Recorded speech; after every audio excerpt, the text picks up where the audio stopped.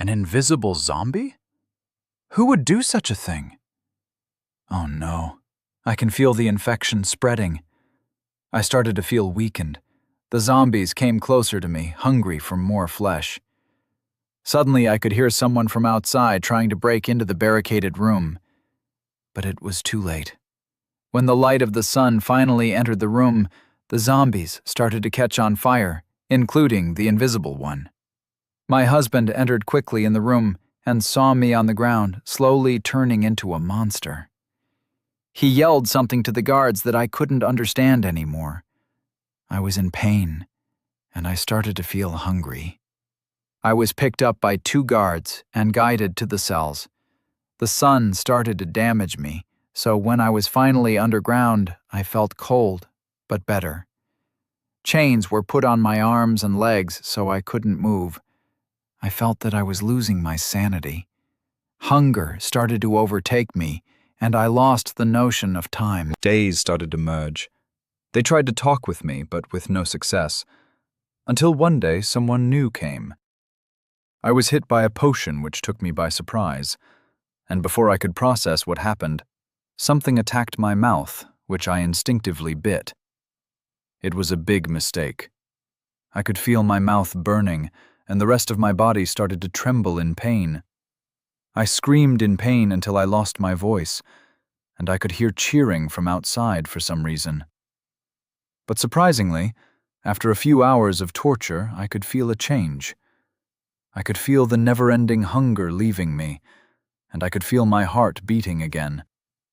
And finally, I felt like I could talk. I felt human again. And my husband was there in the room with me, waiting patiently. Once he saw that I didn't tremble anymore, he came with an impossible speed and hugged me tightly. Then, in a broken voice, I heard, "Welcome back." The party was wild, to say the least. There were songs, dances, food, and animals all in one place. Everyone seemed happy to have the lady of the house back. They showered us with food and compliments. They even showed us a little fun game of theirs called Drink the Bowl, which consisted of drinking a whole wooden bowl of suspicious stew.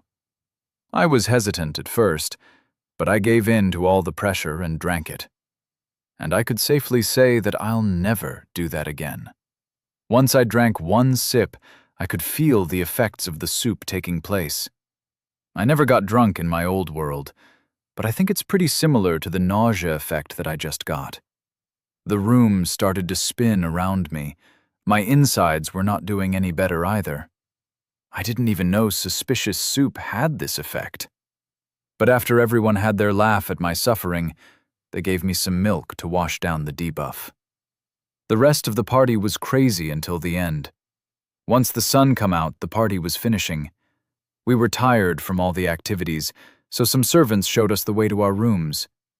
This time, we had our own separate rooms. It was a big room, with a golden bed, red carpet, and a balcony where I could see the beautiful city. But I couldn't enjoy the view for too long, since I fell asleep once my head touched the pillow. Once I woke up, it was getting dark outside. I then got up from the bed and washed my face with the water in the cauldron that was in the room. After feeling refreshed, I finally got out of my room and walked through the big halfways until I saw a person, to which I quickly asked where I could get some food. They were kind enough to guide me to the kitchen, or the storage area, where I had some cooked chicken and bread. "I'm sorry to interrupt your meal, sir, but the head of the household has requested to meet with you in his office." I swallowed the last piece of bread that I had in my mouth and nodded my head in understanding. The servant turned and started to walk away, and I quickly followed him. After a few minutes of walking, we arrived at a wooden door, which the servant knocked on a few times before opening it. "I brought the hero, sir." "Thank you, Jeremiah. Is the second one still asleep?" "I'm afraid he's a heavy sleeper, sir." "Thank you again. You can leave us." The servant proceeds to do a small bow before leaving the room. The noble then told me to sit down on the chair, which of course I did. "I called you here so I could teach you about enchanting. I won't share everything since I'll get in trouble with the other nobles, but I can help you level up your skill until level 3. You do have the option to choose that skill, right? Yes, of course. But where is the enchanting table? He started to laugh once he heard that. Looks like you do know something about enchanting, but it's not that easy to level up the skill. The process of enchanting something is to write the enchantment on a paper. Then you can use the enchanting table to bring the paper to life. I didn't know about that. I thought you had to enchant a book, not a piece of paper. And how about tools and armor? I'll be surprised if you did know. As for why paper or book, there's a simple answer for that. You first need to enchant a paper, which would be a temporary enchantment that would last a day before losing its effects. That's why we'll transfer it to a book, where it can be enchanted indefinitely. Or you can use it on an item for the same results. That sounds convenient. When can I start? The noble started to laugh loudly. I like your enthusiasm, but it's not as easy as you think. Take a look at this. Can you guess what it says? He then handed me a book, which I quickly opened. I don't know what I expected, but for sure not this. The book was filled of an unknown language that I didn't understand. I looked back at the noble and saw him smiling at my reaction. It won't be as easy as you think. Usually I'll teach you the language so you can grasp it better. But since you'll only go until level 3, I'll just teach you the enchantments that you want to know, and you'll memorize them. I guess that's better than nothing. What can I do at level 1? That's a good question. At level 1, you can use almost any enchantment 1 time per item. At level 2, you can put 2 enchantments on 1 item. And finally, at level 3, you can put 3 enchantments on 1 item. Does this go all the way to level 7? He just smiled, but shook his head. Not really. At level 4, things start to get more complicated. That's why we'll stop at level 3. Do you know any enchantments that you'll want to try? He didn't seem too keen on sharing too much about the higher levels, and I don't think I could force him anyway. So I started to think about what enchantments I'll want to learn for my future use. I'm thinking about protection, unbreaking, sharpness, fortune, and can I do mending as well? The noble looked shocked once I said that. I'm once again taken aback by how much you know. Protection, sharpness, and unbreaking are possible. As for fortune, we don't have a copy of it in our library. There's most likely in the royal library, though. As for mending, which I'm surprised that you even know about, it's a level 5 enchantment, together with silk touch. I listened carefully, as this was a different enchanting system than the one that I was used to. I don't know if it's better or worse, but I could lean towards better since I can enchant what I want, instead of gambling on it. I'll learn what you have then. We shall do that then.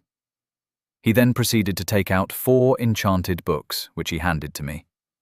I quickly took them and looked at their enchantment. It was protection, efficiency, sharpness, and unbreaking. I opened each one of them, and it was full of the unknown language as the first one that I saw.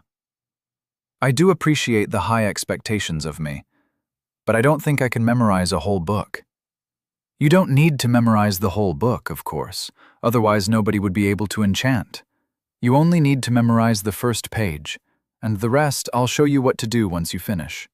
He then handed me a book with a pen and told me to write specific letters of the weird alphabet. Of course, he was looking intensely at my writing. He pointed out if a letter was too large or too small. Apparently, the letters have to be pretty precise to be recognized by the enchanting table. And after a few hours, I finally managed to finish my first page. Congratulations, you did a great job. Now it's time for the magic to happen. He then got up from his desk and proceeded to show me the way to the enchanting room. Fortunately, it wasn't too far, and after a bit of walking, we arrived at a room full of bookshelves, and in the middle was the legendary enchanting table. It gave a faint blue light on the library's floor, and once we got close enough, the book opened automatically towards us. This is the enchanting table. We use it to enchant our items. Take this lapis lazuli and put it in the enchanting tables tab. I took the magical ore and entered the tab. but it was different than what I remembered. The design was similar to the game, but it didn't have the space where I could choose the enchantments. I only had a box where I had to put the lapis with my levels below. How many levels does it say you have? 50. That's pretty impressive. You must have been fighting with a lot of monsters to get so many levels. I guess you could say so. Where do I put the paper now? He then took my paper and put the page in an empty book, and then gave it back to me. Just gently leave it above the enchanting table, and leave it to its job. I looked confused at those instructions, but proceeded to do it anyway. Once I did that, the book started to float. Pages started to flip rapidly, and letters started to gather from the nearby bookshelves towards my book. And after a few moments of gathering holographic letters, the book started to glow stronger and stronger, until it suddenly stopped, closed, and just lazily floated above the enchanting table. I was still stunned by these visual effects, but I was interrupted by a voice praising me. "Congratulations on making your first enchanted book. Let's keep going." Chapter 31. I didn't ask. The night went pretty quickly, and I managed to make an enchanted book for everything that I was shown, and I could already see the progress. Skills. Crafting, level 4. 28.530 over 100.000. Enchanting, level 150 over 100. Brewing, level 2, 110 over 1000. Trading, level 4, 9.500 over 100.000. I was halfway to the next level, since I've done another protection book besides the first one. The only one that I managed to memorize how to write it. It wasn't too hard to memorize them if you tried. The hard part was writing everything like a printer, the exact same way as the original one. Alexander, the name of the noble father, showed me what happened when I gave an imperfect page to the enchanting table. It was anti-dramatic, to say the least. The enchanting table didn't make the book float like the others. It just let it fall down like a normal item. I don't know how it knew that it was wrong, but it didn't give me an enchanted book. I think that's enough enchanting for today. At this speed, you'll be able to get to your goal in about a week. You should go and meet with your worried friend, since he kept asking about you ever since he woke up. I completely forgot about Froggy. Thank you again for your teachings, Lord Alexander. I'll meet my friend as quickly as possible. He just smiled at me and waved me goodbye as I was leaving the room. As I was walking along the long hallways, I realized two things. This place was huge, with lots of rooms and hallways. And I also realized that I was lost. Is this place a maze? Maybe I can ask a servant to guide me, but there was nobody around me. I walked more and saw a doorway that led outside to a beautiful garden. Maybe I'll find someone outside, working in the garden. I walked on the gravel path towards the fountain that was in the middle of the garden. There, I finally found a person. She was wearing a white robe while looking lost at the sky. "Sorry to bother you, miss, but could you point me the way towards the guests' rooms?" The women seemed startled by my sudden presence and looked in panic at me. She then started to study me more carefully, especially around my nose area. "Yes, I think I can help you with that. I'll do something better. I'll lead you there." And before I could respond, she was already on the move toward the building. I didn't want to get lost again, so I quickly followed her. We didn't have to walk for too long before we started to see more people working around the palace, but they all seemed to look differently at us, or more precisely at the lady that guided me. Then the servant that called me the other day to meet the Lord came to us. "I'm glad to see you doing well, miss. May I ask you what brought you outside of your recovery room?" "Hello there, Jeremiah. I left that room since I felt cramped. I'm perfectly healthy now. I don't need to stay looked up in a room. Actually, I feel better than ever. Now, if you'll excuse me, I have to guide our hero to the guest's room." Jeremiah tried to talk back, but didn't manage, since the lady started to walk away, clearly not interested to continue the conversation. I followed along, but this time more cautiously. I'm sorry that I didn't recognize you, miss. I may be disrespectful with my sudden request. Don't be sorry. When you first saw me, I looked completely different. I'm embarrassed to be seen at such an ugly state. But I wanted to thank you two for saving my life. I don't know what my husband would have done with me if I stayed a zombie for too long. We don't look too kindly on people that keep monsters alive intentionally. For the rest of the trip, we walked in silence until we arrived at a door that I recognized. I gently knocked, and a voice responded from the other side. "Who is it?" "It's me. Can I come in?" I heard footsteps running towards the door, and then it was opened. "Thank the system that you're okay. Where have you been the whole night? I checked your room, but it was long empty, and when I asked the servants, they told me you were summoned to the household office. Why did it last so many hours?" Only after he finished his rantings did Froggy see that I was not alone. "I see you two get along quite well. I came here to thank you from my heart for saving me.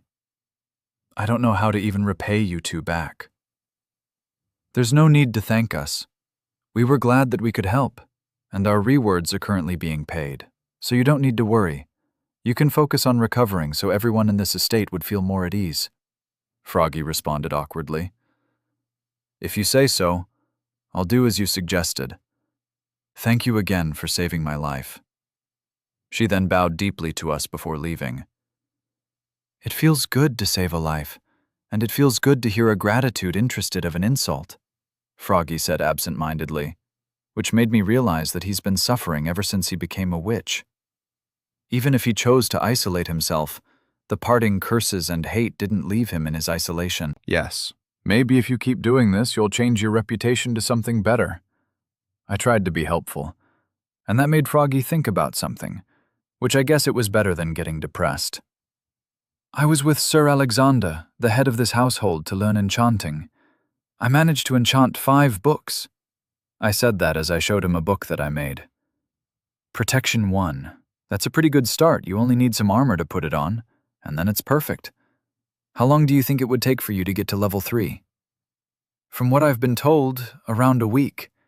Which I guess it's good, since I have to get back to my friend as quickly as possible." "A week? That means that they heavily invested into you." This made me a little confused. I mean, enchanting is not easy, as in the game, but I don't think it's too hard either. Once you get the hang of the writing rules, you can just copy the enchantment that you want and then level up pretty fast. "Of course, from what I can understand, it would take around a month to get the first 2 levels on the enchanting skill. We can't raise cows easily in the desert, so the only leather we have, it's from horses, camels, and bunnies. The first 2 are too good for transportation to be raised for lather, and the bunny can only give you a fraction of 1 leather piece. And the fact that Sir Alexander teaches you directly shows his dedication to this, since he has to take time from his busy schedule to make time for you." Once I heard all of that, I realized how much they invested in me. I was too used to the game mindset where everything is easy to get, where you could afford to throw items out. But not in this world. It's not as easy here, but it's still possible. "I didn't think about that. Did you get your ingredients?" I tried to shamelessly change the topic. "Yes, I did. I got a lot of nether warts, which are the base for most potions," he responded happily. Which made me remember something. "Oh yeah, I guess I could give you those, since I can't use them anyway." I said that while I handed him some of the brewing materials that I looted from the nether fortress. "What's all of this? How did you get them? Are you royalty by any chance?" I could see panic starting to gather in his eyes, which was not something I expected. I had to come up with an excuse quickly. "No, I'm not. Don't worry. I have a special job called Trader that allows me to access rare trades that you wouldn't normally find, and those are some of them. Maybe you can make me some potions if you feel like you have to pay me back."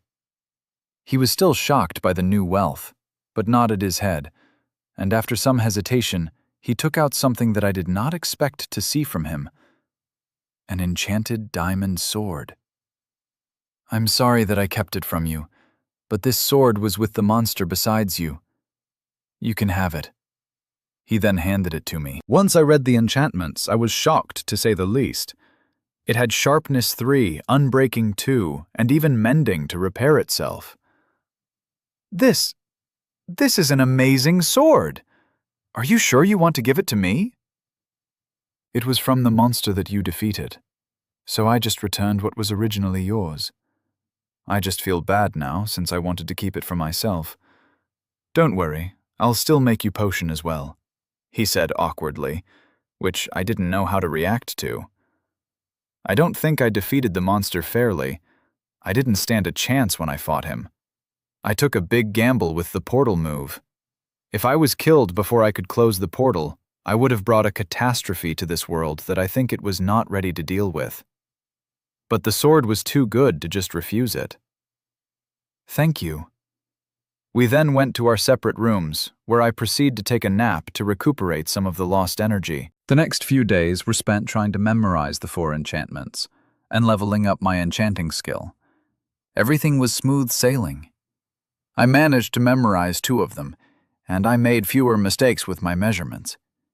I even managed to level up my skill halfway in the 2nd level. But everything good must come to an end. On the 4th day, an envoy, full of guards, heavily armored with enchanted iron, came to this palace. It was an envoy from the royal family, the Sultan's daughter. "I greet the Alexander ruler of this house." "I greet the daughter of the ruler of this nation, Cleopatra. What brings you to my humble home?" The 2 nobles greeted each other respectfully. Froggy and I were listening from the corner, trying not to gather their attentions. "I heard a miracle has happened here, and I wanted to see if it was true." Alexander didn't look too happy to hear that. "Indeed, it's true. Tragedy has struck my house, where my wife was infected. But once all hope was lost, a miracle happened that brought her back to the living." This is a fascinating story indeed. Where are the heroes that helped to bring such a miracle?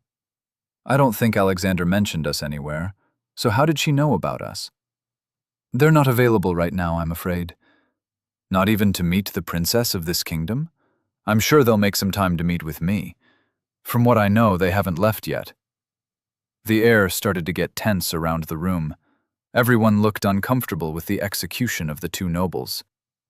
"Jeremiah, call our guests here if they can." The servant made a small bow before coming to fetch us and brought us where we last wanted to be, the center of attention. The princess was tall, wearing some red enchanted leather armor that was matching with her long red hair. "Oh, how lucky of us! They could meet us after all.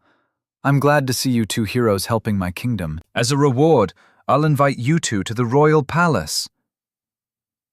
Everyone was in shock, while Froggy and I did not feel too comfortable with the sudden invitation. "Thank you for your generosity, Your Majesty, but I'm afraid we have to refuse the invitation.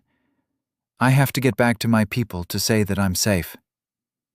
I tried to reject the invitation as politely as possible. "I'm sorry to hear that, but I didn't ask you. I ordered you." Once she said that, her smile dropped, and the guards behind her took out their swords, pointing them at us. "What's the meaning of this? You dare raise your swords in my house? Do you want to start a war?" Alexander yelled with an angry voice. His guards also started to take out their swords. "Calm down, Sir Alexander. I promise their absolute safety. It's just that my father wanted to meet them in person. The sooner the better. So you better not stand in my way in case you want to cause trouble for your city," the princess told him with a threatening voice. The noble, after a few intense moments of internal conflict, decided to order his men to put their swords down. "I'm sorry, heroes, but I have to prioritize my house first." This left a bad taste in my mouth.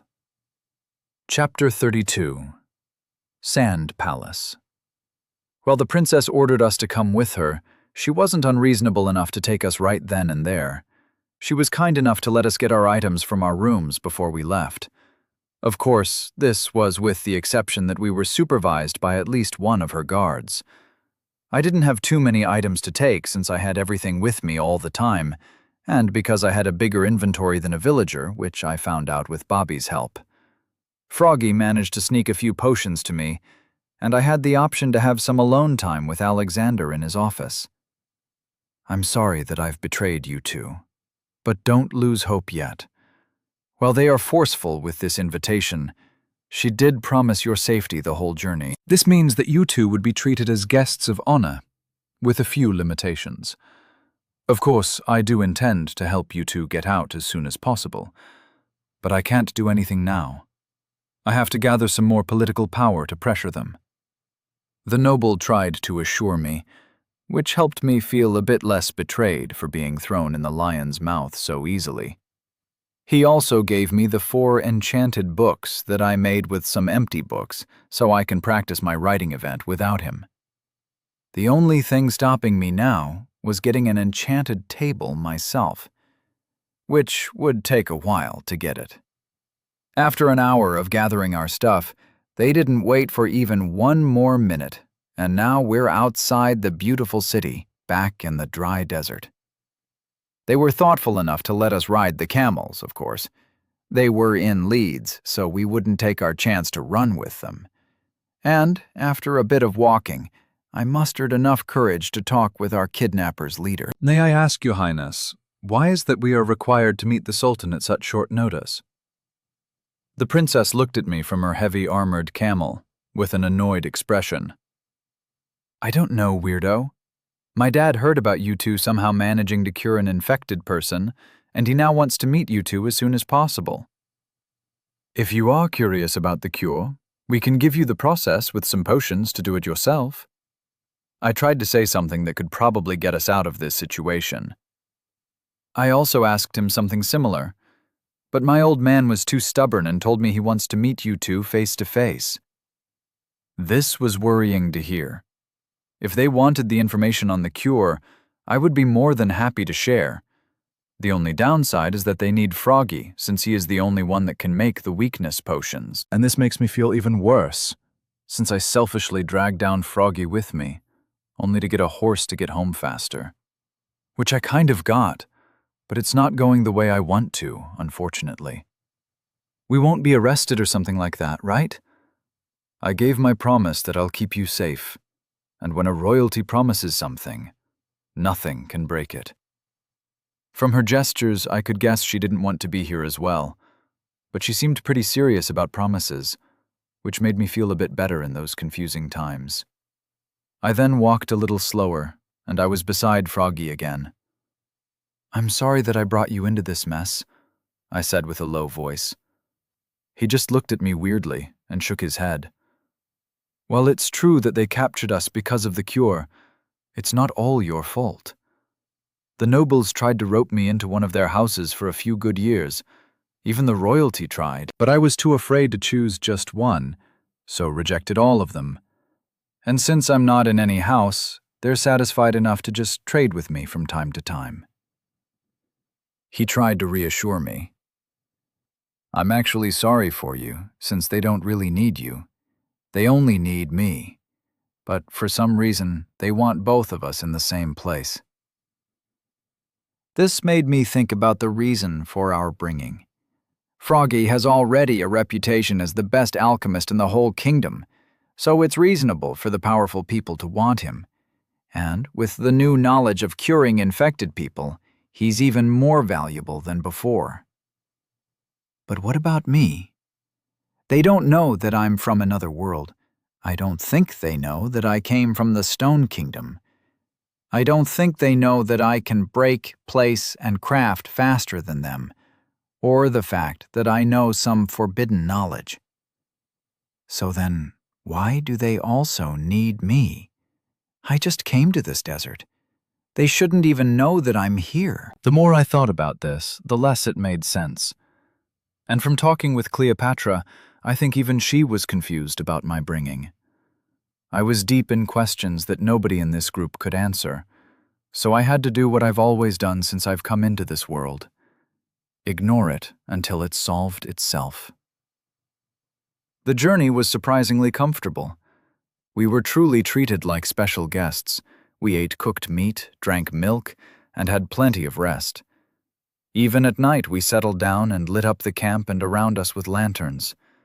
Because of that, we rarely had problems with monsters, and the best part was that we didn't have to fight with them like the first time we came here. After traveling for 5 days, we finally arrived at our destination. If the city shocked me when I saw it for the first time, this one could give me a heart attack. Saying that it was huge, it's an understatement. The city was separated into 3 parts, separated by different walls. The outer part, which was the largest, was surrounded by a wall 5 blocks tall. It was the place where the common people lived. The houses looked pretty cramped from up here, and I could see the market close to a second wall, which was bigger than the first one. The second layer was separated by another wall, 10 blocks high from the first district. The streets were more spacious, the buildings were much bigger, and there wasn't too much activity on the streets. What was most different in that place was that it was the nobles' area. The houses were beautifully decorated with rare blocks like grass and water fountains. I could even see a couple of animals in the yards. Finally, all of this was overshadowed by the last district. The wall was 20 blocks tall, but even such tall walls could not hide the beauty of the palace. This was the royal palace. It had the style of a desert temple, with the shape of a pyramid. And while I couldn't see all the beauty from there because of the tall wall, what I did saw impressed me. Especially the tip of the building that was made entirely out of gold blocks, which reflected sunlight. This city is huge. How old is this place to have so many buildings? I said in awe. This world kept impressing me more and more the more I saw it. I'm tempted to take a backpack and start traveling the world just to admire it.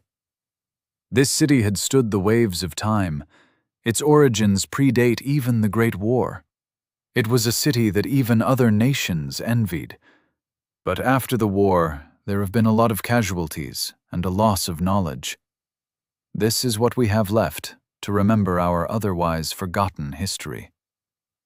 The Great War came again. I heard it first with the Skeleton King, when he commented on my weapon, and I still don't know who was fighting who, since even a monster from the Nether knew about it, which is another dimension altogether. I heard legends about a great war that happened between the first monsters and the humans, but I didn't think it was real. Fortunately, Froggy asked instead of me. It is very much real, as it was deadly. Unfortunately, we don't have any information on what caused it, or what stopped it. We only know that the corruption suddenly stopped coming, which showed that we won. Of course, the monsters still come at night, since there's still some corruption in this world that hasn't healed yet. But from the records, in the time of war, even the almighty sun could not banish them. I was curious to hear that, since the official game had some lore, but it wasn't too known, like the other games. Though I do think that this world has a completely different history than what the developers thought, since it's already getting further and further than the original. Of course, because we are one of the oldest cities, our specialty is enchanting. There won't be an enchanted book you won't be able to find here, she said with pride. That's pretty impressive, but who are the other older cities? I asked, wondering if they had their own specialty. That would be the capital of Coral Kingdom and the capital of Stone Kingdom. Coral specialty is trading and crafting, while Stone specialty is mining and potion making. She wasn't as enthusiasmated to praise someone else's nation as hers. We decided to stop talking when we arrived at the entrance of the first wall. And, of course, nobody dared to stop us, a group with Princess Cleopatra as its leader surrounded by villagers armed with enchanted iron armor, especially if they weren't paid enough for this. The people on the streets were trying to stay out of our way as much as possible, but they still stopped to look at us while we passed, in wonder and fear. We didn't have to travel too much before arriving at the second wall. This time the guards were prepared to intercept us, but stopped once we got close enough for them to recognize the princess. The noble section was beautiful to see up close. The road was made with stone bricks, unlike the first layer, which was shoveled dirt. People here were also looking at us, but not with fear as the others. They looked more shocked to see someone so important outside walking on their streets. The view was beautiful until we arrived at the final wall. There, the guards finally stopped us. "Welcome back, Princess Cleopatra. Your father has been eagerly expecting you. Should we check the people that you're brought?" The guard was here to actually greet us, but looks like he also wanted to check on us. I don't know how they'll do it, but I'm sure I'll get in a lot of trouble with how much stuff I have in my inventory. They're guests of honor, so they shall be treated as such. Now move, so I can meet with my father. "Yes, Your Highness." The guard bowed and moved out of the way to let us pass. Once we passed the last wall, I finally saw what those big barriers were hiding. Stone statues with horses and villagers' faces, garden with different biomes and plants. The pathway was made with white concrete, which was illuminated by the lampposts besides the road, and all of this led to a huge entrance to the palace. We walked for a few minutes in the huge halfway, where we saw more statues and different precious blocks on display, until we arrived at one final room, the throne room. There stood an elite group of guards that was equipped with enchanted diamond armor. They all stood guarding besides the tall pillars, with a stoic expression, but ready to attack at any danger. In the middle of the room stood a huge throne, made with gold, diamond, and even emerald blocks. And on top of all that stood a man who wore fancy clothing that was studying us with his eyes. The ruler of this land, Sultan Amun the Enchanter. "Heroes, welcome to my palace." Chapter 33. Prophecy. "Heroes, welcome to my palace." The Sultan greeted us with a smile while opening his arms. "I'm sure you must have been surprised by the sudden invitation to the palace, but when I first heard about the miracle, I was pleasantly shocked. And not only me, but my friend the Pope as well. He was so shocked that he wanted to meet you two as soon as possible." Once he said that, another person came from behind one of the big pillars. He was an old man with a long white beard and a heavily decorated white robe. He looked at us with eyes full of wisdom and peace. "It's a good day to meet the person chosen by the system. I've recently had a vision where a calamity shall fall over this world. Hordes of zombies would attack nations all around the world. All of it led by a zombie leader that would not be affected even by the sun, like in the times of the Great War. But do not lose hope. A hero shall arrive to defeat the calamity and save us all," the old man said in a mysterious voice. But this was not what caught my attention. There is a monster lord that will come to this world to wreak havoc, and there will be heroes as well. Classic demon lord and hero story, I whispered to myself. This made me think, if I was the chosen hero, and if this was the reason I was summoned to this world, do you think we are the heroes that would fight against the calamity? Fortunately, Froggy asked the question instead of me. "Don't think so, my son. The hero would be out of this world, and from what I understood, it's not here yet. The time should be close to the beginning of the next year." So I wasn't the chosen hero? I don't know if I should feel disappointed or relieved that I won't have to shoulder such a big responsibility. But if I'm not the chosen one, not Froggy, why are we here in the first place? Why did you bring us here then, Your Holiness? I heard you two can make miracles and bring back an infected person to life. I want you two to help the hero defeat the enemy, or at least alleviate the casualties of the upcoming horde. This made us both confused. But before we'll help you two grow, we want to see the miracle in person. To the deep chambers! We didn't manage to stay confused for too long before the king entreputed us to a new order, which the soldiers were kind enough to follow. They took us by our arms and dragged us to the basement of the palace. What is with this country and them being so forceful with everything? I've just been here for a few days, and I went to an underground prison twice. Is there something that I'm missing? Fortunately, the guards didn't drag us the whole time. Once they understood that we knew how to walk on our own 2 feet, they just let us to walk by ourselves. We walked for a few minutes, where we passed a few cells with villagers that seemed to have lost all hope in their eyes. The further we walked, the weirder it got. At first, it was cells with humans, and then it changed to cells filled with monsters. Zombies, skeletons, even a creeper were being kept behind iron bars. Isn't this frowned upon? I asked in worry as we kept walking along the stone hallway. But nobody seemed too eager to answer my question.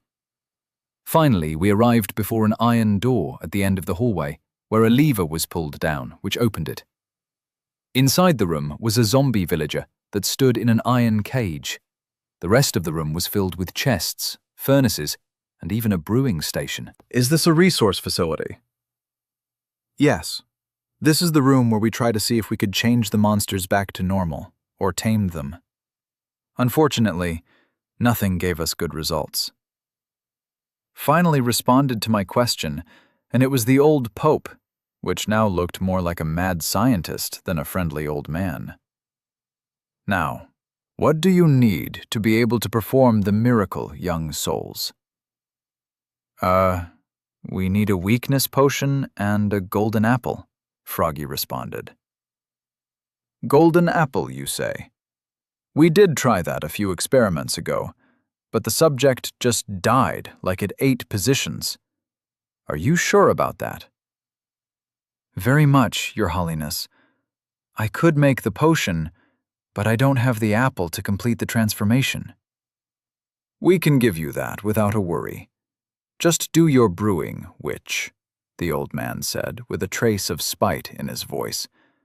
But Froggy either chose to ignore that or didn't hear it, since he started to make the potion already. We all watched intensely as he finished the potion, which he quickly gave to me. Let's do a miracle again, traitor. I got the potion, while wondering how I got this name again. At this point, I suspected that this world refused to hear my name. But I had a task to do now, so I threw the potion at the zombie villager, while Froggy shoved the magical apple in its mouth. The zombie stopped growling at us and started to scream in pain while trying to get out of the cage. We got a similar reaction when we just used the apple last time. Are you sure this is working, witch? This is what we did last time, and it worked. It's the same reaction, and in a few minutes, the green skin should change its color back to normal. The old man narrowed his eyes, but chose to observe the transformed. And, as promised, after a few minutes of the zombie struggling in pain, we could finally see the change appearing. The skin started getting lighter, which brought the Pope closer to inspect the change. Fascinating. It's working. A miracle is happening in front of us. You have proven yourself. Rejoice and accept our teachings. The old man then quickly turned towards us with his arms open, like he just gave us a blessing. Sorry, Your Holiness, but this is too sudden for us to react. We need some time to decide on what to do. The Pope froze in his place, but then quickly got himself back. Of course, I understand that it's so much to get understand in such short notice, so we will leave this room so you two can talk in privacy. A howl of pain was coming from the zombie's cage. Mostly alone. He smiled at us and went outside with the guards, leaving me, Froggy, and the transforming villager alone. What is happening here? They are keeping monsters under the palace. They seem to want to control them, and I think some of their experiments involve humans. I said that while starting to wonder what I got myself involved in, which made me more worried. "Trader, calm yourself down," Froggy tried to reason with me. "We have to decide now what to do." I think they're more interested in me than you. I think the only reason they brought you here at all is that you're my friend, and that's a weakness that they can exploit. Once he finished saying that, it made me think. Froggy's whole village was destroyed, and I don't think he managed to make a new friend with his new look. That's why the nobles couldn't actually force him anywhere. Now he's here with me, as a friend. This was an opportunity that the Sultan had to take advantage of and get a hold of Froggy the Witch. This made me more relieved, since I would be kept safe for leverage against the witch. But it also made me very angry, since I'm being used as blackmail against my savior and friend. What should we do then? I don't think they'll let me get out easily if I tell them that I'm not interested. And even if I accept their offer, when the hero will come for sure, they won't let me go on a journey with the Chosen One. That's true. We have to gather more information, since we are not sure what is really happening. Why is the Pope so interested in me? Is the prophecy true? And what are they even trying to teach us? So we will have to accept their offer and look for an opportunity to escape from here. And even if we manage to escape, we'll most likely have to leave the whole country. I tried to summarize the plan. Exactly so. By the way, I'll call you Trader from now on, since it's not a good idea for them to know your real name. You're not the only one that calls me that. I sighed in exasperation. What do you... Froggy was interrupted by the heavy knock on the iron door. Have you two decided yet? I know it's not a good idea to rush such an important decision, but the Sultan would like to know the answer as soon as possible. The old man screamed from the other side. We looked at each other one more time, before nodding our heads in understanding and opening the door. We made our decisions and were ready to meet the Sultan to shear it. The old man's face lit up once he heard that. He then proceeds to quickly guide us back to the throne room, where the Sultan greets us again. I'm blessed to have such heroes in my kingdom. Are you two also willing to pick up the mantle of saviors for this world? Yes, Sultan. We decided to join the training program. I'm glad to hear that. You two shall start as soon as possible. Do you have any requests? I then raised my hand to get Sultan's attention. I would like to have access to the palace library, if possible.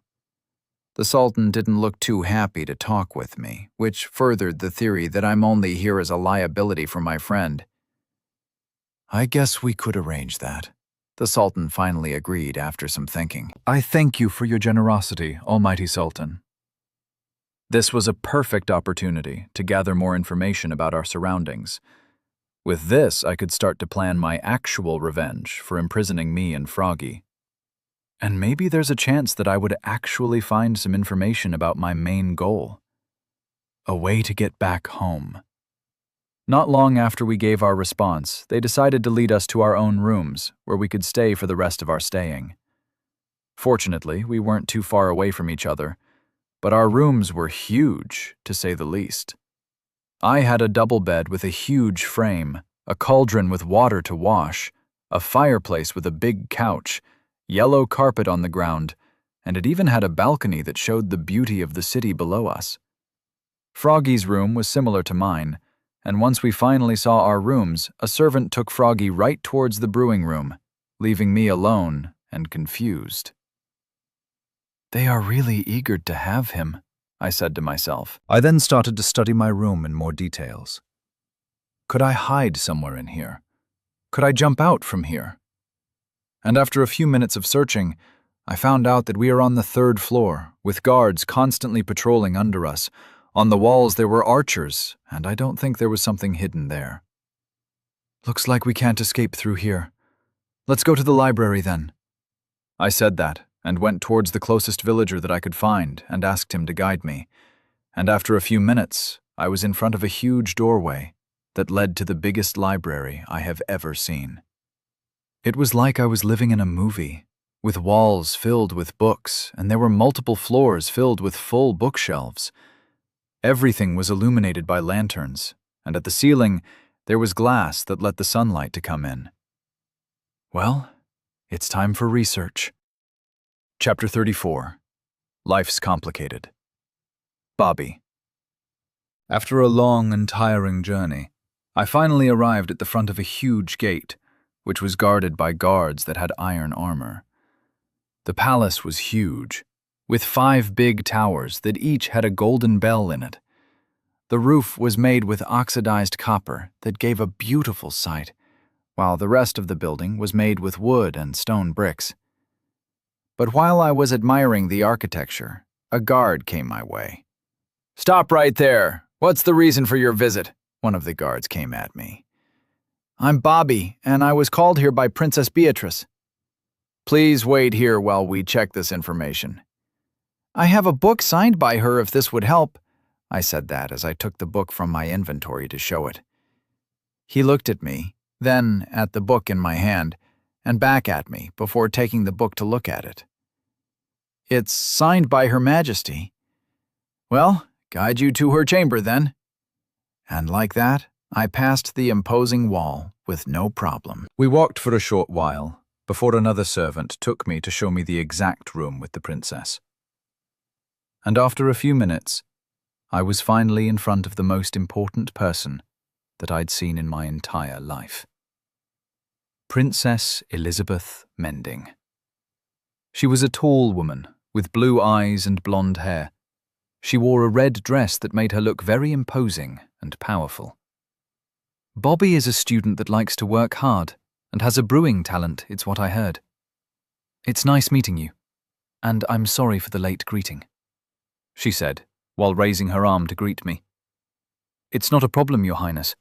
I'm sure you had your challenges before you could contact me." I shook her hand awkwardly.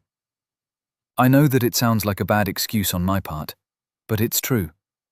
Father has recently gotten sick, so the political field started to get pretty ruthless, and my odds don't look too good." I was lucky that my second brother made a mistake and lost a team of powerful knights on a stupid collect mission. I think she was talking about the last team of knights that the tribe took out. I guess I helped her indirectly somehow, which I didn't know how to feel about it. "I know that you intended to hire me to make potions, but I'm not sure what you need me for now, since it's been a very long time since I made any progress." That was not even close to the truth. I made a lot of progress ever since I went to the Nether, especially when I made potions for the tribe. I even managed to level up my skill again. But she didn't know that. She didn't need to know, yet at least. I wanted to see what I was needed for first, before I could decide what my next course of action should be. "That is a valid worry to have. You've been kicked out of the academy too early and unjustly, and you've been sent out at the edge of a nation in hopes of you dying. I'm sure you had plenty of worries when you got there. I can't give you back the lost years from the academy, but I can give you enough resources that would help you level up extremely fast. So do you want to work for me?" She held her hand for me to accept the deal, with only a shake of the hands. "I'm pretty tempted by the offer, but I don't want to be ever thrown out like I'm a broken tool. I want to have some stability. I want to have access to the royal library and to get a pass in the royal garden where you get the potions ingredients. I wanted to research more about what the trader showed and told me. I also wanted to find out if there is a way to control monsters. And if I get approved to see the garden, I'll most likely get access to the Nether as well, where I could supervise the fortress and its teams. And with that information, I could warn the tribe if the kingdom is looking for revenge on them. We help them too much for them to vanish all of the sudden, and they're the only ones that can help find out what happened to Trader. I'm more than sure that he's not dead. He has to be alive. I could give you access to certain areas of the library, but seeing the garden is not that easy. If you show your usefulness, I could make an exception, and maybe make you my right hand, where you'll have access to the garden."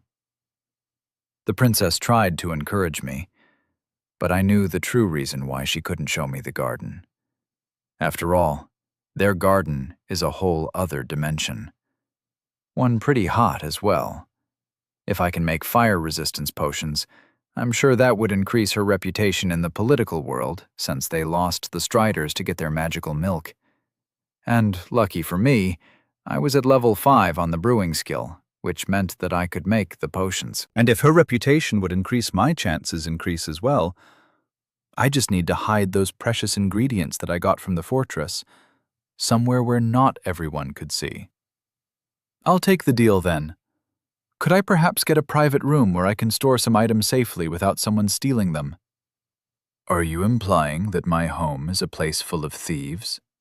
She said with an angry voice which made me tremble a little.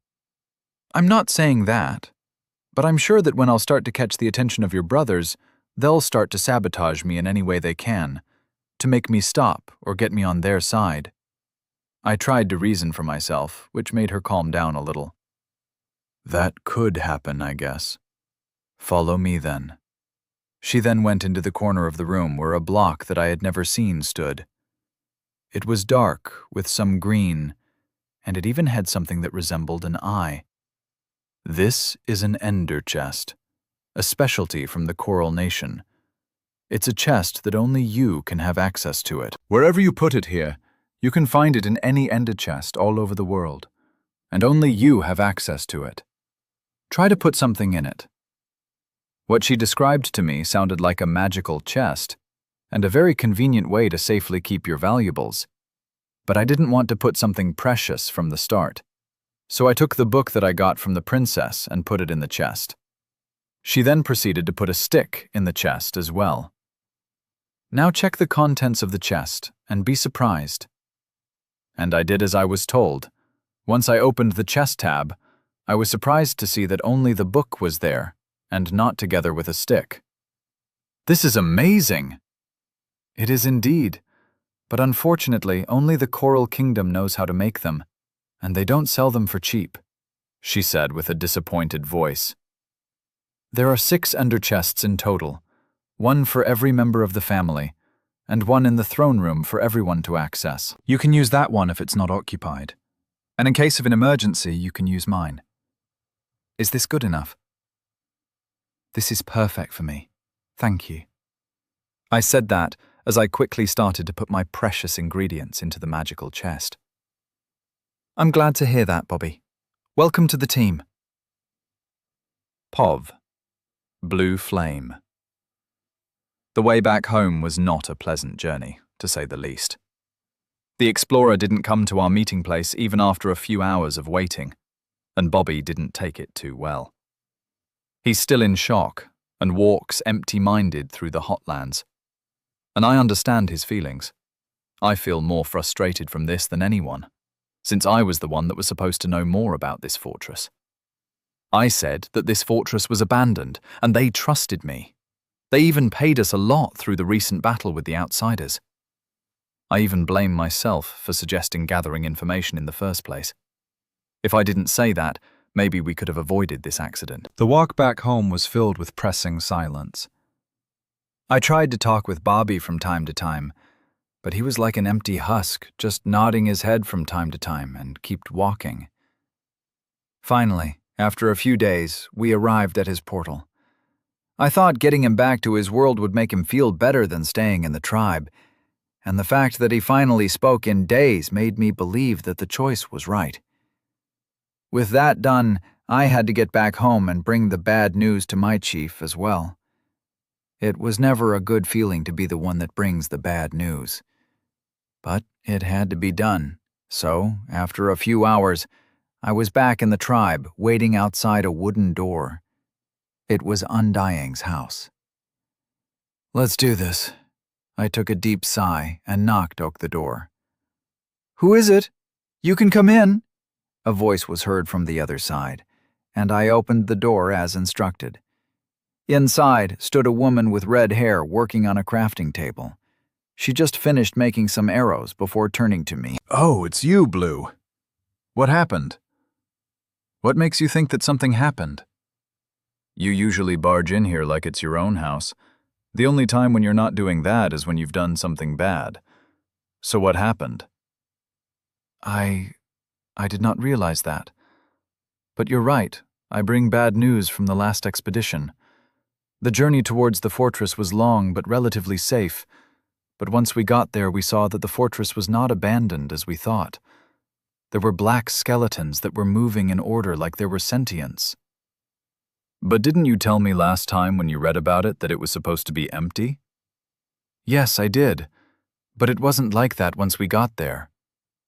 Weird. So that's the bad news? They feel like we scammed them? She said with a disappointed sigh, which I completely understood. If that would have been the case, that would have severely damaged our relationship with them, and we would lose the connection to a world filled with resources that we can't get. If only it was that simple. Unfortunately not. We decided to explore the fortress and gather some information about what happened and found some treasures. We got too greedy and went too deep, and they found us. She froze when I said that, but kept listening. We tried to run, but it was too late. So the explorer decides to distract them while we snuck out with an invisible potion. We managed to do that with his help, but I think he died while taking out the one controlling the monsters. Once I finished telling her what happened, she took a deep breath. You did what? What was the point of trading your life for some stupid treasure? Not only we lied to them about the fortress, they also lost life there. This is worse than the worst-case scenario. We would be lucky if Bobby won't reveal the location of our tribe to the outsiders as revenge. I didn't think of that. And while I don't see Bobby doing that, he was also devastated by this incident. That maybe something snapped inside him that would change his way of thinking. What should we do then? We have to apologize to Bobby and make everything in our power to make him forgive us. But I already sent him through the portal. How are we supposed to contact him now? Then we have to get into their world, where we could contact him, she said with a serious face. But how? You told me yourself that we can't go into their world without getting affected by it. She forcefully put her hand on my shoulder. I may have a plan that would work out, but I need your help for that. Chapter 35. Plans to escape. It's been a few days since I've been stuck in this palace. The library was huge, so I was not bored while looking through it. There were stories about history that taught me a lot about this world, like the fact that every nation has its specialty. The Sandstone Kingdom is specialized in enchanting items. The ruler of this country has to have level 7 in the enchanting skill before they can even be considered a candidate for the throne. They're also the only nation that knows how to break the obsidian block, which they keep close to their hearts as a secret. With that resources, they have certain advantages in trading with the Coral Kingdom to get some good deals, since they live in a desert after all. The Coral Kingdom is the only kingdom that is not connected to the unclaimed land, which sounds like a good thing, but they have their challenges with the monsters as well. While they're the only nation that is connected to the sea, it also brings problems called drawn and phantoms every now and then to challenge their warriors. Their specialty is crafting. It's not a nation ruled by a king or nobility. They have a hierarchy of who is the richest is also the smartest. A country is a big place for trading. There travels wealth unimaginable to normal people every day. It was a fascinating thing to read about. The Stone Kingdom has a speciality in the brewing skill, since it's the only nation that has access to blaze powder and other resources from an unknown source. A fan fact about the royalty there is that their name is Mending, which is connected to every royalty because each one of them has a trade with mending, surprisingly. This is a way to show that they are chosen by the system by being given a rare trade that only they have access to. Now, I don't know if they're truly born this way, or they just keep changing jobs until they got the desired book, like in the game. but this is one factor that keeps them in the ruling line for sure. From what I read in the books that I saw, the other kingdoms don't know about the existence of the Nether, and I think not even the Stone Kingdom knows the existence of the End dimension. And finally, but not least, the unclaimed land. This territory was bigger than even the 3 nations combined. With such a vast, empty land, why is nobody trying to occupy it? Well, it's a simple reason for that. The whole land was filled with monsters, and while the nobles were equipped enough to deal with some monsters, it wasn't as easy as it seems. The deeper you go, the more monsters you meet. Some of them won't stop spawning, even when you put a light source down. And even if you manage to go through all of that to find the lost cities and their forgotten knowledge, you'll be stopped by the biggest obstacle: corruption. The deeper you go, the closer you get to the battlefield that took place a long time ago. Even if the portal was closed, the corruption was still there, slowly expanding its domain. When a villager stands for some time in corruption, a change starts to appear in them. They suddenly lose their speech and reasoning. They become the villagers that Bobby was tasked to take care of. That's how you become an outcast in here. Luckily, I was spawned pretty close to a nation, so I didn't have to deal with too many monsters. And I don't know if the corruption would affect me the same way as the villagers. But I wasn't only reading in the library this whole time. I tried to meet with my witch friend to see what he learned and what kind of propaganda he was going through. But I haven't been able to see him those past few days, which was not a good sign to see. So I felt that I needed to do something to help him, something that could help both of us. I needed a way to escape from this beautiful prison. But I already started to see some trouble in my escape plan. My genius idea was a classic one, that was so foul-proof that nothing could go wrong. Dig a tunnel. But I had to be careful while digging the tunnel, since I had people watching after me from various corners of the library. Once I found a place where I was pretty sure that I was not seen, I started to dig down on the wooden floor, which took longer than usual since I only had an iron pickaxe to use. After a few minutes of hitting the wooden block, I was finally able to break it, which showed me a sandstone block. Jackpot! I then started to break that block as well, which was faster since I used the pickaxe. But while I started to plan how I should meet with Froggy and escape this place, I was blocked by a block that I never expected to see here. An obsidian block. What's an obsidian block doing here? It can't be that this whole palace is on top of an obsidian platform. I broke some more blocks, only to see more and more obsidian under me. There were 3 blocks between the floor and the obsidian base. I know that Sandstone Kingdom is special, because it knows how to break obsidian. But I don't think there's enough lava in this whole desert to cover the whole palace. I had to stop digging, since my supervisors were starting to wonder where I am. I quickly covered the small tunnel that I just did, and opened a book right before the librarian checked me from the corner. "Excuse me, sir. Do you know, perhaps, how can I find my friend Froggy?" The man looked surprised that I talked with him. "Are you referring to the hero that can cure the infected?" "That's him." "He's too busy. You can't meet him yet." "What do you mean, he's too busy to meet me? What's he doing?" "He's going through the program that would let him be a good companion for the hero, of course." "Wasn't I supposed to take the same course as him?" Yeah. I think they forgot about you." The librarian tried to avoid his eyes from mine once he said that. That was a weird reaction to have. He looks like he does know where my friend is, but doesn't want to help me. Then it hit me. The Sultan wanted to keep the 2 of us separated as looming as possible so he can have control over Froggy's movement. This made my mouth taste sour, so I decided to end my learning for today and digging plans and try to search for my friend more carefully, even if they didn't want to guide me. I exited the library and started to wander around the place, trying to remember every path that I took so I won't get lost. I managed to walk for a few minutes like that before a guard with iron armor stopped me. "Sorry, sir. What are you looking for?" "I'm looking for my friend. You can recognize him by the title of the witch." "I think I recognize that name. Follow me, and I'll be guiding you there." The guard responded calmly, which took me by surprise.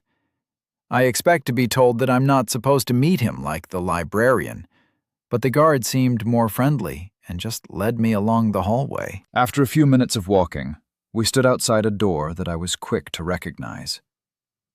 "This is my room. What does that have to do with my friend Froggy's location?" I asked the guard, confused about the situation. "Your friend is too preoccupied for now, so he requested to be left alone until he is free again," the guard answered with a smile, which left me shocked, realizing that I've just been tricked. "I wish you a pleasant day, sir."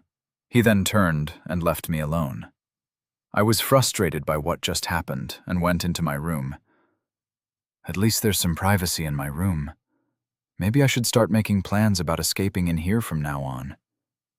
Unfortunately, I was on the second floor, so I couldn't mine underneath my room. Or maybe I could. I broke a block from the floor in one of the corners of my room, and underneath was a room filled with barrels on the walls. Is this a storage room? I looked more carefully around the room in case someone was there, but fortunately for me, I was alone.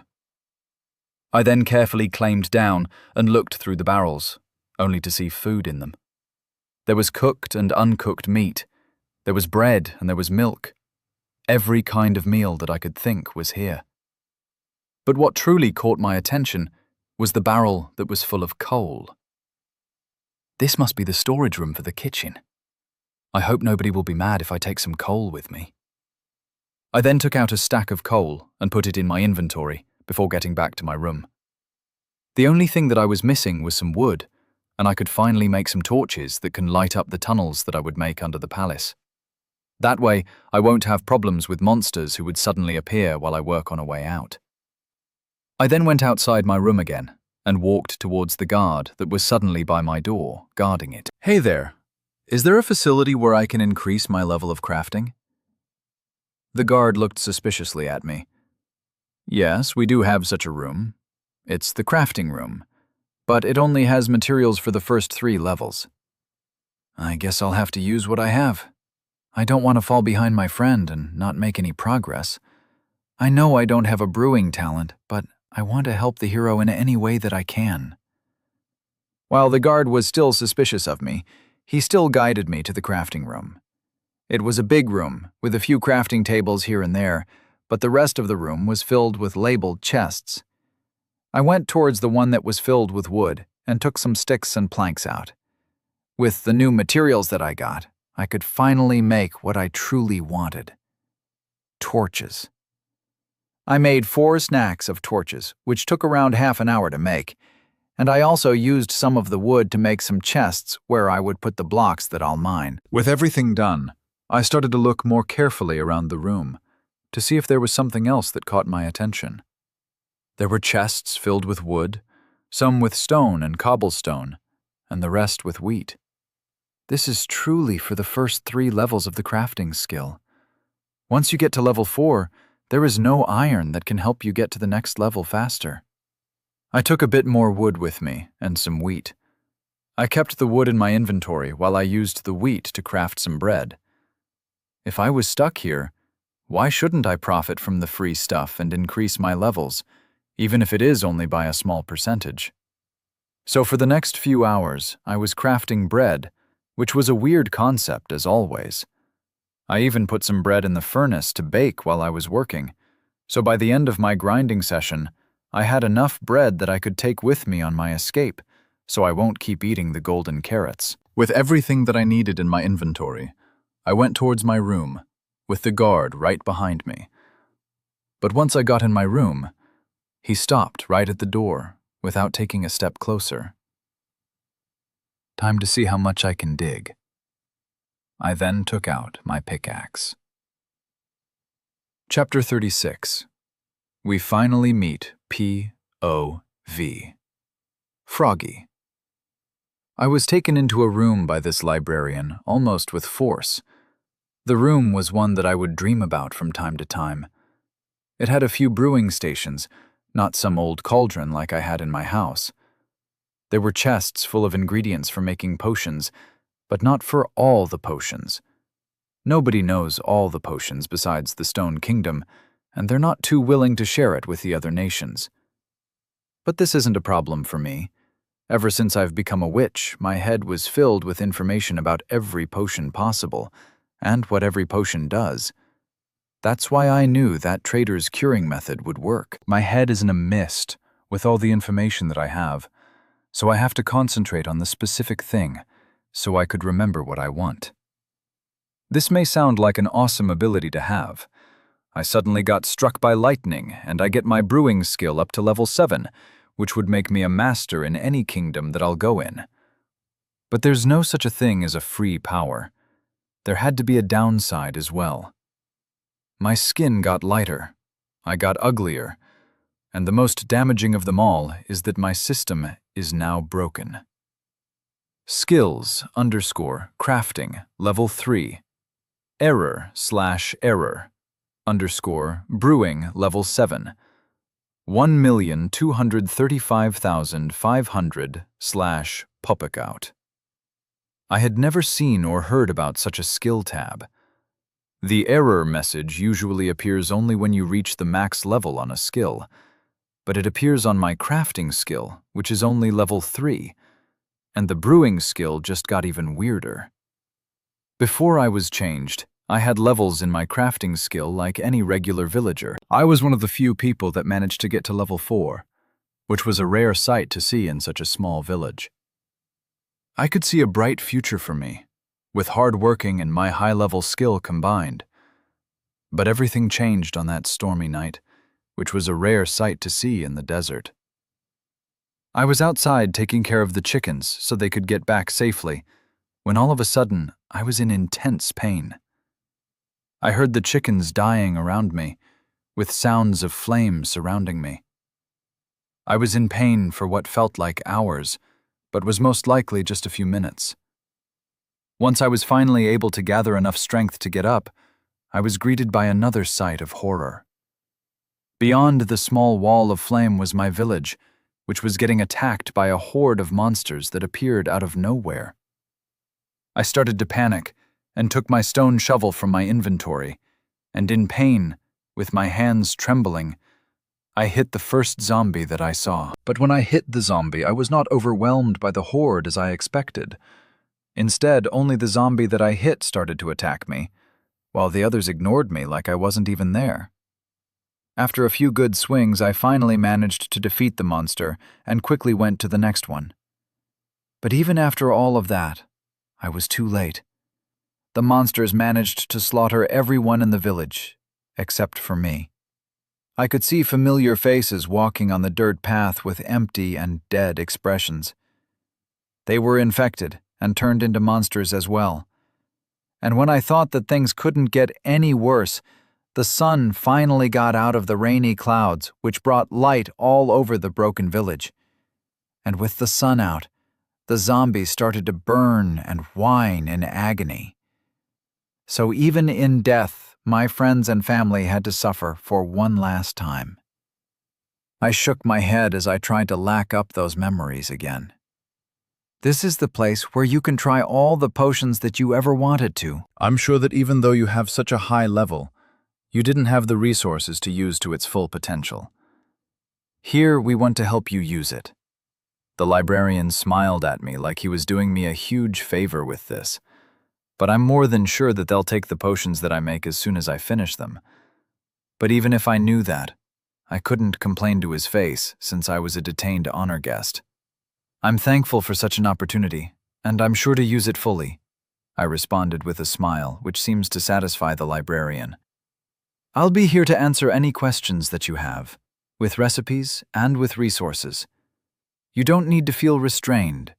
I smiled at that, and for the next few hours, I was as clueless as possible about some of the recipes that I already knew. But after everything was over and he stashed the potions in a chest, I decided to go and meet with Trader to see how's he doing. But once I got to his room, I was surprised to see it empty. I then asked a guard that stood there. "Sorry to bother you, but do you know by any chance where my friend could be?" The guard looked surprised to see me. "Sir Witch, your friend is at the library studying right now, I believe." That would make sense. He did request access to the library so he could gather some more information. This is a pretty good idea to request, since the palace must have a vast library of knowledge of all sorts of things. He is probably looking for a way to get us out of here. Maybe I should visit him to see how's he doing. I'm glad that he's doing so well. Where is the library, by the way? The guard started to look more uncomfortable when I said that. Your friend said that he didn't want to meet with you now, sir. He said that he wanted some privacy for a while. That was a weird response. I'm more than sure that Trader doesn't want to isolate himself from me without a reason, which leaves out the only other option, which is to separate the two of us as long as possible. I wanted to insist on finding out the location of the library, at least, but the guard's lips were pretty sealed on that matter, so I had to give up for now.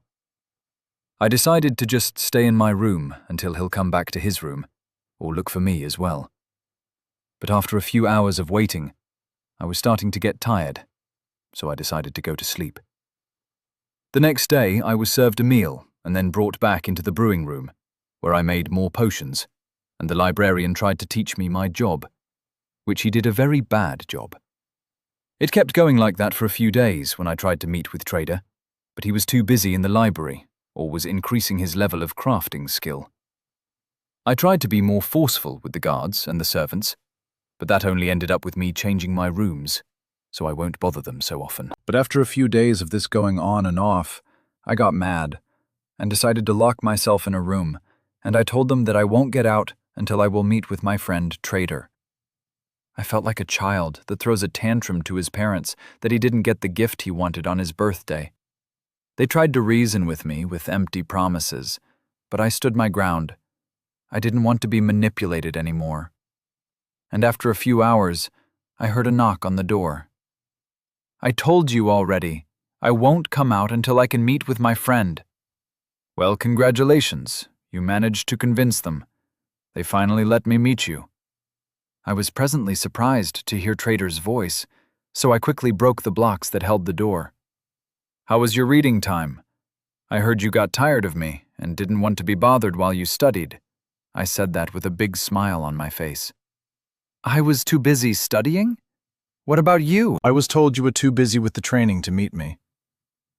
He came into the room and closed the door behind him right as someone else tried to come in, and he managed to block the door with 2 blocks at unbelievable speed. "What are they making you do in that training course anyway?" "Just potions. Theirs trying to teach me how to brew potions from scratch like I haven't been doing this for the past few years. I already know all the potions recipes ever since I've become a witch. And the last gift you gave me, it's more expensive than everything they have in that room. I mean, do you know how hard it is to get a pufferfish in this desert? They don't even have a recipe for that. They have an incomplete manual for brewing potions, which doesn't surprise me since the Stone Kingdom has a monopoly on that information." "You seemed to have that pent up for a long time. Are you feeling better now?" I just sighed when he said that. "You have no idea how much better I feel." I had to look dumb to that librarian so he wouldn't get too suspicious of me. "How did your studying go? Managed to find a way out yet?" Once I mentioned that, he started to look more uncomfortable, which wasn't a good sign to see. "Let's say that I didn't waste time and tried to find a way where we could escape. And the best thing that I came up with was a tunnel that would get us out." "A tunnel? That would take us ages to get out." "That would be a problem if it was a normal person doing it. But here's another secret about me." He then proceeded to take out an iron pickaxe and hit the stone floor. But what truly surprised me was that after 5 hits, the sandstone block broke, which is impossible since I'm more than sure that the pickaxe wasn't enchanted. How did you break the block so fast? It should take way more than this to break it normally. That's one of my secrets. I can break blocks faster than the average person, and I can also place blocks almost instantly. He then covered the hole with the same block that he took in an instant, which again is a surprise, since it would take around 2 seconds to place a block normally. How did you do that? That's a little secret of mine for now. What I wanted to tell you is that even if I can break the normal blocks fast, I can't break obsidian with this pickaxe. Why would you need to break obsidian in the first place? He didn't respond to my question, but instead, he started to make a hole in the ground again. I looked confused at what he was doing, and when I wanted to ask what he was doing, he finally responded. You can see it yourself. He pointed at the obsidian under his feet, which surprised me. What's that obsidian doing there? I don't know, but it's under the whole palace for sure. How did they find so much obsidian? I thought it was a rare block and very hard to break. I'm as confused as you, my friend. For the past few days I've been digging tunnels in hopes to find an exit, but it's too hard to do it without barking at someone's floor accidentally. I can see the problem as well. So what's the plan then? I don't have that much of a plan, so for now I'll keep digging until I'll find a way out for us. I didn't like the sound of that plan, but I guess it's better than nothing. We had to stop our secret meeting there, since the servants and the guards started to break the door with the barricade. We have to stop here for now. I'll dig a tunnel to your room and we can talk more often then, Trader said, which I was quick to agree with. He closed the hole he'd just made, and the guards finally managed to break the door. Dear hero, please don't scare us like that.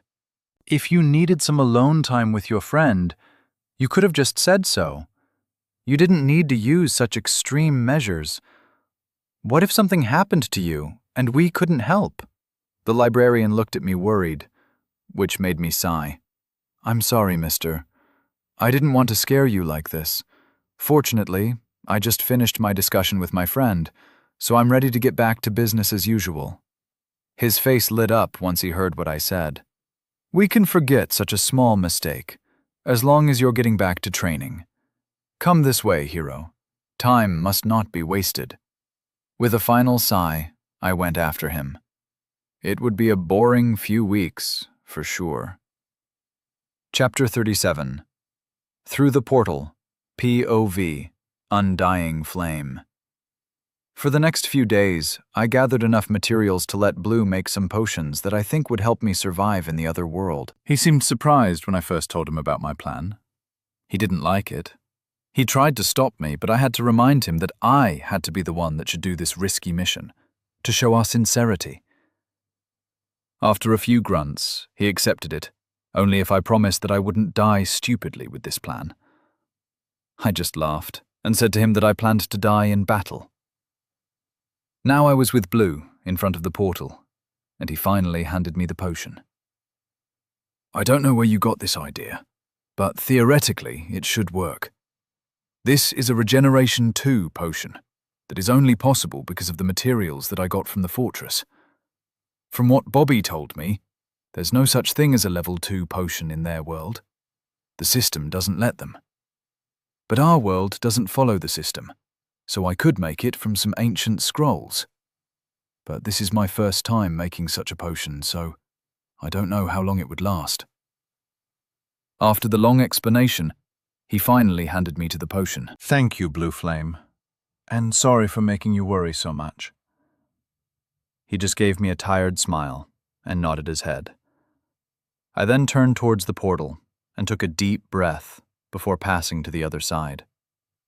I didn't feel any different in the first few moments, maybe just a bit colder than usual, which was a new experience. But I didn't have to wait for too long before my head started to hurt, and my stomach was next as well. I quickly had to take the regeneration potion before I couldn't move from the pain. Once the liquid run through me, I could feel the change right away. I could feel my health fighting back the sickness, and even overcoming it.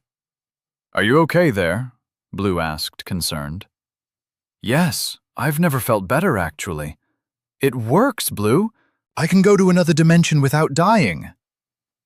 I'm glad to hear that, Chief, but you have to move quickly before the time runs out. How long does it last? The normal regeneration potion would last around an hour, but because this one is a better version than the original one, it would last shorter, so about half an hour.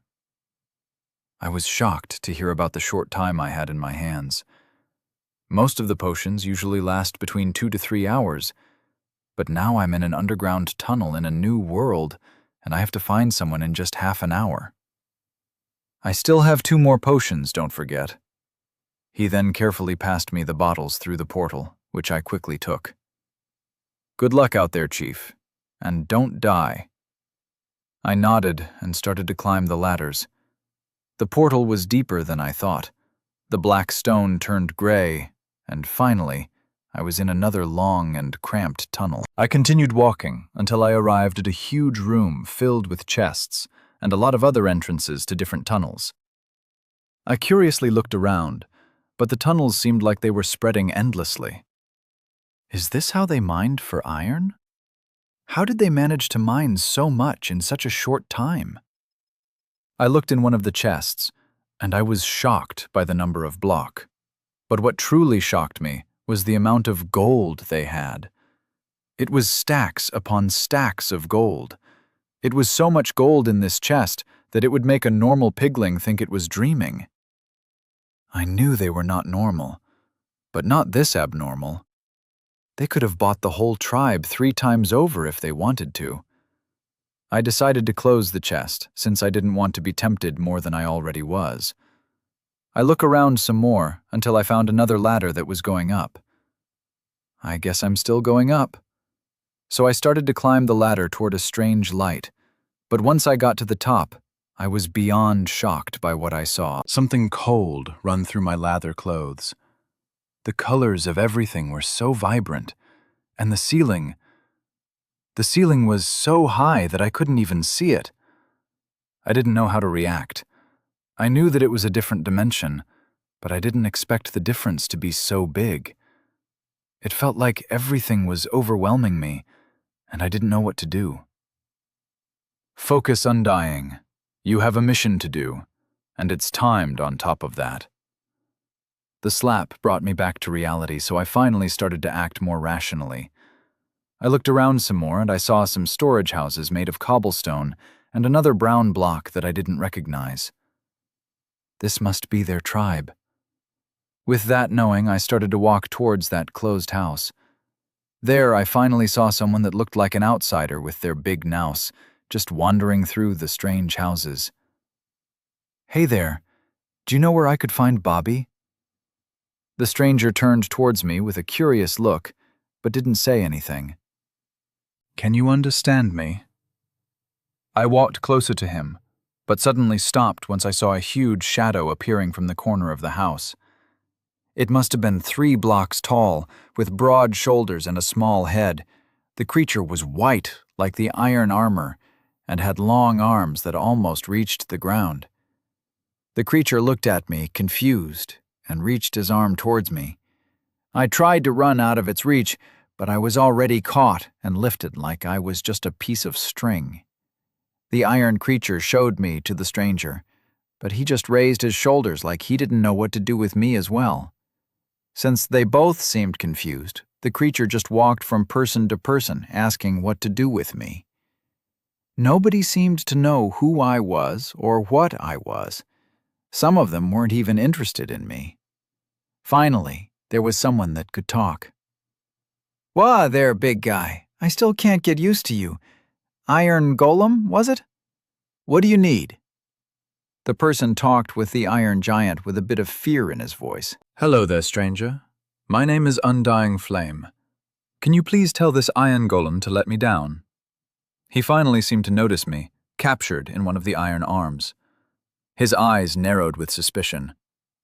Who are you? And what happened to your nous? My nous? That's my normal nous. I don't think there's anything wrong with it. Anyway, I came here in search of a man named Bobby. The man got tenser when he heard that name. Why do you need him? I want to apologize for a mistake that I and my people did to him. Once he heard that, his expression started to relax. Then you're a few days too late, I'm afraid. He was called to the palace to meet with the princess, and I didn't hear from him ever since. I'm only here to take care of his village while he is away. My name is Tabi, by the way. He raised his hand for me to shake it, but, unfortunately, I was only able to just stare at it since I was still held by the golem. Oh yeah, Iron Golem, you can let her down. The golem nodded his head and gently let me down. Thank you. When do you think Bobby would come back? I don't know. I'm still waiting for a letter that would tell me his situation. Then I have to get to him. I can't afford to wait for an unknown amount of time. Well, the palace is a few days away from here. A few days? I can't. Suddenly, pain run through my head like never before, followed soon by the pain in my stomach. The potion effect wore off already, so the pain came back with force. I quickly took out a potion from my inventory and drank it like it was no tomorrow, which it was in my case if I didn't. Finally, after the last drop was in my body, I could feel normal again. Are you okay? Toby asked me, worried. Yes, but I better get back home quickly before I run out of potions. Well, as I was saying, Bobby is too far away, and I don't think you know how to get there even if I told you. This wasn't a good thing to hear. If Bobby went to the palace, maybe he was already telling the people from the fortress about our tribe's location. I had to do something, and it had to be fast. Can you perhaps guide me to the palace? Of course, it won't be for free. I could trade you some potions in exchange. I said that to him while holding the last regeneration potion in my hand. I'm also worried about my friend, so I'll accept your deal. We'll take my horses to get there faster. When do you want to leave? I need a few hours to get ready, so I'll come to you as long as you are still in this village. He nodded his head in understanding, so I started to sprint towards the ladder that went deeper. I almost got lost through the tunnels, but after a few minutes, I was back at the portal where Blue waited for me anxiously. Undying! You're back! Blue said with a relieved voice, which made me realize that I may stayed a little too much in the other dimension. Of course I'm back. I told you that I wouldn't die in such a stupid way. He just smiled at my comment and asked me how the apology went. Unfortunately, I didn't meet him. He was called to the palace, apparently, and he didn't respond for a few days. His face started to turn white when he heard that. What are we going to do now? You'll get back to the tribe and move everyone to a new safe location, while I go searching for him to give him the apology. That's too dangerous for you, and I don't think you have enough space in your inventory to hold that many potions. What he said was true. With only half an hour of regeneration, I couldn't make a journey of a few days, so I had to think about a solution. If only we had some redstone, I could make the potions last longer, even if it's the weaker version. Redstone? Yeah, it's like the glowstone dust, with the exception that is red. This made me think about the many chests that were in the large room. One of them had a lot of ores, including what I think was redstone dust. I think I can get you one of those, but I have to borrow it from Bobby's chest. He didn't look too comfortable with the notion of almost stealing, but understood the cause. So I quickly got up the stairs and run through a few chests until I finally found the redstone dust, which I took a stack. Blue thanked me and started to brew the potions right then. After a few minutes of waiting, the first batch were ready. Okay, here's one. But be careful since this is only a normal regeneration potion, and it won't be as strong as the last one. I took the potion, passed through the portal, and drank it. The wait wasn't long before I could feel the change. It wasn't as strong as the first one, but it was enough to keep it on hold. It's good enough. Make me a few more and I'll leave as soon as possible. I don't think you'll have enough time even if you have the extended potion. Then what do you suggest we do? We don't have a lot of options here. He took a big breath and then spoke. I'm going to teach you how to do it yourself, and once you know, I'll give you all the ingredients you need to make it yourself. That made me stop and think. And it was a pretty good idea. Only the people in the overworld were limited by the system, and we didn't have that to stop us. That's a pretty good idea. Please, teach me. So far, the next half an hour, we stood at the brewing station, where Blue showed me how to make a regeneration potion. After everything was done, I had the materials, the tools, and a few potions made from the lesson. Thank you, Blue, again. And take care of the tribe while I'm gone. Bye. I waved my hand and went through the portal once again. It was time to explore the new world. Chapter 38. Enchanting Room. It was a beautiful day outside. The sun spread its warm light over the desert. The people were calmly doing their jobs, and I was also doing my job. I was digging a tunnel to an unknown destination, and the heat of the torches didn't make this job any easier. Why is this place so huge? I yelled in frustration. I took a clock from my inventory to see what time it was, since I felt like I should return to my room before my lunch would come and find it empty. Well, at least they didn't suspect me when the clock mysteriously disappeared. I smiled mischievously at my comment, but only for a short moment before I realized that I may be late for my meal.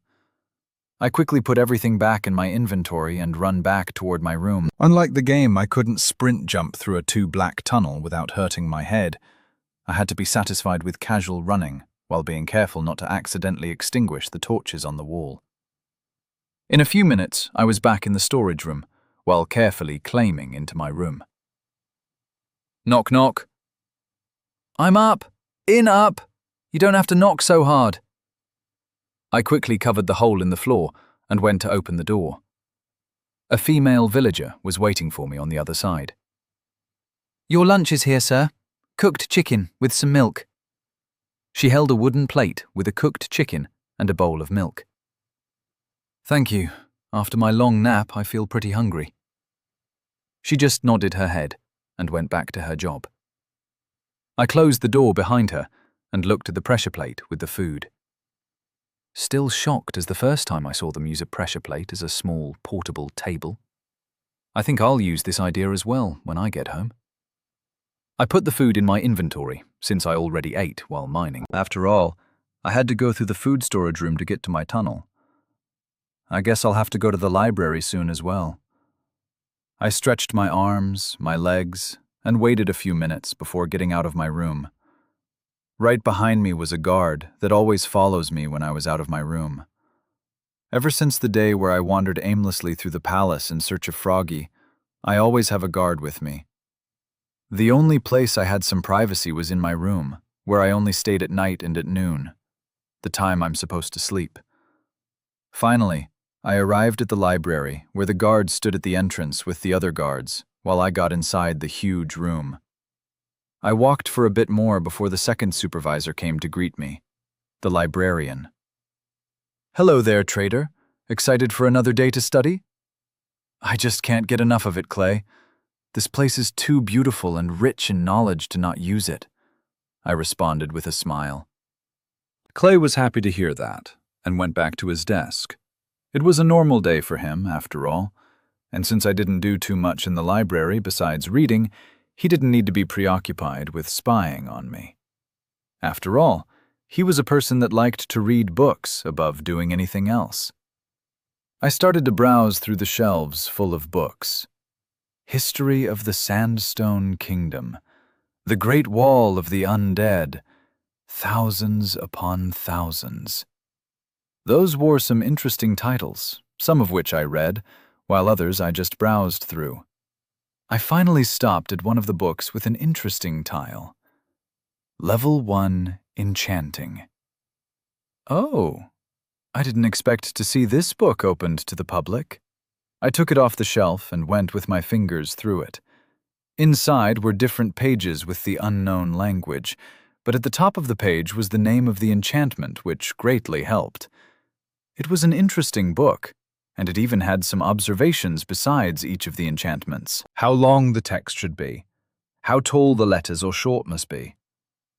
I took the book to the nearest table, and with paper and a pen, I started to write down some of the enchantments diagrams. After a few hours of trial and error, I had 3 enchantments in my hand. Efficiency, Unbreaking, Fortune. Of course, each and every one of them was at level 1, but it would greatly improve my mining speed, even if I felt that it would be wasted on a stone pickaxe. If only I could find the ore storage area. Then I could make another iron pickaxe, and I wouldn't feel so stingy with the current one. It's almost broken as well. I talked with myself in frustration, but with a quick shake of my head, I threw those thoughts to the side and went to the librarian, who was deep into his book. "I'm sorry to bother you, Mr. Clay, but is there an enchantment room that I could use?" Clay looked up from his book with dissatisfaction. An enchantment room? Why would you need such a thing? I have the enchantment skill, and I think it would help me greatly if I could increase it. The villager raised an eyebrow in surprise.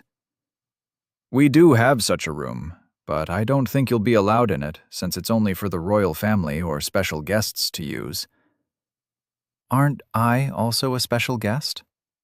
The librarian's eyes narrowed at my statement. You are a special guest for the palace, but I don't think you'll be allowed to use it right now.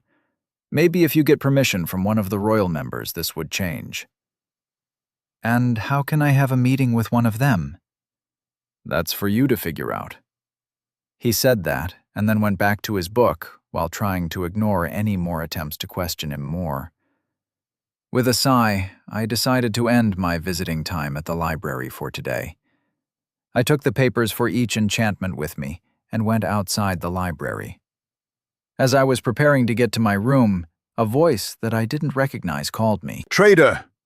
One of the great heroes that came up with the idea of curing the infected. How do you like your sitting? I hope nobody was rude to you in here." The person that called for me was a young man, with a white robe that had some golden patterns on it. "I didn't have any problems in here, O great prince. Every servant was very polite with me all the time." The boy smiles with satisfaction at my statement. "I don't think we've met. How did you know that I was the prince?" "I do recognize that we've never met, but the respect the servants show towards you shows your high status." The prince looked around the hallway more carefully, to see that the servants and the guards were bowing, or half bowing, toward him. "That is true what you say. I didn't think about that." "Trader, I've come with an offer for you." The young man suddenly changed the subject. "My father seemed to take great interest in your friend Froggy while choosing to ignore you. Can you guess why?" The young man looked curious about my reaction. "I'm afraid I don't know what the great ruler thinks, so I can't make a judgment." Of course I knew why he would choose Froggy instead of me. Froggy was already a high-level witch, while I was an unknown bump. I bet he wants to waste as few resources on me as possible. My response didn't seem to please the prince. "What a shame. I thought you were smarter than this. I'm in a good mood today, so tell me, is there anything you desire to make your stay more comfortable?" I looked for an opportunity to enchant some stuff, but I didn't think I would get it so soon. "If I don't have to hold back, can I get access to the enchantment room?" This took the prince by surprise. "I didn't expect you to have the enchantment skill." "Of course I do. I can even show you my work." I took a page from my inventory and showed it to him. He carefully took the page and started to look at it. "I think you've recently got this skill, if I'm not mistaken." "Yes. How could you tell?" "I can see the ambition through those writings, but there are some small mistakes here and there. The enchantment table won't even take this page." That surprised me, since I thought I copied it pretty correctly after all. "You don't have to be ashamed about your work. The important thing is that you want to improve yourself. But, for your request, I can make an exception and let you use it."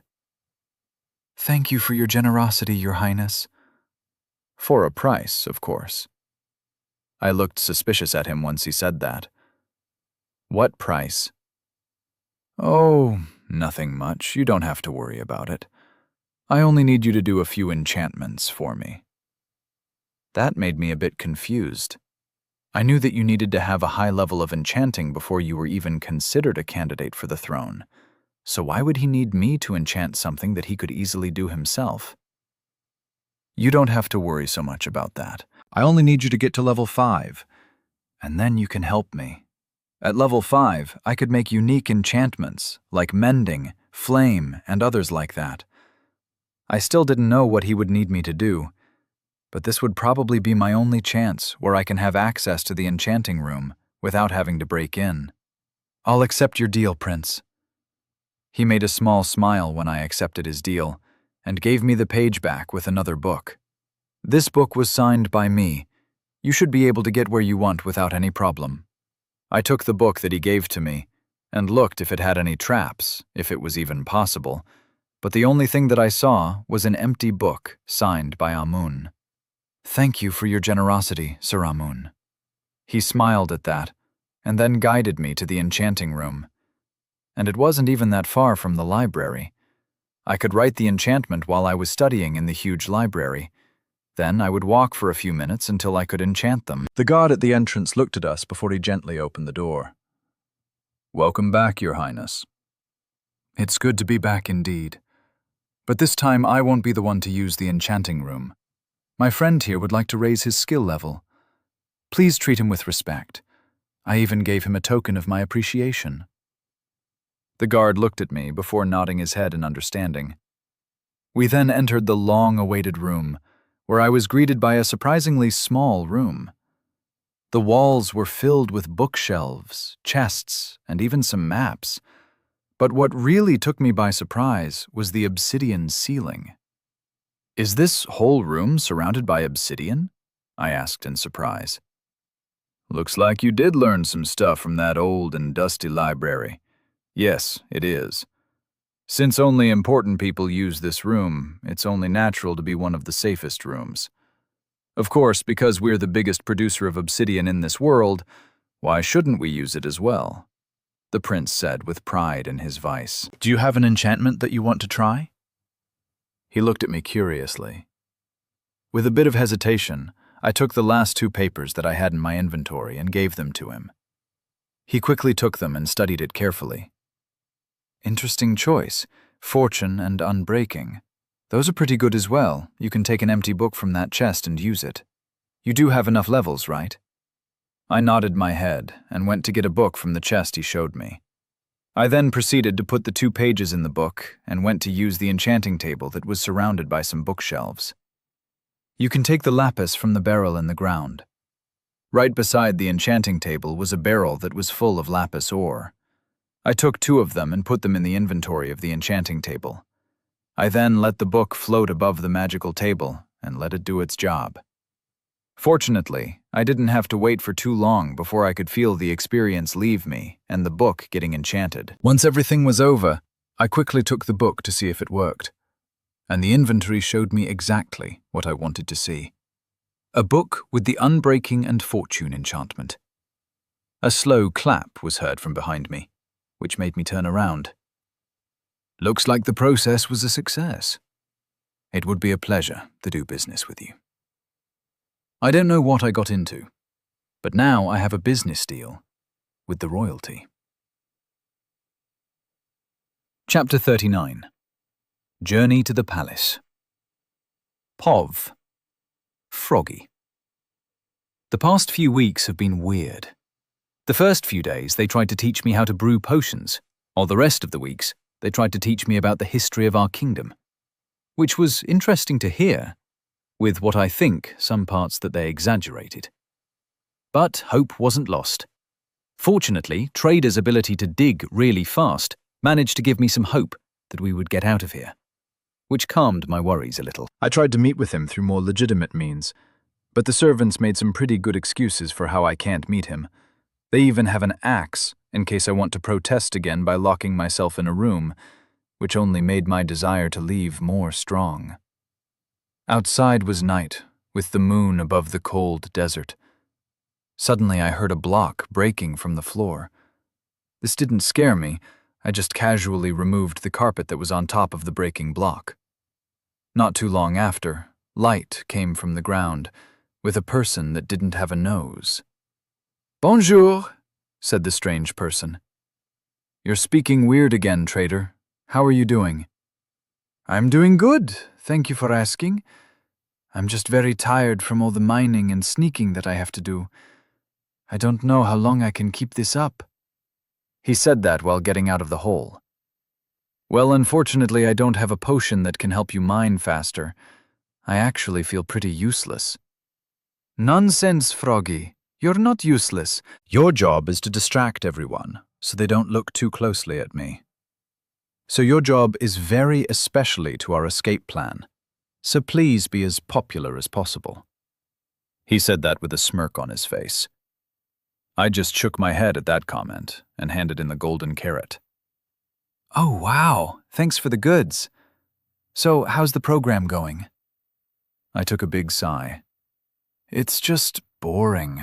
I don't make potions anymore, so they started to teach me how to fight and some history. It was interesting at the beginning, but I think I'm not made for this. I like to throw potions at the enemies than to swing a sword at them." He nodded his head in understanding. "Well, I also have some good news and bad news for me. I heard some of the servants that they are starting to prepare for the New Year party that would happen in a month, so that would be the best time to escape from here, since everyone would be distracted." "That's good to hear. What's the bad news then?" "I have to find a way out in only 1 month." He gave a tired sigh, which I totally understood. While I do a lot of work with my program, it's not as stressful as his job. He has to appear busy in public during the day, and at night, when he's supposed to be asleep, he's actually digging a tunnel.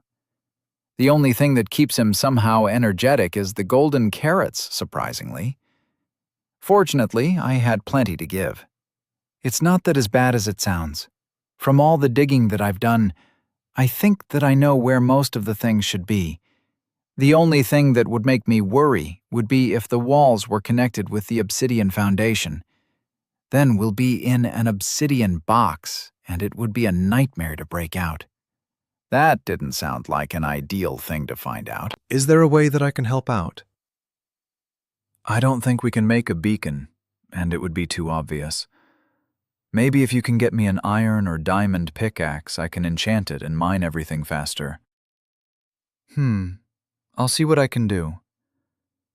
With the serious conversation out of the way, we started to talk more casually until he had to leave to get some rest. I didn't pay too much attention since I was thinking about how I could help my friend to make his tunneling easier. The pickaxe wasn't an easy tool to get, or not easy enough to not rise suspicion. But after a few twists and turns, I decided to just ignore everything and went to bed to get some sleep. The next morning, I woke up to the brutal shaking of my blanket, which did terribly for my sweet dreams. "Sir, please wake up. The instructor waits for you outside to start the training." With a grant, I got out of my comfortable bed and ate some breakfast before heading down to do my morning exercise. Time to start another day, I guess. POV. Undying Flame. The start of the journey was slow. Even with the help of the horse, which was an amazing experience, we were still not moving fast enough. Mostly because I was easily distracted by everything that I saw. The green trees, the colored ground, the beautiful flowers. Everything was a new experience for me. Because of this, I almost forgot a few times to drink my regeneration potion to keep me alive. I talked with Tabi on the road, which was a great source of information. He said that there were places like the village I've been to, but much bigger, with lots more people roaming the streets. But there wasn't such a thing as an iron golem, since this was surprisingly only in this village specifically. That took me by surprise, since an intimidating guard like that would be pretty useful in any situation to have. I didn't tell him about my place, or why I want to meet with Bobby specifically. Fortunately, he seems satisfied enough to know that I want to apologize to him, even though he doesn't know why, which I was very grateful for. Finally, we stopped our horses to make our camp for tonight, since it started to get dark. We'll camp here tonight, and tomorrow afternoon we should arrive at the palace. I nodded in understanding and started to put the fence around our small camp. While I didn't see many mobs from my dimension, I did see some interesting monsters in the distance. Some were green, there was the occasional skeleton, and even a four-legged creature that seems to greatly discomfort my guide. With everything done, we stayed at the worm campfire, which brought me some comfort. It reminded me of home, even if the heat was not even a little bit comparable. "So, how long have you known Bobby?" He asked an unexpected question. "Not too long. I only had the chance to meet with him recently when he was with his friend. The two of them helped us greatly with our recent conflict, but unfortunately we couldn't repay them as much as they helped us. We actually did the opposite. We had incomplete information about a certain location, which ended up with his friend's death." The more I talked, the worse I felt.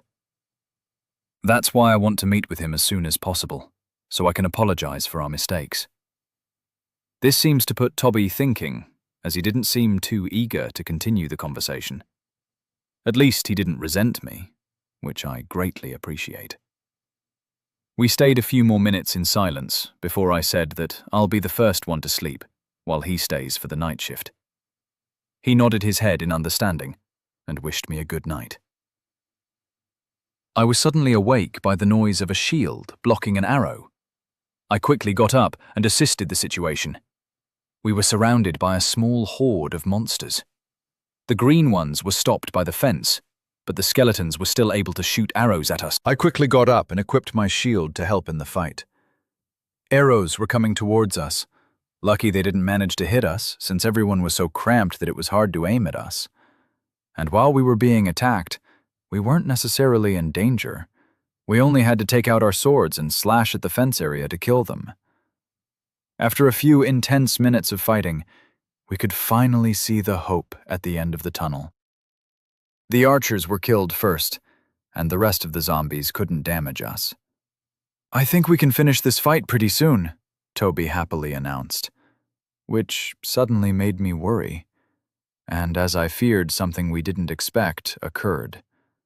Another green monster joined the small horde, but this one was shorter. This one was much different than the others. "It's a creeper! Get away from it!" Toby said with a panicked voice. The creeper started to inflate itself, and right before it was about to explode, an Enderman appeared out of nowhere and punched the creeper in the face. The knockback was powerful enough to push the creeper away from the fence. Then, a powerful explosion was heard, and a new hole was created in the ground. But it didn't affect the fence. Both of us were shocked about what we just witnessed, and before we could get the chance to recover, the Enderman teleported in front of us and started to scream at us. My heart stopped, expecting a powerful blow at any second. But after the tall monster finished its scream, it stood back up, looked around, and then teleported away. For the next few minutes, there were no sounds, with the exception of the small horde of zombies. Did the Enderman help us? I think so.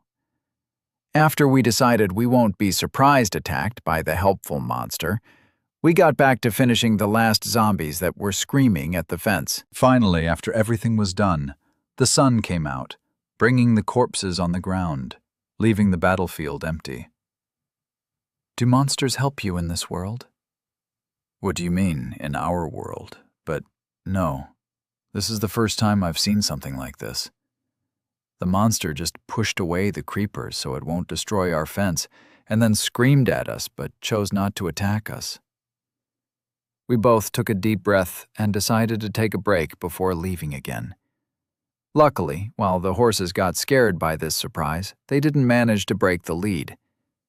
After an hour of resting and eating, we got back on the horses and went straight towards the palace. The rest of the day was uneventful. We passed by trees and sometimes some wild animals before finally arriving at the first site of civilization. Tabi called it a city. It was a huge gathering of houses, and it was even bigger than the bastions of those brutes. Everything was surrounded by powerful walls, and guards were constantly on them. Inside, there were some strange houses that were squeezed together, only leaving space for the road, which was filled with people. This place is amazing. How many people are there? The city? It should be a few tens of thousands. The city is indeed amazing. And how everything works inside it's so different that it feels like a different world. But we won't go in there. Or at least, not yet. What do you mean? The palace is not here. This city only grew because it was close to the palace. Follow me. We then galloped for a few more hours before arriving at another amazing structure. It was like nothing I'd ever seen before. It had tall towers, it had large walls, and it was imposing. I couldn't even begin to imagine how many resources it would take to build something like this. And I don't even want to think about how many people are needed to run this place. We soon arrived at the gate, where some imposing guards came towards us. Were you invited by someone to come here? The guard looked at Tabi while asking the question. Yes, I was invited by my friend called Bobby. You can send a message to him that his friend Tabi has arrived. The guard looked suspiciously at us before sending someone to check on the information. I got closer to Tabi and whispered to him. I thought you didn't get any letters from Bobby, so how did you get invited? I didn't get any letter that invites me, but they don't need to know that. Once Bobby hears that we're here for him, he'll lie for us to be able to get in, he whispered back. I needed in understanding, and also was impressed by his cleverness. After about an hour waiting, the guard finally came back, saying that we were allowed to get in. With that permission, we passed the imposing walls. It was time to apologize for my mistake. I hope Bobby will be willing to forgive us. Chapter 40. Possible Danger. It was a normal day for me. I've been to the library where I copied as many enchants as possible, and after I felt tired from all of that, I then would go to the enchanting room, where I'll try to get them enchanted. Some of them were accepted, while others didn't get any reaction from the enchanting table. It was very frustrating at that time, since it didn't show me what was wrong, nor did I have someone that could teach me what I did wrong. At least I made improvements with my enchanting skill, and I also decided to enchant only the paper, even if it was a temporary thing. I didn't want to give those guys more materials than necessary, even though they could have done this job a lot better and faster than me, and with this method, I didn't occupy too much inventory, which I'm sure they appreciated. I don't think level 1 enchantments are that popular around here. I did find out that after a week passed, the enchanted paper would turn back to a normal, empty sheet, even if it was in a chest, which took me by surprise. Unfortunately, I can't keep doing this kind of enchantment, since I can put only 2 enchantments on a piece of paper. But my skill tab didn't look too bad. Skills. Crafting level 4. 29.125 over 100.000. Enchanting level 3. 130 over 10.000. Brewing level 2. 110 over 1.000. Trading level 4. 9.500/100.000. Finally, I'm level 3 in enchanting. Unfortunately, I have to get back to enchanting books, but this leaves less chance for error since it won't accept the book, so I should level up more efficiently with this method. The progress brought a smile to my face. It felt nice to see your skills improving, especially if you could visually see it like in a game. Even though I was technically in one. But the fan part of the day is over. Now it's time for the not-so-fun part, but still a necessary one. Mining the tunnel. It wasn't as hard as the first time I've done it. I luckily managed to find a storage room with broken iron tools. I took some of them, put them in a furnace to get some iron nuggets, and then I was able to make an iron pickaxe after all that trouble. And the best part about this was that I think that I took all of that from a trash room, so nobody would bat an eye if something goes missing from there. Of course, once I've got another pickaxe, I enchanted it with Unbreaking 3 and Efficiency 1. I didn't get enough time to make too many enchantments, plus I didn't want to destroy the random anvils that I use. Back into my room, I took out a golden carrot from inventory, which I quickly ate for more energy. Then I went down into the food storage room, which further led me to my hidden tunnel system. I walked through the hot, empty tunnels until I arrived at the last place I stopped.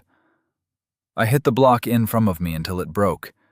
I then took the item from the ground and continued to do that until suddenly something changed my pace. I was greeted by a wall of obsidian. This doesn't look good. I tried to mine around it, but I was still blocked by the wall of obsidian. Looks like this is the worst-case scenario. We're in an unbreakable box. Well, have to use that actual entrance to get out. I took a deep sigh and decided to see what was my position in the huge box. I mined up until finally I was greeted by light. It was from the side instead of the ceiling as I was expecting it. I think I mined it into the wall itself. I looked through the hole, and fortunately, I wasn't in a place easy to see. Through the one-block hole, I could see some trees, the green grass, and even some flowers. I think I'm in a garden, or something similar. I carefully got out and looked around for any signs of life. There was no one that I could see, which was a good start. After walking in circles, I finally figured out where I was. I was in sight of my balcony. There was only one more room besides mine that had a balcony, and that was Froggy's old room, which now is empty. This is a pretty good spot to have an exit. I only need to figure out the guard's schedule and the location of the gate. Then we can make a plan on how to get out of here. I couldn't wait to tell Froggy the good news. I finally made some progress, and this would surely brighten up his mood. With the new discovery, I decided to stop here and explore at night when there was less visibility for the guards on the walls. I'll probably ask Froggy for a night vision potion, and maybe invisibility. We'll most likely have to use invisible potions when we're going to escape. We only need a distraction for the guards at gate so we can open or break the iron doors. I went back through the narrow tunnels into my comfortable room. I was tired, and dinner won't come for a few hours, so I decided to take a nap until then. Knock, knock. Someone was knocking with power at my door, which startled me. I quickly got up to see that the moon was already outside, shining through the cold desert. I surely missed dinner, but who would look out for me at such a late hour then? I walked to the door to open it, only to be surprised that my guest was actually the prince himself. Ah! Hello there, Prince. I did not expect a visit from you at such a late hour. Or at all. The prince looked curious around to the room and then back at me. You must have been asleep. I'm sorry for disturbing you at such a late hour. I did sleep for a few good hours, so now for sure I won't be able to get back to it. I didn't manage to fall asleep yet, sir, so there's no problem. The prince just smiled and nodded his head, pretending to believe my lie. I'm glad to hear that. I came here to ask about your program with the enchantment skill. I recently got it to level 3. Already? That's some great progress in such a short time. I'm happy for your success. Now that you've got this far, I can help you speed up your progress in the next few days. This took me by surprise. I thought the prince would want to contact me only when I get to level 5, where he could request me or something. But it seems that he wants to help me get there faster, and the only reason that he would suddenly change his mind would be because he doesn't have enough time for me to get there naturally. This made me think for a minute. There has to be a reason for his rush.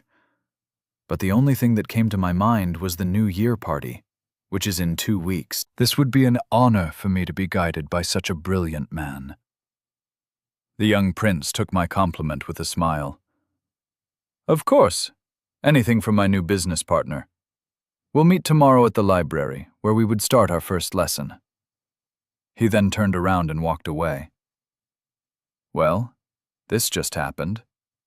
I quickly closed the door and started to think about what just happened.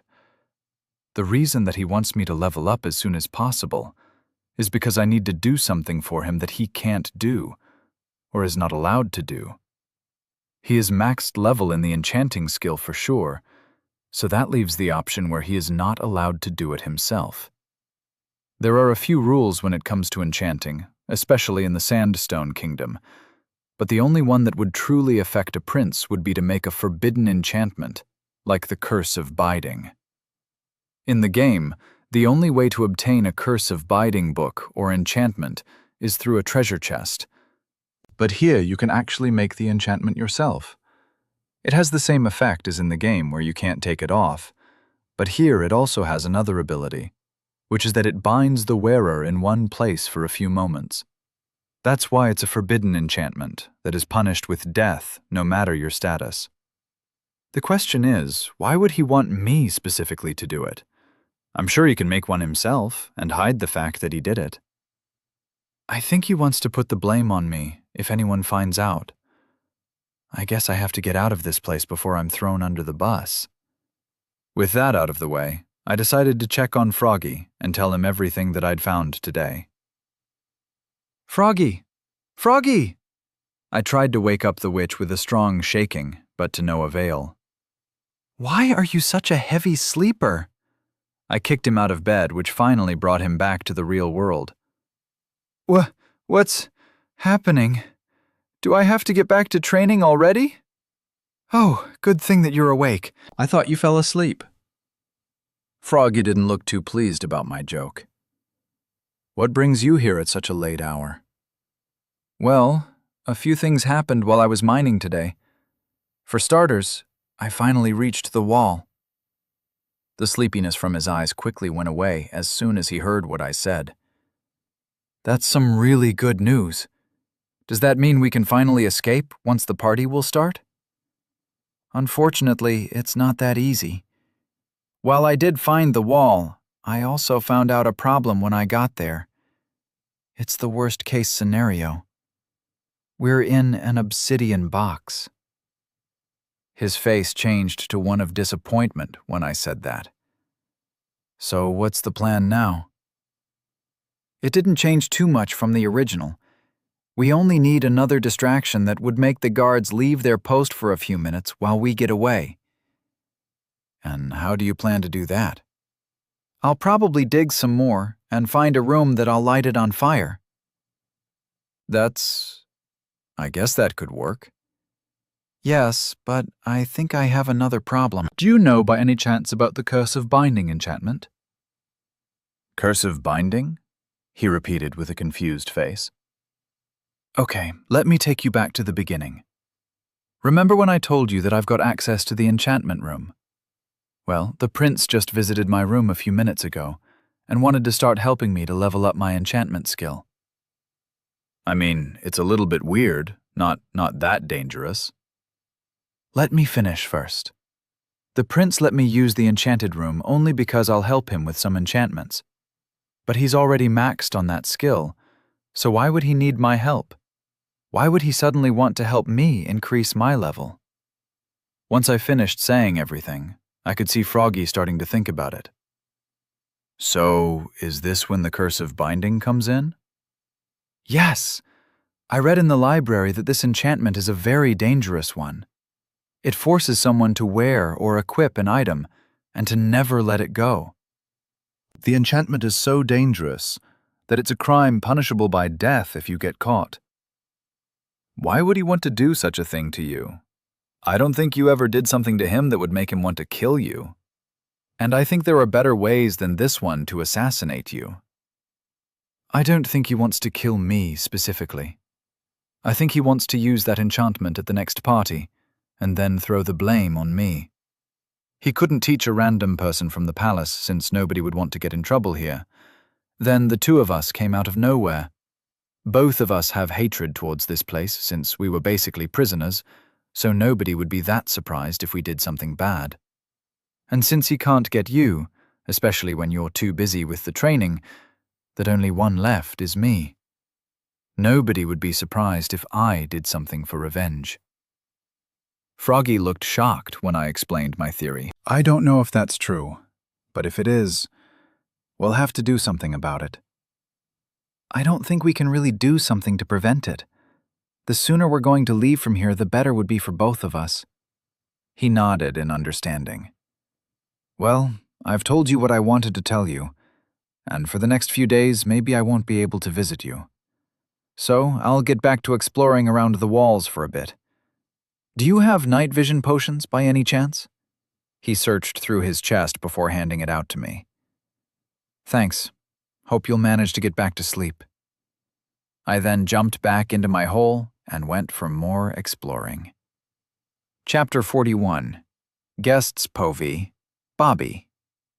I was surprised, to say the least, when I looked at the two people in front of me. The day started great, with me in the lab increasing my level of brewing, when suddenly a guard came to me to announce that my guests have arrived. Confused, I asked the guard what he was talking about. He responded that two people claim to be my guests, and one of them is named Toby. Then I realized that I forgot to send a letter to my friend to say that I'm okay. From his perspective, he gave me a summoning book, which made me disappear for a few weeks without giving him any signs of life. I'm sure this must have worried him to the death. I told the guard to let them in, since I was expecting them. Luckily for me, for the past few weeks I've increased my reputation in the palace to the point where I don't need to be under surveillance 24/7. With this kind of trust, I'm able to invite someone to the castle without asking the princess first. She would get a report later, of course, but I don't think she would be against my decision. After a few more minutes of waiting, the two guests were staying in front of me. I look at my friend that is beaming with happiness to see me alive and well. Bobby! You better have a good explanation for making me worry so much. He then gave me a strong hug, which took the air out of me. And why didn't you tell me you got a new friend? He said that in a whisper, while pointing at the other guest. The woman was tall, with a strange hat on her head. She didn't look too comfortable to be here. Her eyes were dancing at every wall for something to distract her, and not look at me. I didn't expect to see her now, or here. I didn't even know she could walk in this world. I guess Trader doesn't know everything after all. Undying Flame! I did not expect to meet you today, or here in general. What brings you here? I involuntarily said with a cold voice, which surprised me. I thought I had enough time to adjust my emotions to my friend's disappearance. I know that they were the ones that gave us the wrong information. But it's also our fault that we got greedy and walked deeper into the fortress, instead of retreating home. And logically, I could understand them. I can even say confidently that I forgive them. But emotions work in funny ways. They're really stubborn sometimes, and it's not the best time usually when that happens.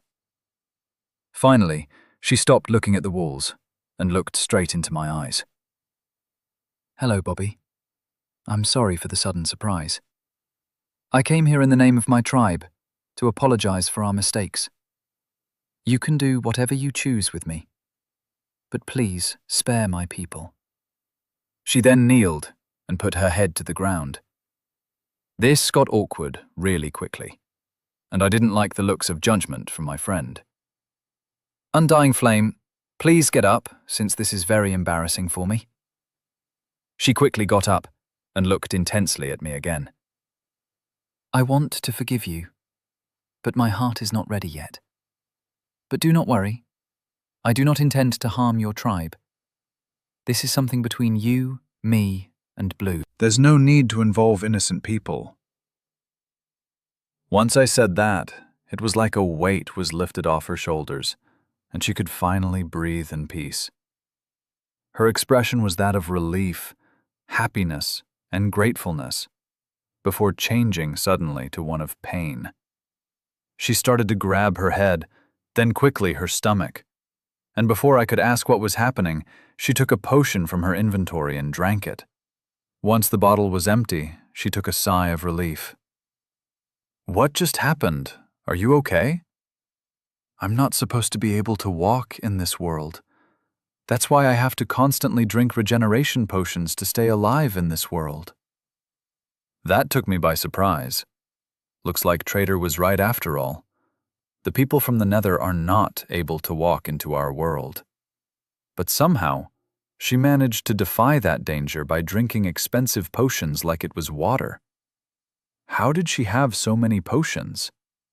But this made me realize that her coming here actually shows her regret for what happened. Looks like the two of you have an interesting story together, which I would love to hear about it. But now I'm more curious about what did you do those days, where you didn't have enough time to send me a letter to say you're doing fine. This would be a long day. I started to tell them about how I arrived at the palace to meet Princess Elizabeth. Then I accepted her offer to work for her, in exchange that she would let me increase my level of brewing skills and let me visit the garden that has all the alchemy ingredients. Ever since then, I've been doing as much brewing as possible to increase my level to the one required by the princess. If I wasn't doing that, then I would try to make friends with some of the servants around here, to make them more comfortable around me, and hopefully they won't sabotage me while I gather information about a possible way to find Trader.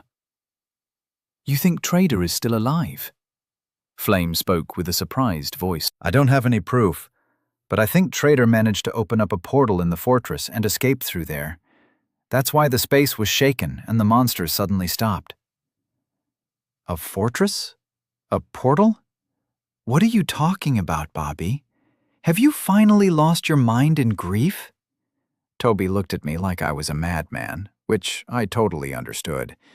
Even if I didn't meet Trader for a long time, the stuff he showed me while he was here was so out of the ordinary that my perception of what was normal and was not got twisted. "No, Toby, I didn't lose my mind. Or at least not yet. My friend that you brought to apologize to me is not actually from this world. She's from a world called the Nether, where there are rivers and lakes filled with lava. The ecosystem is totally different from us." But the most notable thing about that dimension is that is the place where we get most of our alchemy ingredients. The new information made him freeze in place. He looked intensely at my face in case I was pulling his leg, but I had a stern face. He then looked at Undying, and she just nodded her head in affirmation of my revelation. "You two are not joking. I need a minute to process all of this." He sat down and started to massage his big nose.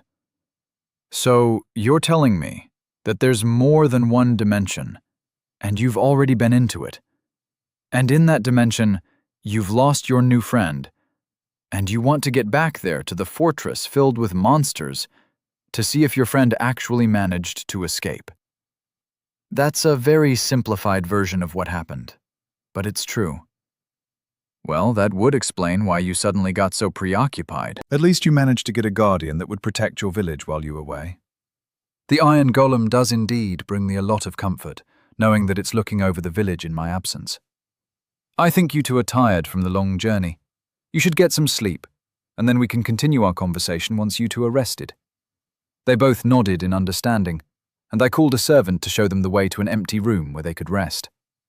The servant nodded her head and went outside with my friends to guide them somewhere where they could rest in peace.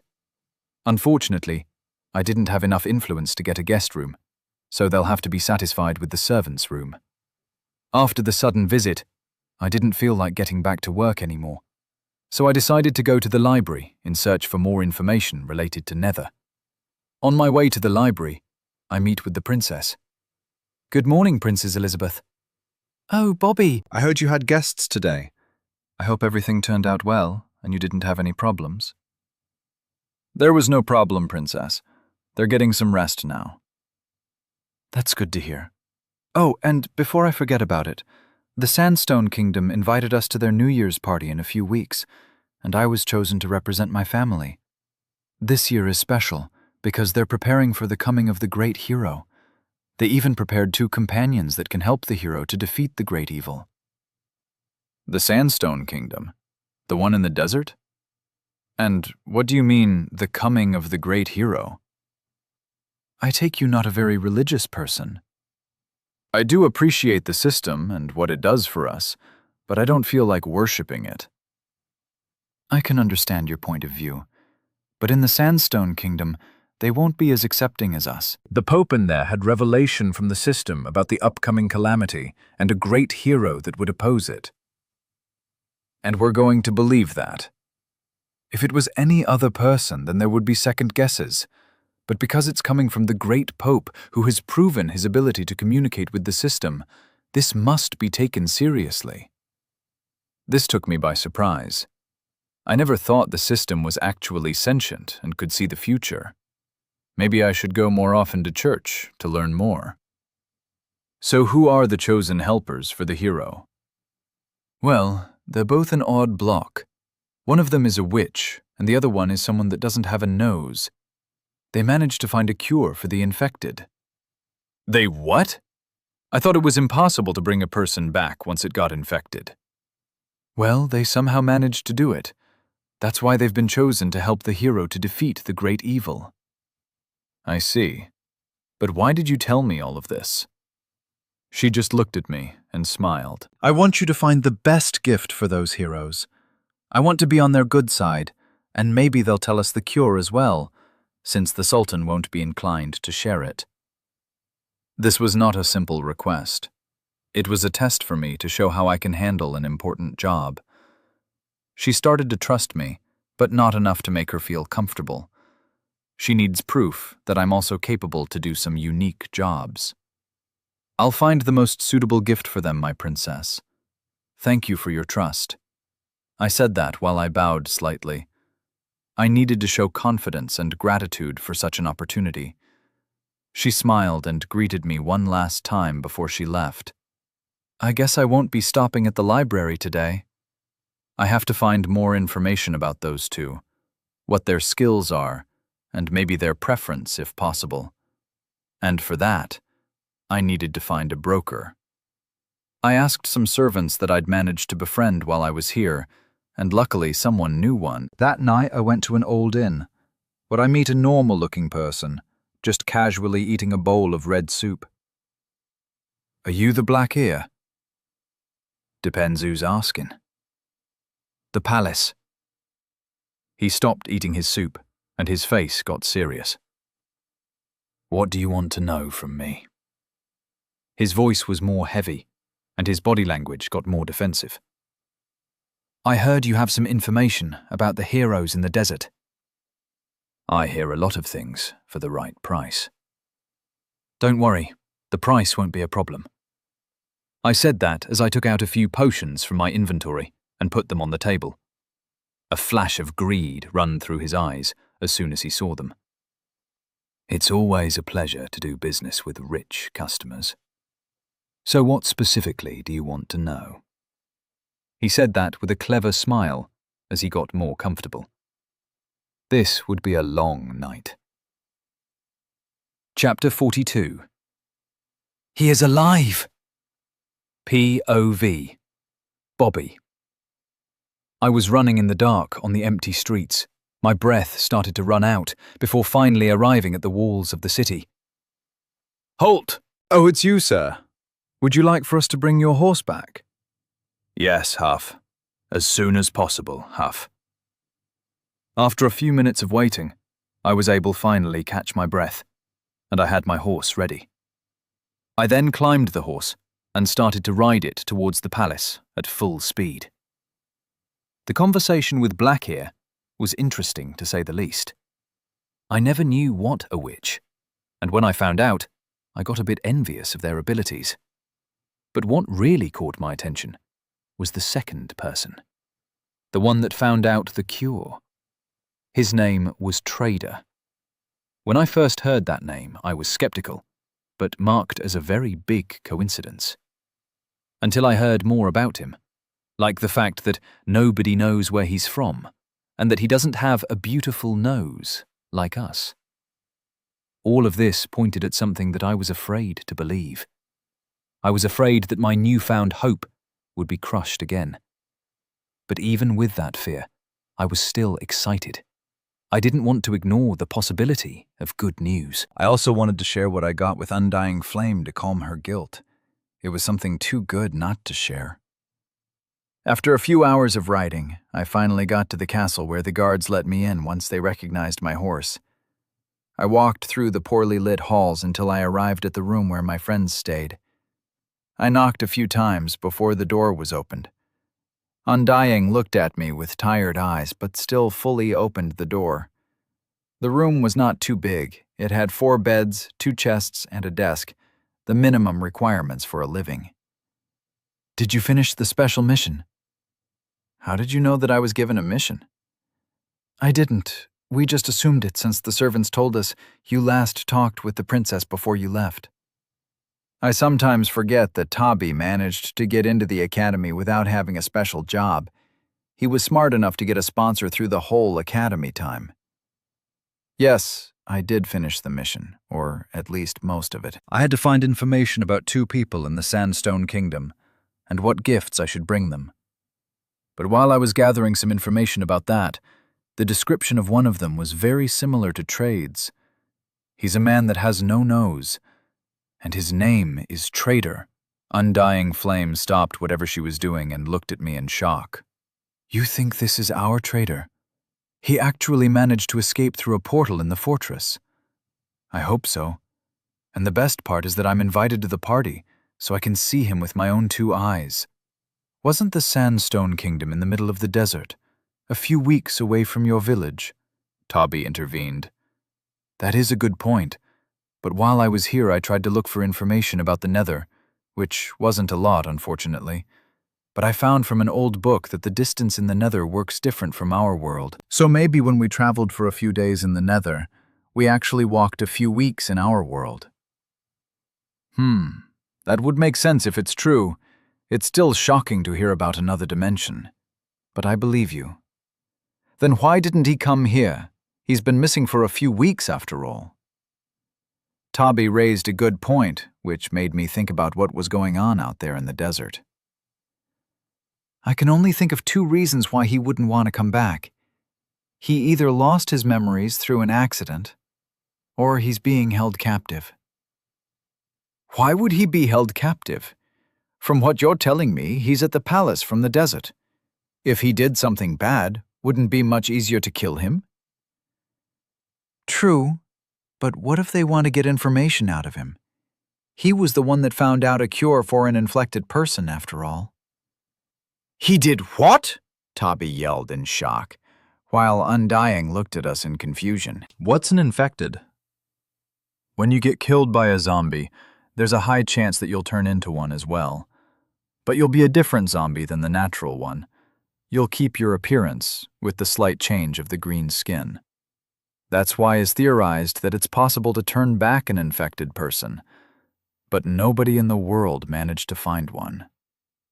Undying nodded her head in understanding at the groundbreaking discovery. He also knew a lot of information about us when we first met, like our original name as Piglins, and I think he's also the one that actually made the portal to our world. He did indeed. Last time we talked, he told me that he holds the knowledge of dangerous information that can even destroy nations. You found some weird friends recently, Bobby. One of them knows too much for his own good, and the other one comes from another dimension. I sarcastically laughed at his comment. So what do you want to do now? I'll have to get a present for both of them so I can go there in the first place. And I think your 2 can stay a bit more before you can get back to your home. I'm sure your wife wants you to get back as soon as possible. And Undying, I'm more than sure that your tribe is worried about you. Especially because this world is a constant danger for you. Thank you for your worries. She then bowed slightly. I guess you're right. My family would want to have me back as soon as possible. And since I know you're doing well, I can also rest easy. We talked for a few more hours before I decided to get some rest in my room, since I've been on a horse most of the night. I walked into my room, and once my head hit the pillow, everything turned dark. The next day, I woke up, ate my breakfast, and started to think about what I should choose as gifts. For the witch named Froggy, I think it can be pretty easy. Since we're both alchemists, and what I would love the most would be some rare ingredients for me to use. And luckily, I didn't use all the items that I got from the fortress, so maybe I can give him some pufferfish, and maybe some ghast tears. We are the capital of alchemy after all, so we can afford to have gifts like this. As for my possible friend Trader, things can get more complicated. I do consider him a good friend, one that helped me through harsh times and even gave me more than I could have ever asked for. But I didn't know a thing about him. The more I thought, the bigger my embarrassment grows. I knew he was not from this world, and I think he wants to get back to his original one, but otherwise, I don't know anything. Even his name is a mystery, since I was the one to nickname him Trader when we first met. I stayed like that for a few good minutes before giving up and decided to go to the library to get inspired. He most likely wants to get back, so that means I have to look for books related to other dimensions. I walked to the last place where I found the old book about the Nether and looked around more carefully. Some of those books were old, while others were still good-looking. Finally, after a few minutes of searching, I found a small book that caught my attention. Coming of the Hero. This book may be related to what the Pope spoke. Fortunately, the book was not long, so in half an hour I managed to read it all, and I was not disappointed with the results. The book told the story of a hero who would come to defeat one of the rulers of the monsters. The hero has to search for the monster's heart and destroy it for all. Once he manages to do that, then the hero would be transported back to his original world. So for Trader to get back to his original world, he has to defeat one of the rulers of the monsters. Is he perhaps the hero awaited by the prophecy? I have some new information, but it only brought me more questions than answers. I put the book back and sat down at one of the tables in the library. Maybe I should just give him a diamond pickaxe as a facade, with the pretext that he'll be helping the hero with gathering resources. I decided to go with that. I'm sure that he would like the new information, plus the new tool. With the plan now made, I left the library to tell Her Majesty what ideas I got. Since it was a sudden meeting, it took a few minutes until I could finally meet her. Bobby, good morning. I didn't expect to see you so early. Is everything okay? The princess was in her room, writing something in a book, most likely reports for different people. Everything is okay, Your Majesty. I came here to tell you that I found the perfect gift for the two heroes. She finally stopped from her writing and looked at me. That's a quick response, so what did you figure out? For Froggy, since he's an alchemist like us, we can gift him some rare ingredients like pufferfish and ghast tears to catch his interest. As for Trader, I didn't manage to figure out his actual specialty, but I'm more than sure that he'll greatly appreciate a diamond pickaxe to show our support for the upcoming journey. The princess started to think about my suggestions. I think your ideas are not bad, and your rapid response is truly admirable. Thank you for helping me. I'll surely take you with me on this journey, she said with a smile, which made me sigh of relief. I said goodbye to her before leaving the room. I had to meet with Undying and Tabi before they leave. They decided to leave today since they got what they come for. I walked for a few minutes before arriving at the door that I visited just last night. Knock, knock. We just had lunch. There's no need for more food, thank you. Oh, it's you, Bobby. You've come to say a final goodbye before we left. Yes, Tabi. I just finished talking with the princess, and she liked my suggestions, I said with pride. That's good to hear, buddy. Just be careful not to get in any more trouble than necessary, since you seem to have a knack for these. I wanted to rebuke that statement, but then stopped once I started to realize that I did indeed get into a few troubles in those past years. I'll try my best. Where's Undying? She's working on her potions for the trip. I still don't know how to react around her after I found her origins. I then remembered that the people from the Nather don't have the system, so they can actually brew whatever they want without restrictions. I walked into the room where I could see her watching the brewing station intensely. Undying, I've come to say goodbye before you two leave. Please don't forget to gather as much information about the Outsider's fortress until I'll contact you. She jumped a little at my sudden presence. Thank you for coming to see us before we'll leave. And you don't have to worry. We'll try to get as much information as possible. I needed my head in understanding, then turned my head towards Tabi and gave him a big parting hug. I'll try to write you from time to time, so you'll know that I'm not dead. I'm thankful to have such a great friend like you. I wish you two a good journey back. I'm also glad to know you're doing well. Good luck with your mission as well, he responded with a big smile. After an hour of waiting, they got on their horses and started their journey back. I watched as they slowly disappeared over the line of horizon and then turned back towards the castle. I have to get back to work as well. Chapter 43. Mysterious Room. I looked at the wall of obsidian in front of me with confusion. I don't think I dug the whole palace again and met another wall. It was a leisurely day in this beautiful prison, so I decided to dig around some more, hoping to find interesting rooms where I could take some items before we leave, or just a good room to be set on fire. But after a bit of digging, I was greeted with another wall of obsidian. I tried to dig around more to see if I could understand what was going on, and I found out that it was taking a lot of space, and the only connection to the structure was a tunnel covered in obsidian as well. Is this the vault of the palace? I mean, that would explain why the tunnel leads towards the center of the palace. My eyes had a small light of greed on them while thinking about this opportunity. While everything was covered with obsidian, the entrance couldn't be that hard to break. I know that with redstone you can make some pretty amazing stuff, but it's still limited by space and vulnerability to external forces. And I'm sure any problem could be solved with an invisible potion and a pickaxe. That made me smirk a bit. I must be very tired if I'm laughing at my own bad jokes, but I shake my head and go back to my room to get some proper rest. With a clear mind, I can plan a way to sneak into that place without getting caught. It was a long walk back, since the palace wasn't small, and my tunnels not being exactly straight, but once I got into my room, I felt a wave of muscle pain hitting me all at once. With a deep sigh, I looked outside the window. The moon was still up in the sky, and the daylight was nowhere in sight. I probably have a few hours of sleep until morning. My eyes got heavy. I moved my tired body and sat on the soft mattress.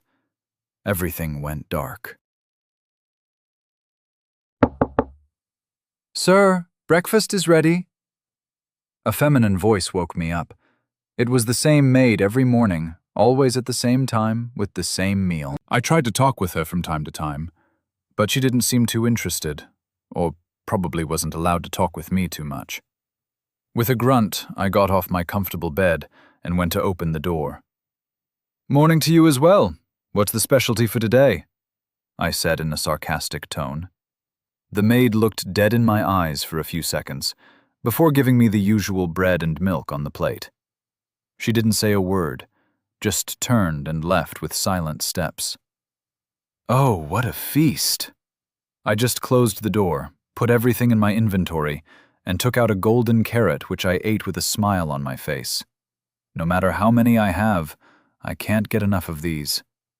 With my belly full and rested body, it was time to plan the next course of action. I could roughly guess where the entrance of the secret tunnel would be, somewhere behind the throne room. The question is if I should even attempt to rob them in the first place. I mean, I know we'll be hunted when we escape, but I'm sure they'll do it with more passion if we'll take from their treasury. I can't make this decision alone. I'll ask Froggy tonight for his opinion. Plus, I'll need an invisible potion if I want to get there anyway. With that out of the way, I drank some milk and went outside. Of course, I was greeted by my personal guard. Sometimes I wonder if he sleeps in the hallway as well. It didn't matter anyway, since he was here to limit my movement, not to guard me. So, slowly walking down the hallway, I take the left corner, then the right, followed by going down the stairs, and then taking the right corner again, when all of a sudden my guard spoke. Sir, where are you heading today? Nowhere in particular, really. I just want to take a break today from visiting the same 3 rooms every time. If I don't change my scenery anytime soon, I'll go crazy, I swear. The guard looked suspiciously at me, but didn't say anything else or stop me from exploring. It did help the fact that I didn't walk towards Froggy, so he most likely didn't have a reason to stop me. I went from one room to another, while slowly getting closer to the throne room. Everything looked different when you had natural light coming through the windows. After a few more rooms, we finally arrived at a big door that was wide open. Inside the throne room were armored guards, stiff as statues in their position. Even though there wasn't anyone on the throne, there were still a lot of valuables in there that needed protection. This is the second time I'm here. But the difference is the lack of someone with a presence so powerful that needs my constant attention. Now I can study the room more. The ceiling was quite high, with chiseled stone telling a story that I was too far to see, and surrounded by gold blocks that shined brightly in the sun. It was a beautiful way to show wealth and power for sure. Behind the throne were 2 doors that I previously didn't notice. That was interesting. Calmly walking towards them like I was supposed to be there, but was stopped by one of the guards. Sorry, sir, you're not allowed to go there. Why wouldn't I be allowed to go there? I have the authority from Prince Amun to go wherever I want to. I take out the book signed by him to show it to the guard. Of course, I didn't have the authority to do that, but he didn't need to know that part. I'm sorry, sir, but unless the Sultan himself comes with you, I'm not allowed to let you pass. He didn't even look at my book. Only his body became more stiff in case I wanted to force myself in. Okay, you don't have to worry so much. I can tell when I'm not wanted. But this proves that there's something valuable enough there that only the Sultan can go, which made me smile a little. With the goal accomplished, I just relaxed and wandered aimlessly through the place. I even checked out the garden outside where I saw beautiful flowers and even some animals.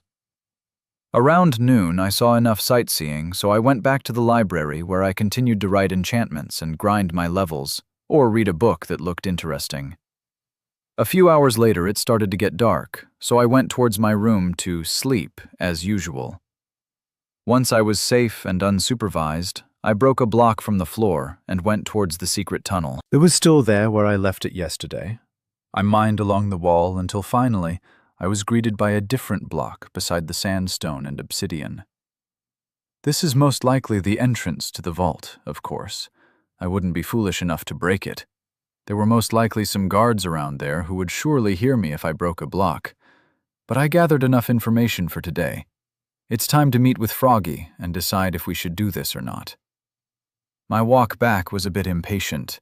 I almost blew out some torches with my speed. I didn't even bother to stop at my room and went straight to Froggy's. Knock, knock, knock. The block is broken. Well, hello there, good sir. Long time no see. Happy to see you as well, friend. How was your day? Oh, it was wonderful, if I say so myself. I may found out a tiny little thing that requires me to have an invisible potion, and a night vision would probably help as well. Froggy raises his left eyebrow in surprise. Going outside again? Not really. While I was exploring the place underground, I stumbled upon a huge obsidian box that had a tunnel leading right behind the throne room. And I think that's the treasury of this country. Froggy froze. Are you trying to steal from the vault of the Sultan? If we manage to escape, there's still a chance we'll only get imprisoned if we get caught. But if we steal their most valuable items, they'll kill us for sure. Okay, I can hear you just fine. You don't have to yell. The guard will bulge in any minute now if we keep going like this. Froggy, realizing that he raised his voice a bit too much, went silent and urged me to continue. Listen, I know it sounds like a bad decision, but think about it. We could find some items that could help us get out of here. Like some obsidian blocks, diamond pickaxes, or even better, ender pearls. What are ender pearls? They are an item that once thrown would teleport you where it landed. There's such a powerful item? Yeah, unfortunately it's not that easy to find them, since the only way to get them is from an enderman. I can see how that would be a problem to get, but it would still get too much attention if we're caught. That's true, but we'll only take what's necessary for our escape, and nothing more. That way they won't send everyone after us in shame that someone managed to steal from them. Plus, I have a place in mind where we'll be somewhat safe if they follow us. Worst case scenario, we'll have to live surrounded by lava. Haha, that's a funny joke, trader, but I guess there's no better distraction than stealing from the vault. Exactly. Froggy nodded his head in understanding, and hesitantly gave me the 2 potions I needed. Don't try to get caught, friend. I don't want to be left alone in this endeavor. Don't worry, safety is my middle name. Good night. I then jumped back into the hole and blocked it without hearing Froggy's response. It wasn't too long before I was back to mining the tunnel around the secret entrance. Fortunately, or unfortunately, it wasn't too much to dig, which means it's a small room, so it would be hard to sneak into. But hope was not lost yet, as I found a redstone system that I suspect would open a secret entrance. To be sure about it as well, I carefully broke a block in the ceiling, leading me to a tall, empty hallway where there was no indications of a door. I got back in my tunnels and covered the hole, took all the torches down, then went towards the blocks that were supposed to be the staircase and broke one of the side blocks. Through a quarter of a block, light came into my tunnel. As I suspected, there are some guards here. Now how do we get past them without them noticing me? There were 2 guards with diamond armor on each side of an iron door. The only way to open the door was by breaking it or using redstone. But whatever choice I'll make, it will get unwanted attention. I looked through my inventory for something that would help me, but to no avail. I studied the 2 guards, trying to see if I could pick something else that I could use, but no luck with that as well. In the end, I decided to wait for them to change shifts. They can't always be there, right? After a few boring hours of waiting, something finally happened. The redstone beside me came to life, and I could hear the shifting of blocks with pistons, followed by heavy steps. A man wearing a purple robe came to the guards and handed them a book. "Sir, I thought tonight was Ali's shift," one of the guards asked in confusion. "Yeah, I know, but he managed to get sick somehow, and that's why I'm working his shift." I have the signature right there in the book. The guard looked at the last page and nodded his head. "Follow me, sir." He then took out a laver from his inventory and placed it beside the door, and with a flick, the door was opened with a heavy sound. Then the guard passed the opened door, followed by the strange man. The door was left open, with only 1 guard remaining. After a few seconds, the guard that was left alone checked the tunnel 1 more time before taking a book out of his inventory and started to read it. This is my chance. I slowly and silently break one of the staircases and drink the invisibility potion. Quickly as it disappeared, the staircase was placed back. The guard lifted his head from the book and looked confused around the room. After not seeing anything, he went back to his reading. As silent as a sneaking creeper, I passed him, entering the obsidian tunnel. Chapter 44. Obsidian Factory. The tunnel was long and silent. There were a few lanterns here and there, and I had to be careful not to hit my head on them. But after walking anxiously, hoping the guard won't suddenly return, I finally arrive at a small room with only a chest and another iron door. I looked in the chest and saw 2 levers and 5 enchanted diamond pickaxes. Why would they leave such valuable tools in such a random chest? Do I need them later to progress? After a few hard moments of thinking what I should do, I decided to not take any pickaxes. Instead, only a lever. With that, I opened up the second iron door and broke it before entering, making the door automatically shut itself behind me. Phew, that was close, I whispered to myself. A few blocks later, I was in another room, but this one more cozier. It had a few chests and furnaces, and even a plant here and there. Is this more of a bunker than a vault? The room had another iron door, which was open this time, fortunately. I didn't even bother to check the chests, in fear of being heard, so I just went through the door again, this time leading me to a bigger room, all made with obsidian, as I expected. What I didn't expect to see was a few dozen villagers who were mining blocks of obsidian. From where, do you ask? Well, this brings me to the second most shocking thing, which is in the middle of the room, and I can only describe it as a lava generator. There's a floating glass cube, and inside a pool filled with lava. Under the hot lava, it's a layer of dripstone block, and underneath that, the dripstone itself. If you're paying close attention to those, you can see a small steam of lava running over them, leading to a small drop that fell into a cauldron. That's how they managed to cheat the system into making infinite lava. I've seen in a few videos that this is possible, but I didn't expect that it could be used in this world as well. It was kind of ingenious that they even found it. I'll go check and see if we still have some fire resistance potion left. My talk was interrupted by a guard coming with hurried steps towards me. I quickly got out of the doorway so he wouldn't bump into me accidentally. The villagers that were working glanced towards the noise before returning to their mining. With silent steps, I started to explore the strange place, without realizing that one of the villagers still looking at the guard's post with narrowed eyes. The place was big, but it didn't have too much in it. Everything was split into 3 sections: the workspace, where there were dozens of villagers mining in their designated workstation. The second was the break area, which had a few tables and chairs for when they eat. And the last one was the prison, where there were a few cells with 2 beds in each. There were no chests or crafting tables, nothing to entertain, and I'm sure the working hours were not reasonable. But I couldn't do anything for them. I couldn't even escape my obsidian cage, and that one didn't have a roof to stop me. So I shook my head in disappointment and got closer to the guard and the purple-robed villager listening to their talk. I'm sorry, sir, but you came too early this night, so the last patch of blocks is not ready. It would take around half an hour before they finished mining. The guard apologized, and the other grunted in displeasure, but nodded his head in understanding. Sorry, sir, but we're out of fire resistance potions. A voice from my left was getting closer. It was the second guard. Perfect. Not only do I have to stay in the same room with those filthy traitors, but I also have to suffer in a hot room.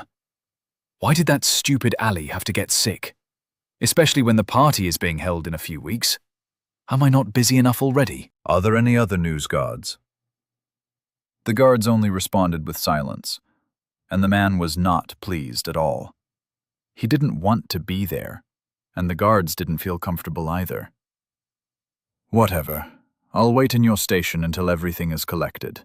I don't want to be bothered with anything until then. With that, he turned around and entered the guard station without looking back. I didn't want to be in the same room with him for the next half an hour, so I walked around more, in case I saw anything interesting. Unfortunately, this isn't a vault, so the original plan is thrown out the window. Unless I come back later and steal a diamond pickaxe, then I can mine the obsidian myself. I could probably help the prisoners to escape as well, making them a great distraction. But no, I don't think that's a good idea. Even if I help them get out, maybe they deserve to be here. And even if they don't deserve it and manage to get out, The Sultan will make everything in his power to capture or kill them, since they know the secret of making obsidian. I just shook my head and continued walking around with careful steps. The work area was busy with a lot of movement, so I didn't try to get too close to that place. The resting area was empty, and after a few rounds, I'd already seen everything that could be seen. So the only place left was the cells. It was a long hallway, with cells on each side. They had iron bars so you could see through them, and an iron door that kept the prisoner there. Each door was open, and I could see the lever right beside it.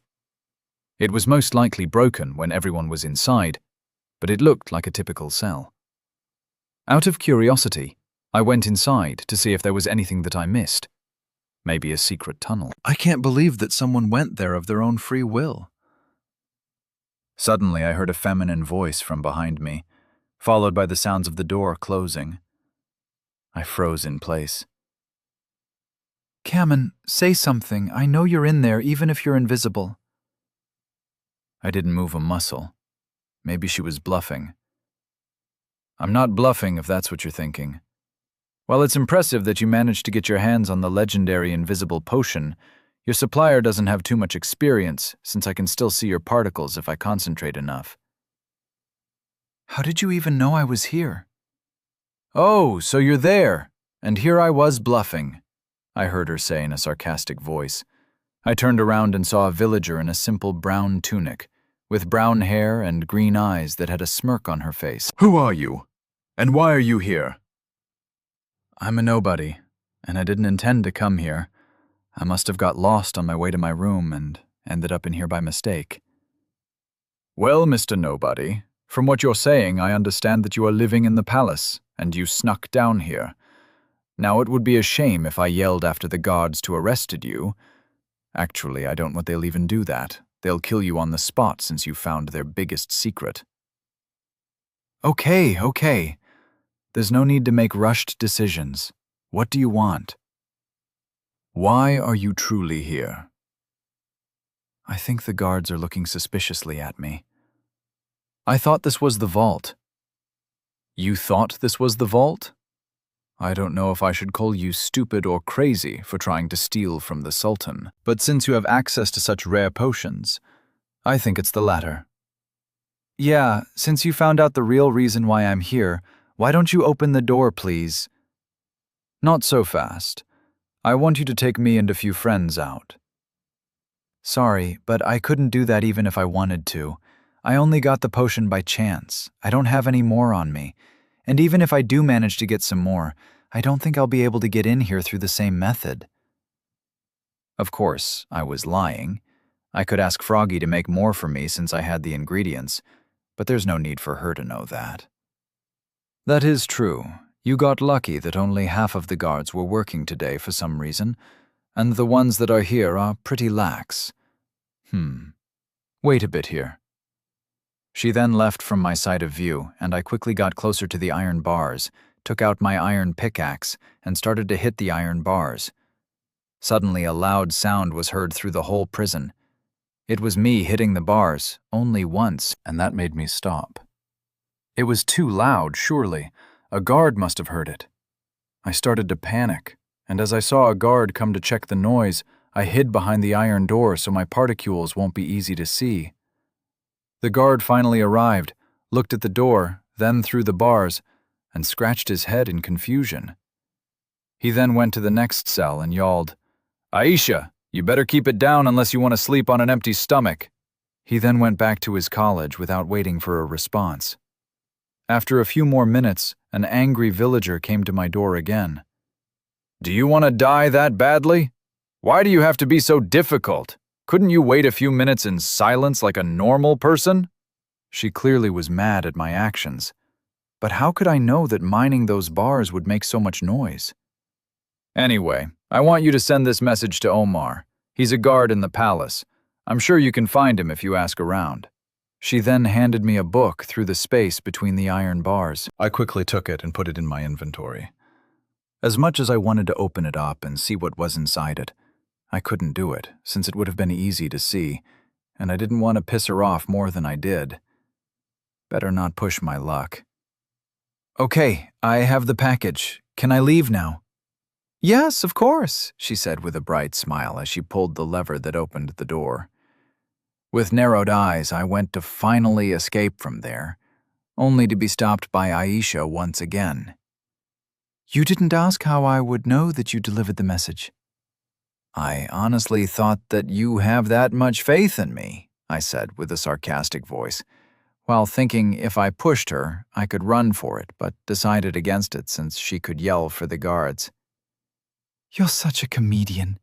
But no, in that book there's a message that would help me know if he got the package in time.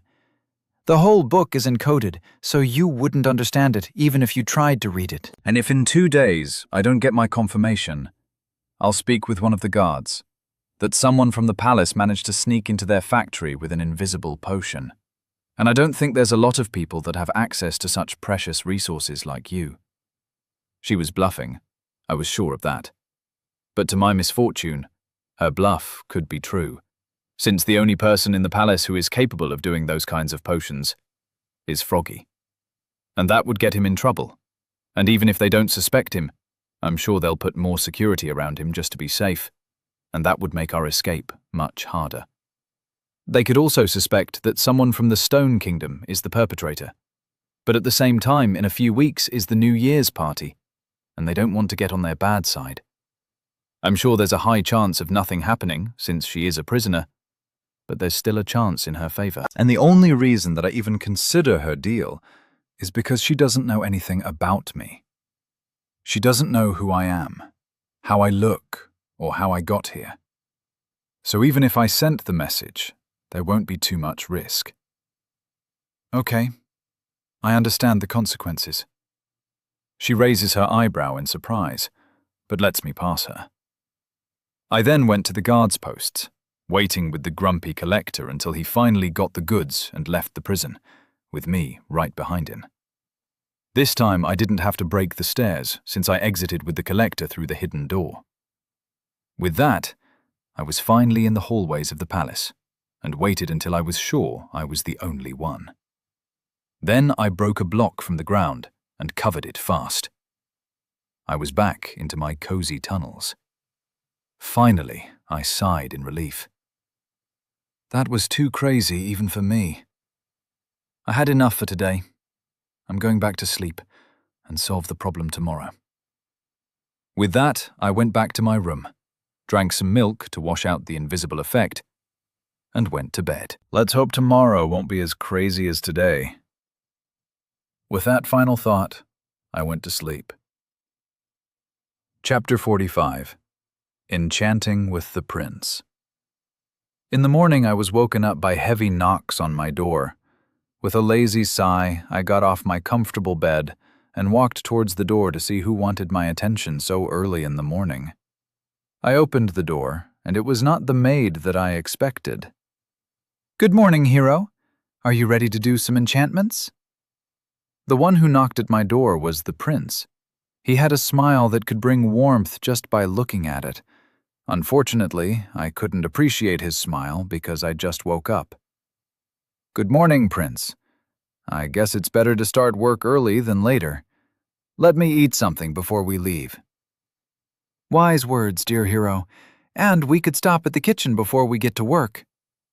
We walked along the busy hallway, but every servant stopped for a moment to bow to the prince.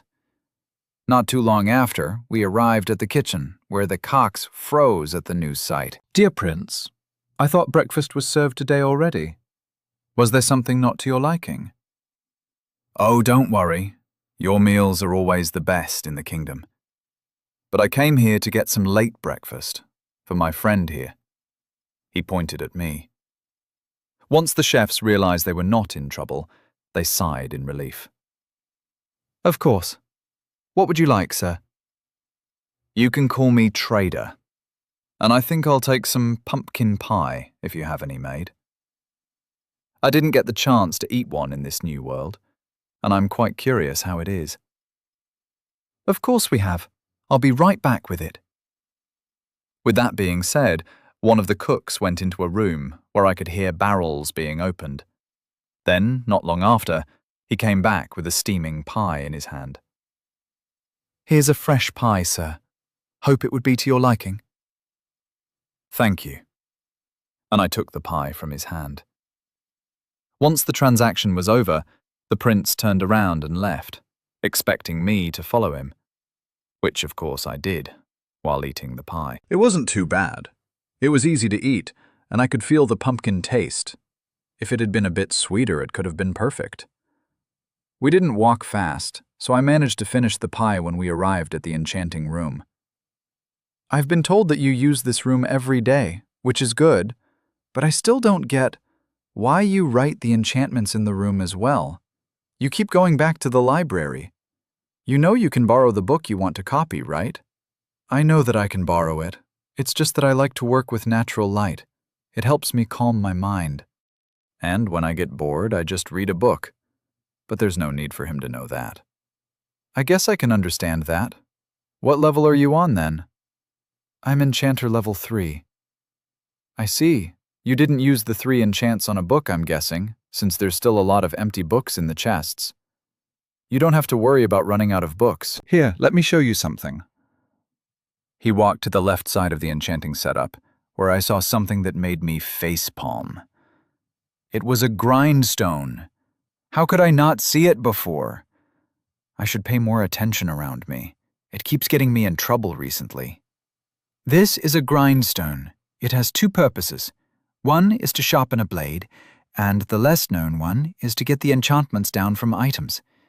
There's also a bonus fact that you'll gain a small amount of XP, which greatly helps us grow without getting in danger. I nodded in understanding. In the game, you also got some XP back when you used the grindstone, but since I don't have to use the XP when I enchant, I didn't think too much about it. Of course, with this powerful item, we can actually afford to have multiple Masters Enchanters in the palace. Otherwise, the cost of the lather alone will bankrupt our nation. Couldn't you use other items to enchant? Or it can be done only through pages and books. We can enchant any items we want. It's just you need a certain skill level to actually do it. Not system skill, actual experience.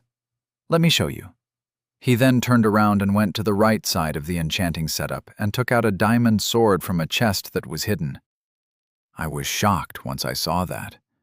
Not because he had a diamond sword just lying in the chest, but because the chest he took it out from was an ender chest. That's a weird-looking chest. Yes, it's an expensive chest from the Coral Kingdom, so I would prefer it if you don't touch it, he said with a flat tone. He didn't explain that once an item is put in the chest, you can have access to that item anywhere in the world, as long as you have another ender chest nearby. I see. I won't touch it then. Of course, I will touch it later. Good. So here's the problem with enchanting on items. He then put the sword on the table and started to write on it. After a few minutes, I could understand what was the challenge. When you want to enchant, there are 3 things needed. To know the enchanting alphabet, to write it correctly and consistently the whole time, and the item that you want to enchant on. Finding the alphabet is not that hard. You don't even need to know what it means. You only need to know how the letter is correctly written. The second thing is the most challenging part. Paper is the most used item for enchanting, because it's clean, flat, and easy to see mistakes. Other items, instead, have depth, and with that, it's harder to write everything at the same size, or to find enough space to write the enchantments. The third is self-explanatory, but from what I understand, unlike the game, you can put enchantments on any items. And there are a few enchantments that weren't in the game, that sounded useful. Unfortunately, I didn't find the recipe in the library, so I couldn't try it. Done! It's been a while since I've done this, but I'm glad to see that my skills haven't oxidized yet. With a smile, he put the sword on the enchanting table, and after it was fed with lapis, it lazily floated and got a sudden magical glow. The prince then took back the sword and gave it to me so I could see it. The writing was on the blade itself, which surprised me, since when a book was used, there was no writing on the item. But at the same time, I could see that what was written wasn't as long as a whole enchanted book. Instead, it only had half a page. Which was convenient, but I think it wasn't worth it, with how hard the process is to do. And the enemy can read the enchantments if they know the language. The sword had 2 enchantments, Sharpness 1 and Unbreaking 1. After a bit more studying, I gave back the sword to the prince, but he then took it to the grindstone and threw the sword above the grindstone. But instead of hitting it, it started to float. The prince then used the handler, which made the classic sounds, with the exception of cracking glass noises mixed in. I could see with my own eyes the enchantments cracking before shattering like glass, which made the item drop. That's how we recycle our materials. Now onto the second convenient but frowned upon shortcut. I wouldn't suggest you do this since you wouldn't learn enchanting. You'll just raise your levels, but you wouldn't know what you're doing.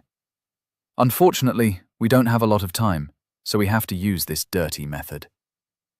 He then took out some pages from his inventory and handed it to me. I looked at them and raised my eyes in surprise. Each page was almost half filled with the enchantment. I only needed to write the other half, and it would be done. But there was a problem with this method. Isn't it common sense that you can't gain experience with someone else's enchantment? Yes, that is true, but not fully. The enchanting table only recognizes the one that did the majority of the work. So if someone does half the page minus 1 letter, and the other person does the rest of it, the enchanting table would recognize the second person as the owner. That's a nifty trick. I can see how this would help speed up someone's level. Yes. Now finish those enchantments and use 3 pages to get the maximum experience. With that said, I sat at the table and started to write the rest of the page. From time to time, the prince pointed out some mistakes that I did, while also giving me pointers. If it wasn't for the fact that he most likely wanted me to get in trouble, I would have been grateful for his teachings. And with his help, in almost 2 hours, I managed to write 9 enchantments. I quickly used the enchanting table, and the whole process was finally done. With this, I had 3 fully enchanted books at my level and a ton of experience. Skills. Crafting level 4. 31.300 over 100.000. Enchanting level 3. 4.130 over 10.000. Brewing level 2. 110 over 1000. Trading level 4. 9.500 over 100,000. That was 3.000 worth of experience in just 2 hours. The rich truly know the shortest way to success. I'm almost halfway done to the next level. That's good to hear. Unfortunately, I have to get back to my work, so I'll have to leave you alone for today. Keep up this pace, and you'll be able to get to the next level until tomorrow. Then we can start enchantments at level 2. Good luck. After he said that, with hurried steps, he left the room. I guess I shouldn't be surprised that someone as important as him would have no free time. Maybe that's why I haven't seen him in the past few days and had to wake up so early today. But there's no sympathy for the evil. The fact that he wants me to grow as fast as possible, without telling me what he wants from me, makes me more suspicious of his intentions. I shake my head to throw that thought. I couldn't do anything for now, so I have to take advantage of everything I can and grow before I leave. But first, I had to break a promise. I walked to the right side of the enchanting setup and touched the forbidden chest. Suddenly, the tab of a small chest appeared in front of me. It was empty, as I expected. Time to do some cleanup in my inventory. It's starting to get messy already. First thing first, it's the Wither Skull. It's more like a trophy than an actual item, but it still takes valuable space. Next one is a few golden apples. I already gave a few to Froggy, but I still had enough for me to use. After thinking some more, I decided to put every brewing ingredient in there since I couldn't use it yet. I'll make another ender chest later to get them back. With this done, there weren't too many items that I didn't need at the moment or were valuable enough to be stored in the chest, so I moved to the next most important thing, reading the message from the prisoner. I almost forgot about it since I've been distracted with enchanting, but one look at the inventory made me remember the blunder from last night. I really should be more careful about my surroundings. I shake my head and open the book. After a few minutes of turning pages, I close it with a frustrated sigh. I really can't read the coded message. What a bummer, but an expected one. I now have to find a guy named Omar and give it to him. Of course, I wouldn't be stupid enough to give it to him myself. I'll most likely find where his room is and leave it on the bed or something similar. That's the only saving grace that I have, that it can't be tracked back at me. With a sigh, I put the book back into my inventory and went back to enchanting. I still have to get to the next level, and I like the progress I'm making. Chapter 46. Froggy's Training. I take a half-written page, then use my feathery pen with unlimited ink to complete it. After it's done, I look over it one more time and sigh. With my hand, I erase the mistakes that I made and redo the writing. And after 3 more checks, I was satisfied with the result. The page was put in a book that had 2 more pages stored in it. With a satisfying poof, the book was closed. Great. Now I need 5 more books like those. It's harder to do it without the prince pointing out the mistakes as soon as they appear, but it's also quicker than the way I did it. I decided to take a break now. I've already enchanted 4 books, and my stomach was starting to complain about it. I opened the door to leave, when suddenly a powerful light attacked me. The sun was already up in the sky, and it was almost noon from what I could tell. And this is why I don't like to work in dark rooms. I looked to my side, and I could see the guard not having any reaction. I narrowed my eyes. It must be a pretty common thing to happen if he didn't even react. That made me feel a little bit better. The next stop was the kitchen, and this time nobody panicked when they saw me. They just asked what I wanted, not bothering to show their annoyance. It didn't bother me too much, since I left with a cooked chicken and bread in my inventory. I then went outside and ate my lunch while looking at the palace garden. It was a peaceful moment. I could hear the wind dancing through the exotic trees, and from time to time the splash of a fish from the pond. What a peaceful place. I sat there and closed my eyes, relaxing. After a few minutes, I heard some steps coming towards me. Oh, it's not too often when I see a new face in the garden. I opened my eyes and saw Princess Cleopatra, the one that forcibly brought me here.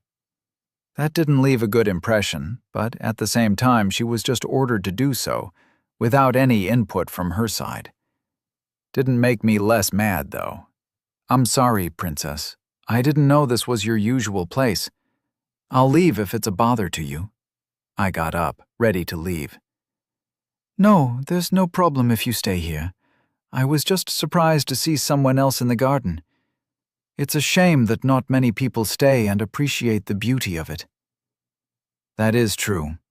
I come here from time to time, but there's almost nobody in here. You would think that people living in the desert would be more curious about this kind of place. And probably it was at the beginning. But with time, when people get used to it, they don't pay too much attention to it. Some stuff can even be forgotten.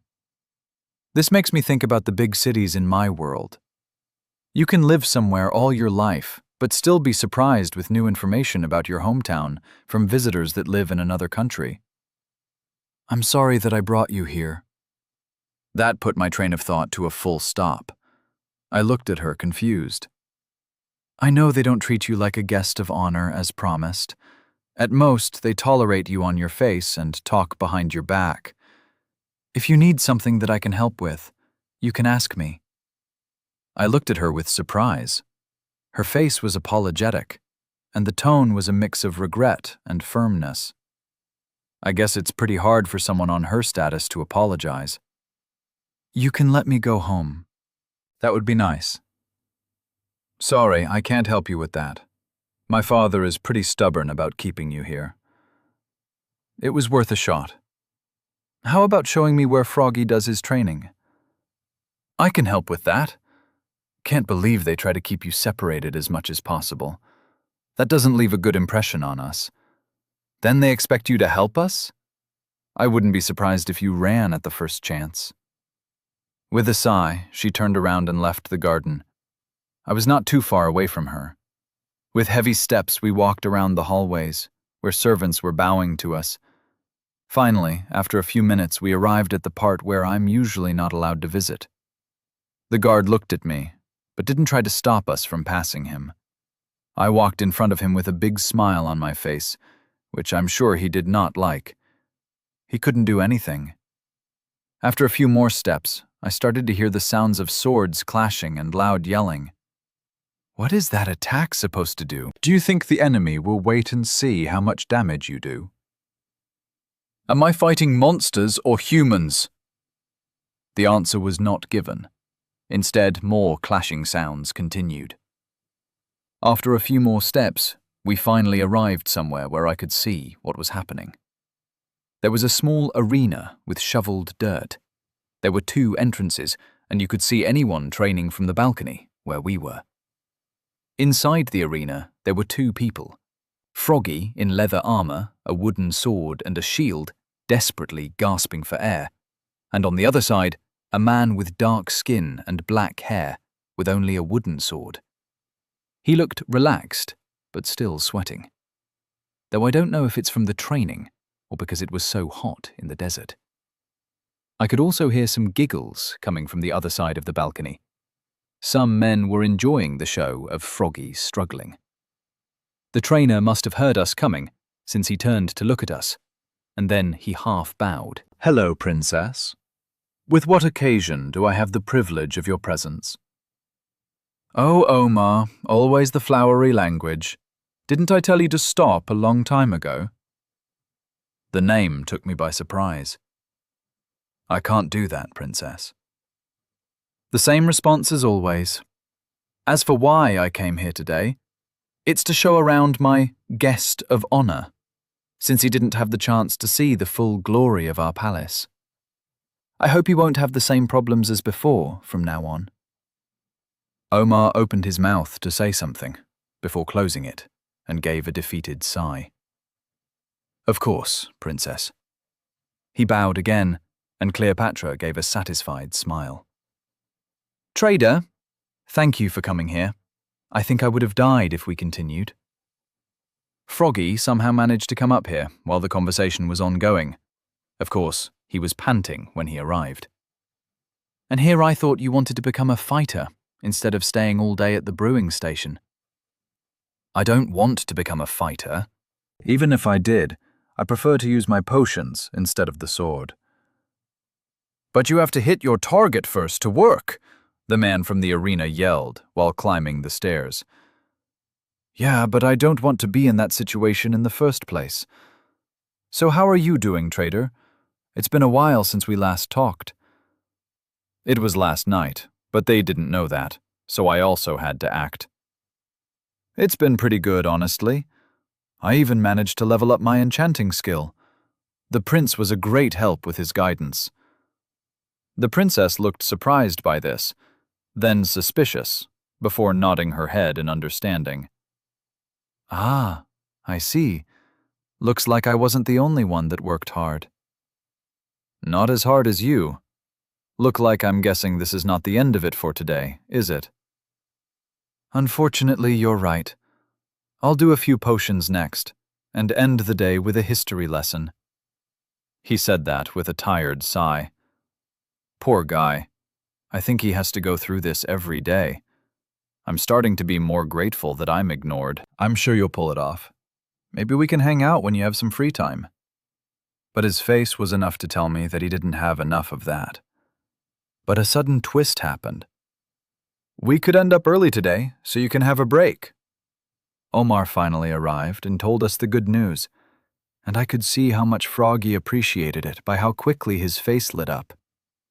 Thanks, Omar. I think we should stop at the kitchen first, then we can figure out what to do after. Froggy didn't even wait for me, and just left the training area. I looked at the princess and instructor in case they seemed offended, but it wasn't a problem from their looks. You two can go. I'm sure you have a lot to catch up on, the princess reassured me. And I was glad they didn't want to stay with us, since we now can speak freely. I had to run to catch up with the witch, since he didn't stop to wait after me. But when we got to the kitchen, we were both gasping for air. Did we have to run the way here? They won't be cold no matter what, so what's the rush? You don't understand, traitor. After every training session, I'm only allowed to eat special cookies until dinner. They're not even sweet, just bland and crunchy. It's supposed to help me gain muscle, but what's the point of having them if I don't want to fight? He walked into the kitchen and demanded some chicken, bread, and pie. The staff there didn't seem too shocked by the sudden outburst. They looked happy to see him, even. Very different reaction from me. After we got everything he requested, he calmed down and started to talk normally. So, where do you want to hang out? You managed to explore this place more than me. With how much they torture you, I'm not that surprised. I think we can go to the garden. There's not a lot of people there. Froggy nodded in understanding and followed my lead until we arrived the exact place where I just left. I was surprised that we didn't have any guards following us. Maybe they finally trusted us after a few weeks of supervising. I hope they'll also get rid of mine while they're at it. This place is amazing. I've always seen it from the window but didn't have the chance to see it. But it's truly an amazing place. He sat down on the grass and started eating in peace with a smile on his face. That was until I started to speak. So, Froggy, do you want some good news or the bad news first? He froze. Good news? I know a place where I can find a fully enchanted diamond pickaxe. His eyes were wide in surprise. There was some progress on our escape plan. If we used a diamond pickaxe, I could break us out of this cage. And the bad news? Well, I then told him everything that happened last night, with how I got in the factory, how I was found out and had to strike a deal, and my new mission to send a secret message. Seriously, trader? How do you manage to get yourself into so many problems? This is my second major event in my life, and it's pretty overwhelming. But I found you, besides a black skeleton knocked out, managed to cure a disease, though incurable, requested a noble to teach you enchanting, then getting caught by the palace where you found out one of their most treasured secrets. I think fate is playing with you at this point. When you put everything like that, it does sound pretty overwhelming. Plus, he doesn't know that I'm from another world, or that I know about the Nether, which is another state secret of the Stone Kingdom, or the fact that I'm the owner of a tribe from that dimension. I've been really busy this past year, if I say so myself. Anyway, can I see the message as well? Maybe I can figure out the code. I didn't have anything to lose, so I gave him the book, which he opened and started reading intensely. But after a few minutes, he closed the book with a sigh. I don't understand the code either, but I think I can figure it out in a week if I have the time. When did you say the deadline was? Well, she said tomorrow, but until tomorrow she'll get the results, so that means today, depending on what's her strategy to find out. I think my instructor Omar fits the description perfectly, if the name was not enough already. Do you want me to give it to him? No, that would only get you more trouble than necessary.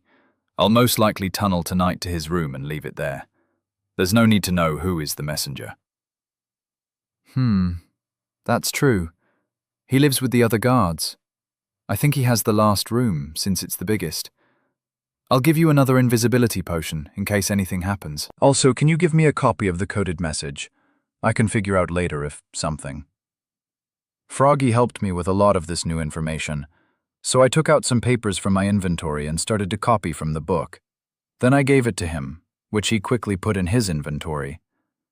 For the next hour, we just casually talked until he had to leave to do potions. He told me to come to his room in about 2 hours so he could give me the invisibility potion. With that, I was free for 2 more hours. Maybe I should get back to enchanting. Chapter 47.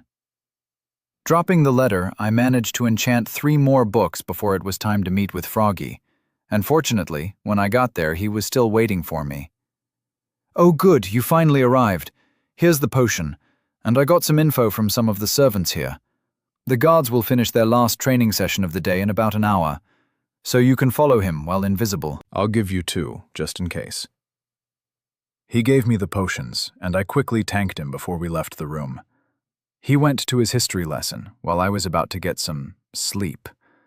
The guard, as always, was following me. Luckily, he didn't try to stop me when I went to talk with Froggy. Once I arrived at my room, I stopped and turned to him. "I'm going to get some sleep, so unless someone important is looking for me, don't wake me up."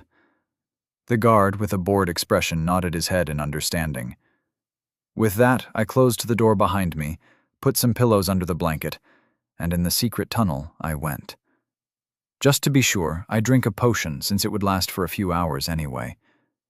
It was still in the middle of the day outside, so there would be a lot of risks if I suddenly made a hole in the hallways, so I'd go to a place where I knew for sure that nobody was there. Froggy's room. And as I suspected, nobody was there once I was in it. I quietly opened the door and saw some people walking along from time to time. So after some good timing, I snuck out of the room while nobody saw me. Even though I was invisible, I didn't want to take the risk of being comfortable. I got in too much trouble recently for me not to learn that lesson. With quiet steps, I walked along the hallways. Sometimes guards patrolled, so I had to stop moving and wait for them to pass me. I didn't want my particles to be seen again. While the process was slow, I finally arrived at the training area again, where I could see the previous guards that laughed at Froggy training hard, while my target was in front of everyone watching intensely. I watched for a while, and I had to say that it was pretty entreating. In this world, I don't have access to the internet, so I'm suffering from the lack of entertainment at my fingertips, or the lack of fingers in general. But after half an hour of watching people fight, I didn't even realize how time flew by. Okay, that's enough for today. Go take a shower and resume your duties. The people stopped, and you could see their shoulders starting to relax. Some of them started to leave, while others were kept by Omar to point out their mistakes while also giving pointers. Nobody looked angry or ashamed, which means his word was respected by others.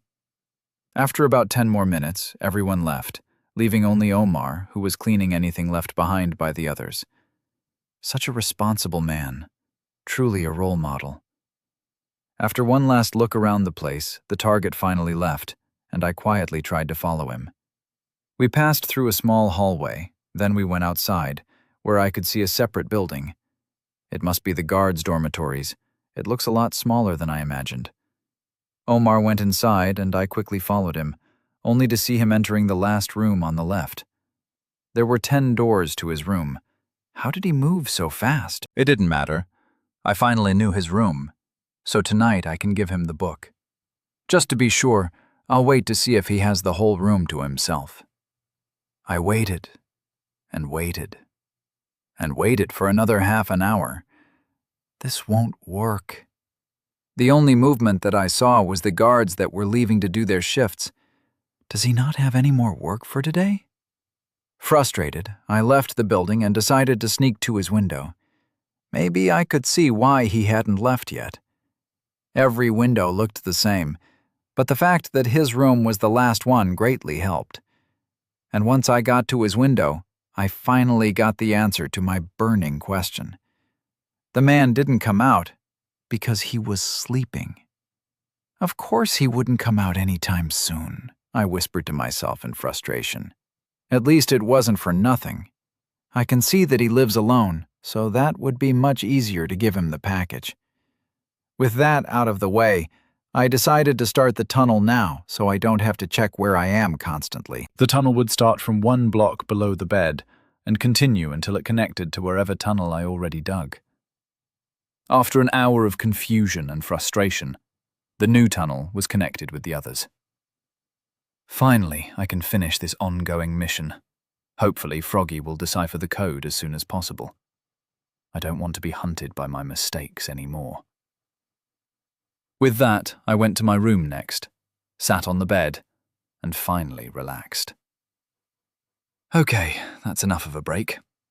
Time to get back to enchanting. Tomorrow I'll do second levels in enchantments, so I can't give up. And for the rest of the day, I continued to enchant until my next level. It was harder to do it this time, since I was still tired from mining, but it was finally done. Level 4 enchanting skill.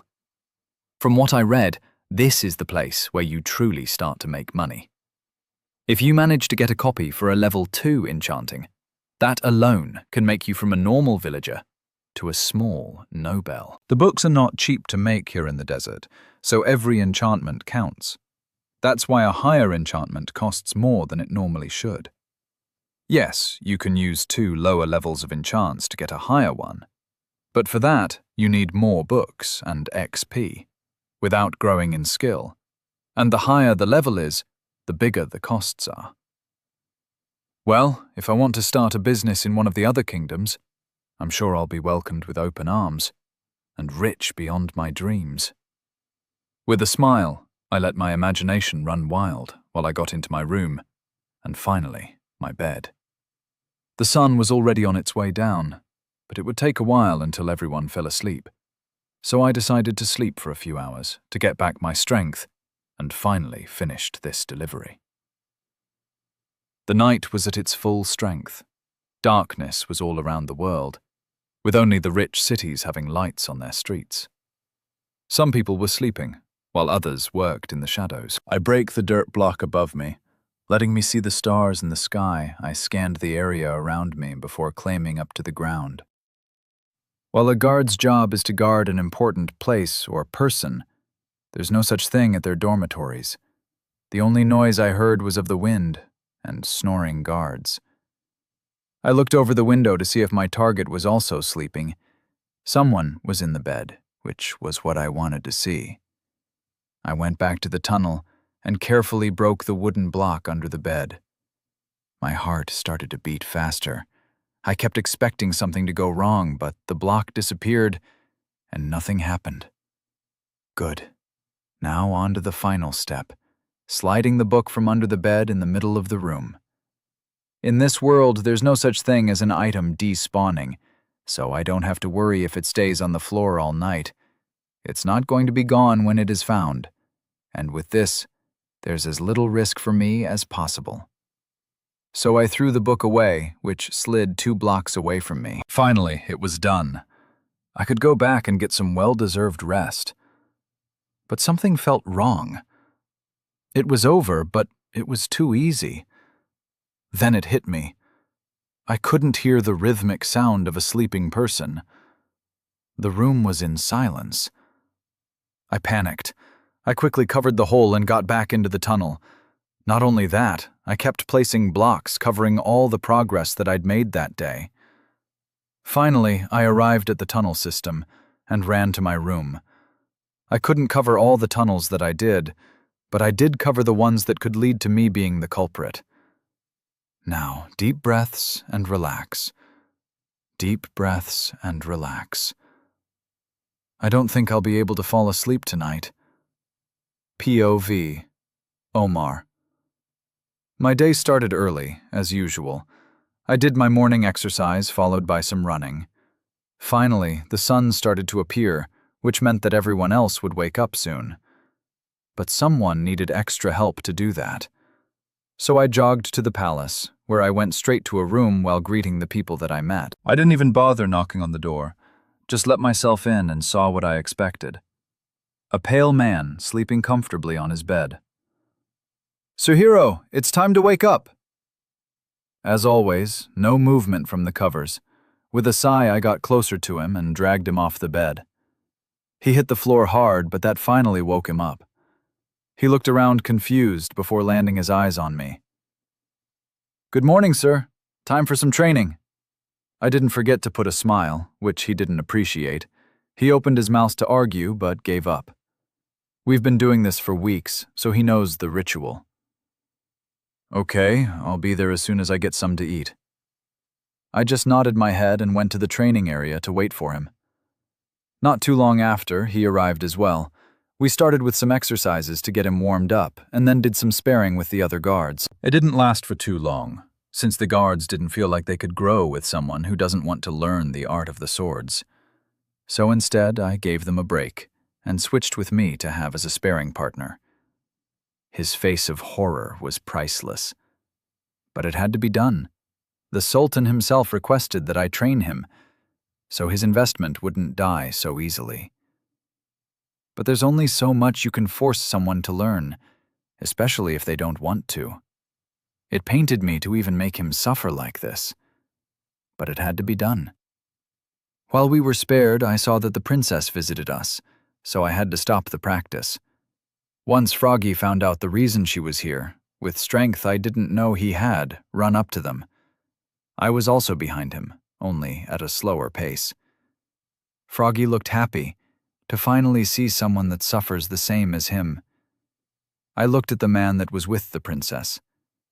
His looks were unique, which I'm sure didn't help him with being liked by the other servants. I don't know how someone can live with such a small nose. I would have given up in shame a long time ago. And it didn't help that one of the orders from the higher-ups was to keep them separated as often as possible. It wasn't a rule, more of a suggestion, which some people took as a rule, and the Sultan didn't bother to fix it. After I let Froggy have his long-deserved break, I got back to training with the guards after I spoke a little with the princess. She was doing a favor, so she didn't stay long. After a few hours of training, we were done for the day, so we got back to our rooms. But I felt like I was being followed.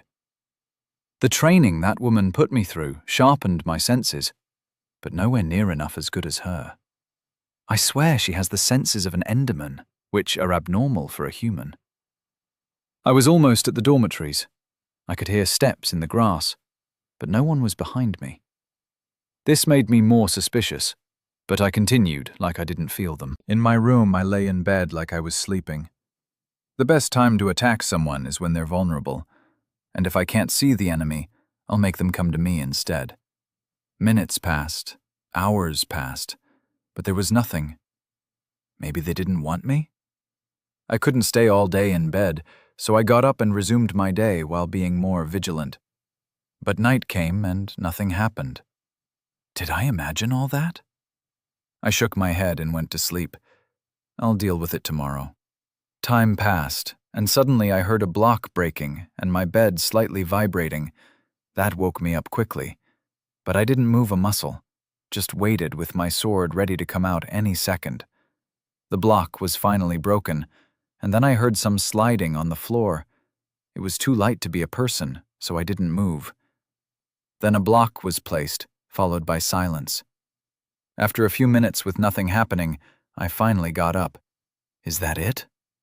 I looked on the floor where there was only one book. I picked it up, looked over it, and started reading it. The more I read, the bigger my eyes got. And finally, on the last page was a signature. Something that nobody can forge. She didn't die after all. I knew that monster wouldn't fall at the hands of those pillagers. The book informed me about the prince, about the pillagers, and about the invisible man, who was most likely the one following me this morning. But most importantly, it informed me that my boss is alive. She's alive, waiting to get out and have her revenge. And I only need to beat up a few guards tomorrow so they won't arrive at her prison. Chapter 48. Level Up. Through the dunes of the desert, light started to spread. All life was up for another day, while I laid in bed. Knock, knock. My body twitched at that sound. Calm down. There's no need to worry. Nobody found you. I got up from the bed and opened the door. What waited for me on the other side was the same sight as yesterday. the prince, with a warm smile on his face. My breath returned to normal, making me realize that my body was tense. "Good morning, trader. Did you manage to level up yesterday?" "Yes, with your guidance I managed to progress quickly," I smiled back at him. "I'm glad to hear that. Then today we'll be doing some new enchantments. Let's get to work." He turned around and walked towards the enchanting room. Why is everyone around here expecting me to follow them without a word? Is this expected once you have enough influence? But I shake my head and follow the prince. Not too long after we arrived at a door protected by a guard, he gave us a courteous bow while we entered the obsidian room. A level 2 enchantment is a little different. In any empty book, you can only put 5 pages. But that doesn't mean you can put 5 enchants in one book. Except for the first level. What if we use an anvil? Yes, then you can put more enchantments on an item, but it's also more expensive. I nodded in understanding. What's different about the higher levels? It's that they require more pages, so a level 2 would use 2 pages, the next one 3 pages, and on the last level 4 pages. 4 pages? That would mean that level 4 enchantments are the most powerful ones. But in the game, the last level is 5. Maybe they have it, but it's kept a secret? I can see how that would be possible. You worked with 3 enchantments until now: Unbreaking, Sharpness, and Fortune. It's a good base, since those are often used by most people. So which one of them do you want to upgrade? Can't I just learn all of them? Unfortunately, it would take too much time for you to learn all of them, even with the shortcut. I'm sure he just doesn't want me to learn too much. Just the minimum necessity so I can level up faster. And I can't do anything about it. I tried to look for other enchantments in the library, but there was nothing. I suspect that there are books like those, but on the upper levels, which I don't have access to. Then I'll learn Unbreaking too. Okay, here are the pages. Try to memorize them before you start to practice. He handed me 2 pages filled with complex writing. I took them and carefully studied each sentence. It was more complicated than the first levels. I looked at it for another 10 minutes before I finally tried to copy it. It was like I was learning about enchanting all over again. But this time, I had some muscle memory from practicing. After about 30 minutes of writing and erasing, a page was done. The prince started to get bored, so he pointed out my mistakes once I started on the second page. It only took me 20 minutes to finish the second one correctly. With those 2 finished, I opened an empty book and put the pages at the beginning. Then, with a casual throw, the book was floating above the enchanting table, where the magic happened. It was a success. I took the book with pride and put it in my inventory. Congratulations on succeeding in your first Unbreaking 2 book. Here are the first pages for the next ones. We're going to level up this skill in no time. That is true. With 10 more of those enchants, I'll get to my next level in no time. But I was shocked once I looked at my skill tab. Why did I get only 5.000 experience? Isn't it supposed to be 10.000? You're not in the beginner stage anymore. From now on, it will only get harder to level up. The prince had an amused smile on his face. This made me think. Is every skill going to get harder as it goes? I looked at my tab and realized that while I did craft over 100 pieces of armor, my skill was only a little over a quarter full. And the higher I go, the less experience I'll get. How can people get to level 7 in their lifetime? No wonder the prince said it would bankrupt a country if they tried to have more masters without shortcuts. I envy Froggy now. Maybe I should be struck by lightning as well. Let's get back to work. You only need to do 19 more books until the next level, and I won't be able to guide you through the whole journey. With that said, I got back to writing and enchanting. 2 hours later, the prince left, and I continued to enchant, but slower. After 1 more hour, I enchanted another book. In total, I had 7 books and a headache. I need to take a break. I won't be able to get any work done if I only exhaust myself. With a light stretch, I decided to visit Froggy and see how's he doing. Maybe ask him if Omar acted differently today. Unfortunately, once I got there, Froggy finished his training for the day and went to do some potions. He'll be back in an hour. But what truly shocked me is the fact that 2 guards got injured today. Omar, for some reason, was extra brutal with the training, and when they spared with him, they got injured.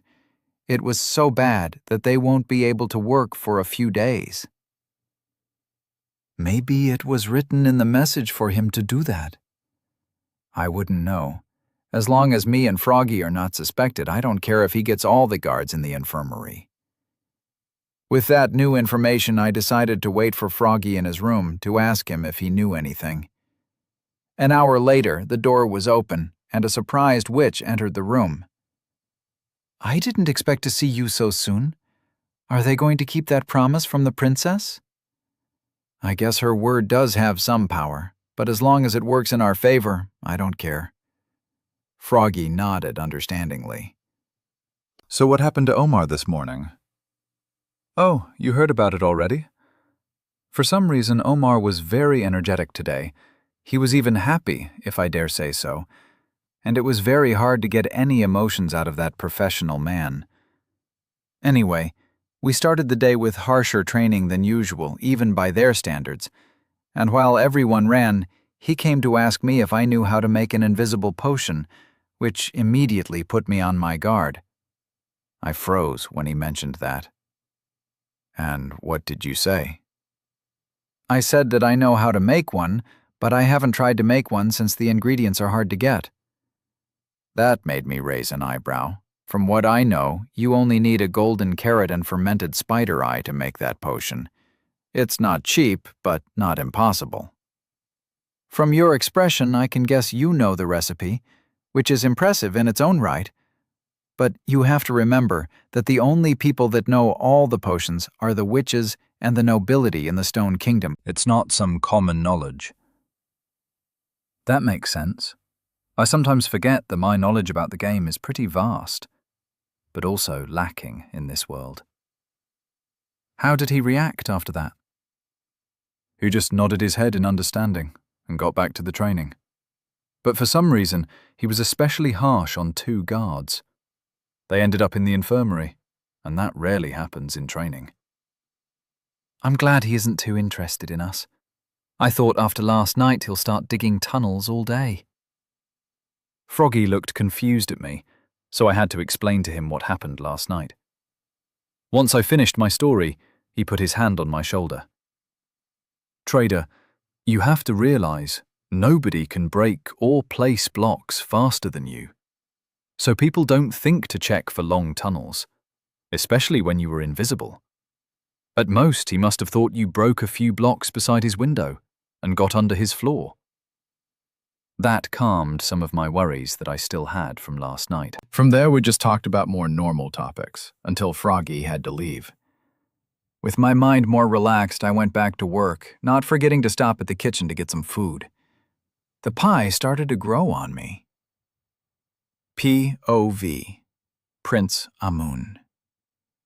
I was furious. That unworthy head guard Omar managed to badly hurt 2 of the most important guards that I have, the ones that guard the obsidian factory.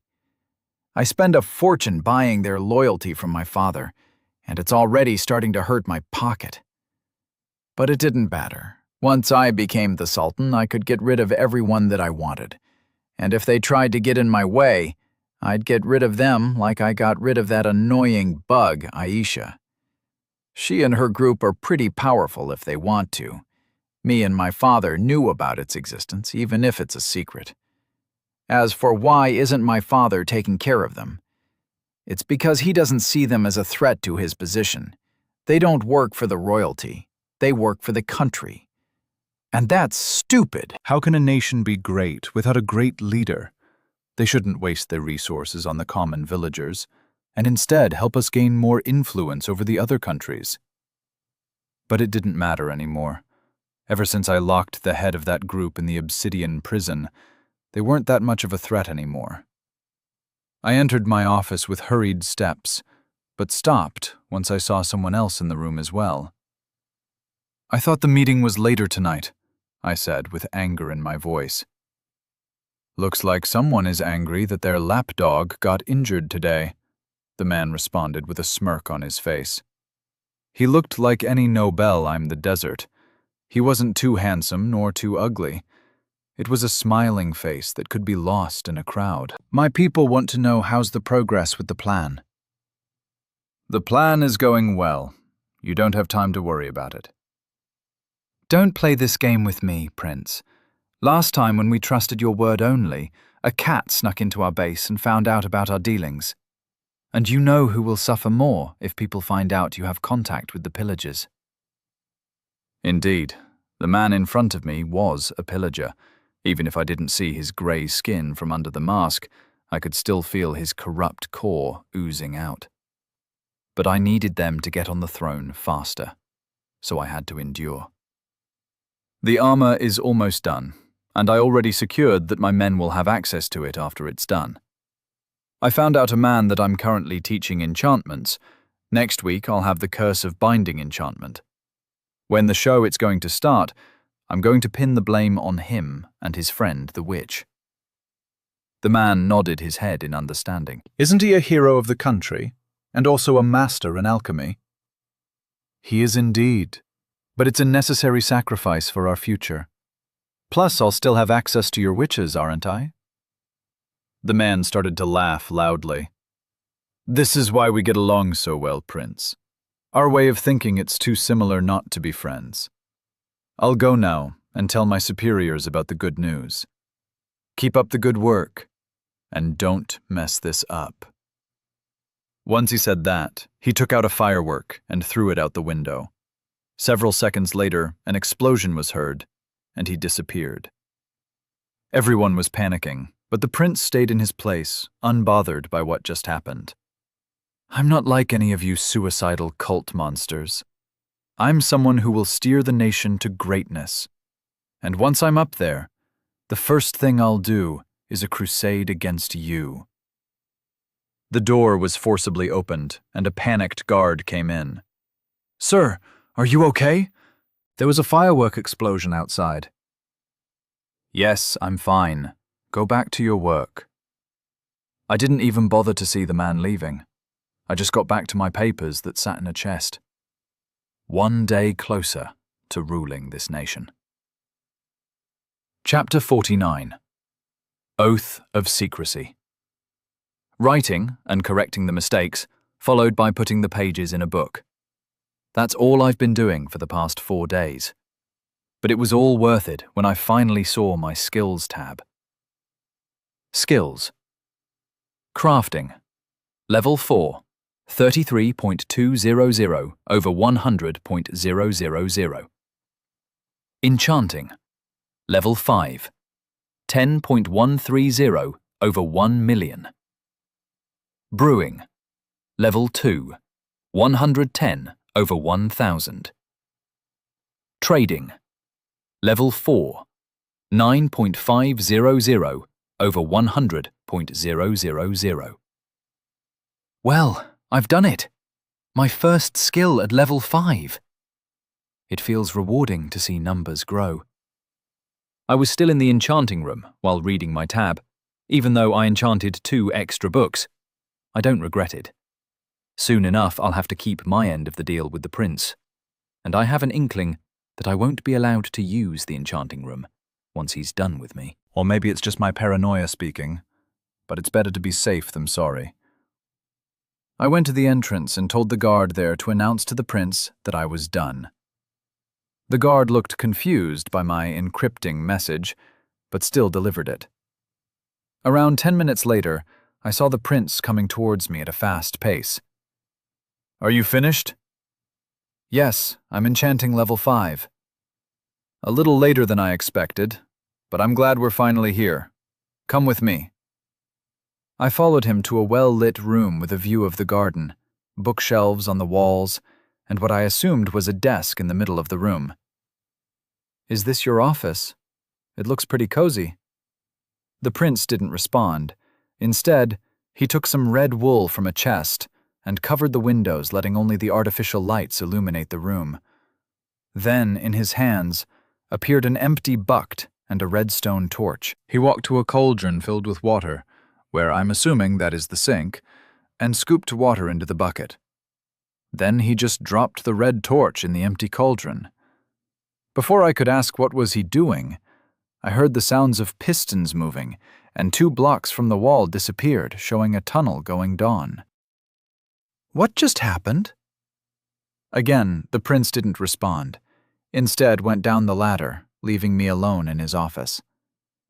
After thinking if I should just run now and never look back, I have a sigh and went after him. I didn't have to go down for too long before I was in a small obsidian room. They do like to use a lot of obsidian for their secret chambers.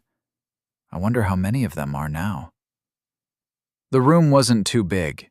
It had a few chests on the side, a brewing station in one corner, and the other one, an enchanting table. What surprised me the most was the table in the middle of the room. Or, more exactly, what was on the table. On the table there was a pillow with a pixelated green sphere on top. It felt like I was seeing a dead eye.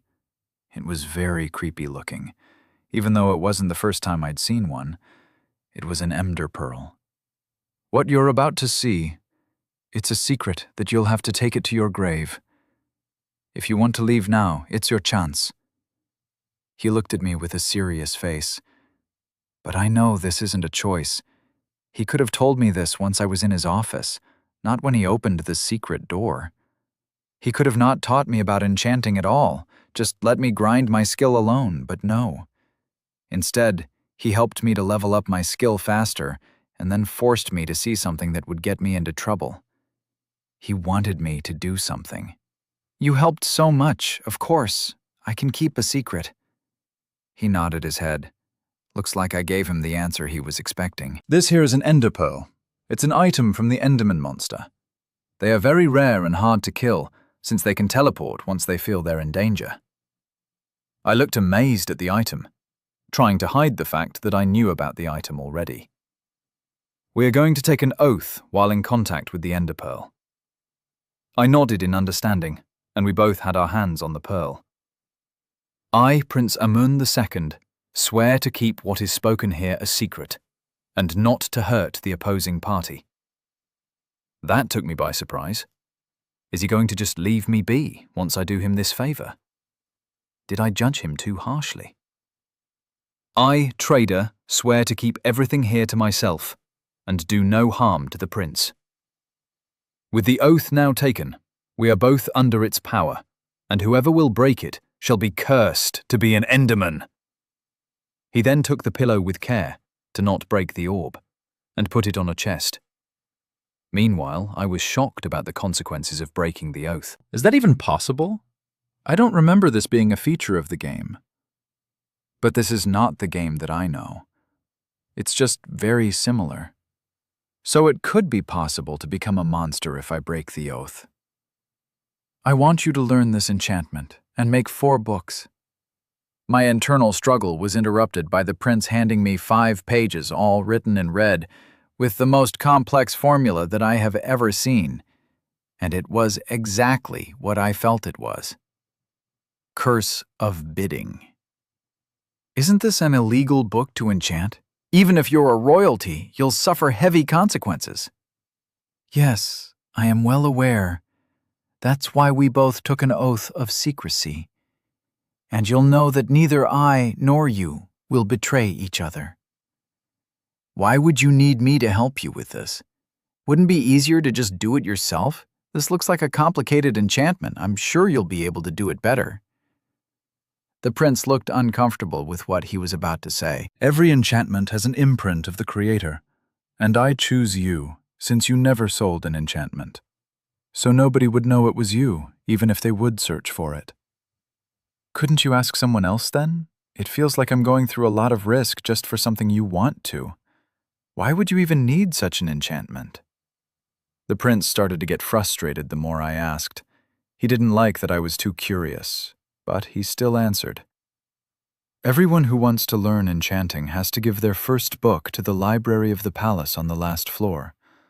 We do this so we can catch the supplier for criminal groups, and neither I nor my father can control what's going on there.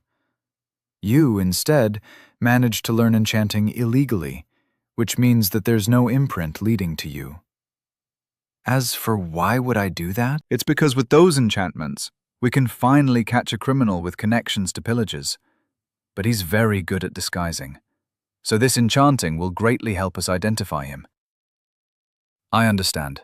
I'll help you with this challenge. Just promise me that you'll help me if they somehow manage to find me. Of course, I will help you. If we manage to do this, you'll even be a hero to this nation, the prince said with enthusiasm. I didn't choose to help him out of the goodness of my heart. I just didn't have a choice. Even if the consequences of the oath may be true, he can still get me in trouble just by telling the authorities that I illegally learned enchanting. And that would be enough for me to get in trouble. That Nobel Alexander risked a lot by teaching me enchanting. I didn't realize how big of a request I made at that time. But this shows how much he cares about his wife. Let's start practicing this now. I need the enchantment by the beginning of the New Year party. Isn't that in 2 weeks? Yes, that's why we need to start now. So for the next hour, we spend it with me trying to understand the prince's explanation. But the fact that I didn't learn the enchanting language, I only copied what I saw, made it much harder for both of us. After some theory lessons, we finally got to writing, and it was also the time I found out why the writing was red instead of the usual black. It was redstone mixed with ink to my relief, from the way the prince kept saying about this enchantment being connected with the soul of the host. I thought I had to write it in blood. This time it took much longer than when I learned how to enchant at level 2. Not only were there more quantities in pages, but the quality had to be higher as well. After a few hours, I managed to do 2 pages without mistakes, but we decided to end it there for today. I asked if we were going to use the same method as the previous enchants, but he refused because there was a chance of his imprint appearing as well. So I was on my own with this. I was kind of glad that I was finally starting to truly learn about enchantment, even though it was just a very simplified version of it. But soon enough I'll be able to figure out the other enchantments as well. And who knows, maybe I'll be able to make some of my own. We got out of the secret room, and he closed the door, followed by him taking the wool down the windows. The sun was about to set, indicating how long we spent underground and how tired I was. Tomorrow we'll meet in the enchanting room. There's no need to worry about the time, since I'll come to get you once I've some free hours. Try not to wonder too much, and see you tomorrow. With that, I left his office and went to my room. The guards looked at me but didn't do anything. Finally, with the door closed, I was safely in my room. Things are starting to escalate faster and faster recently. I think it would take a week and a half for me to finish all 4 enchanted books. That's pretty close to the New Year's party, and I don't know how the prince is planning to use those cursed books, but I don't want to be anywhere of them when that happens. I should start preparing for escaping already.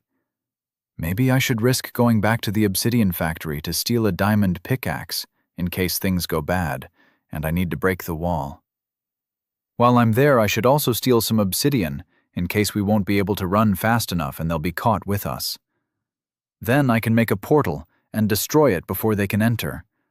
It's not like they know how to open it anyway. But that is just the worst case scenario. It's too much of a gamble to go through the Nether. That place, it's too dangerous, and will be more lost than ever. I kept thinking of plans and other ideas while the moon started to rise. Let's see how Froggy is doing. I can bounce off some ideas to him and see what could work. I filled my bed with a pillow and back to the secret tunnels where I went. Not too long after, I was already breaking the block above me. Hello to you as well, trader. Or should I call you zombie, with how much you stay in those tunnels, Froggy said with an amused voice. Glad to see you have so much energy after all that training. How was your day? Froggy shrouded at the mention of training, but quickly got back to reality.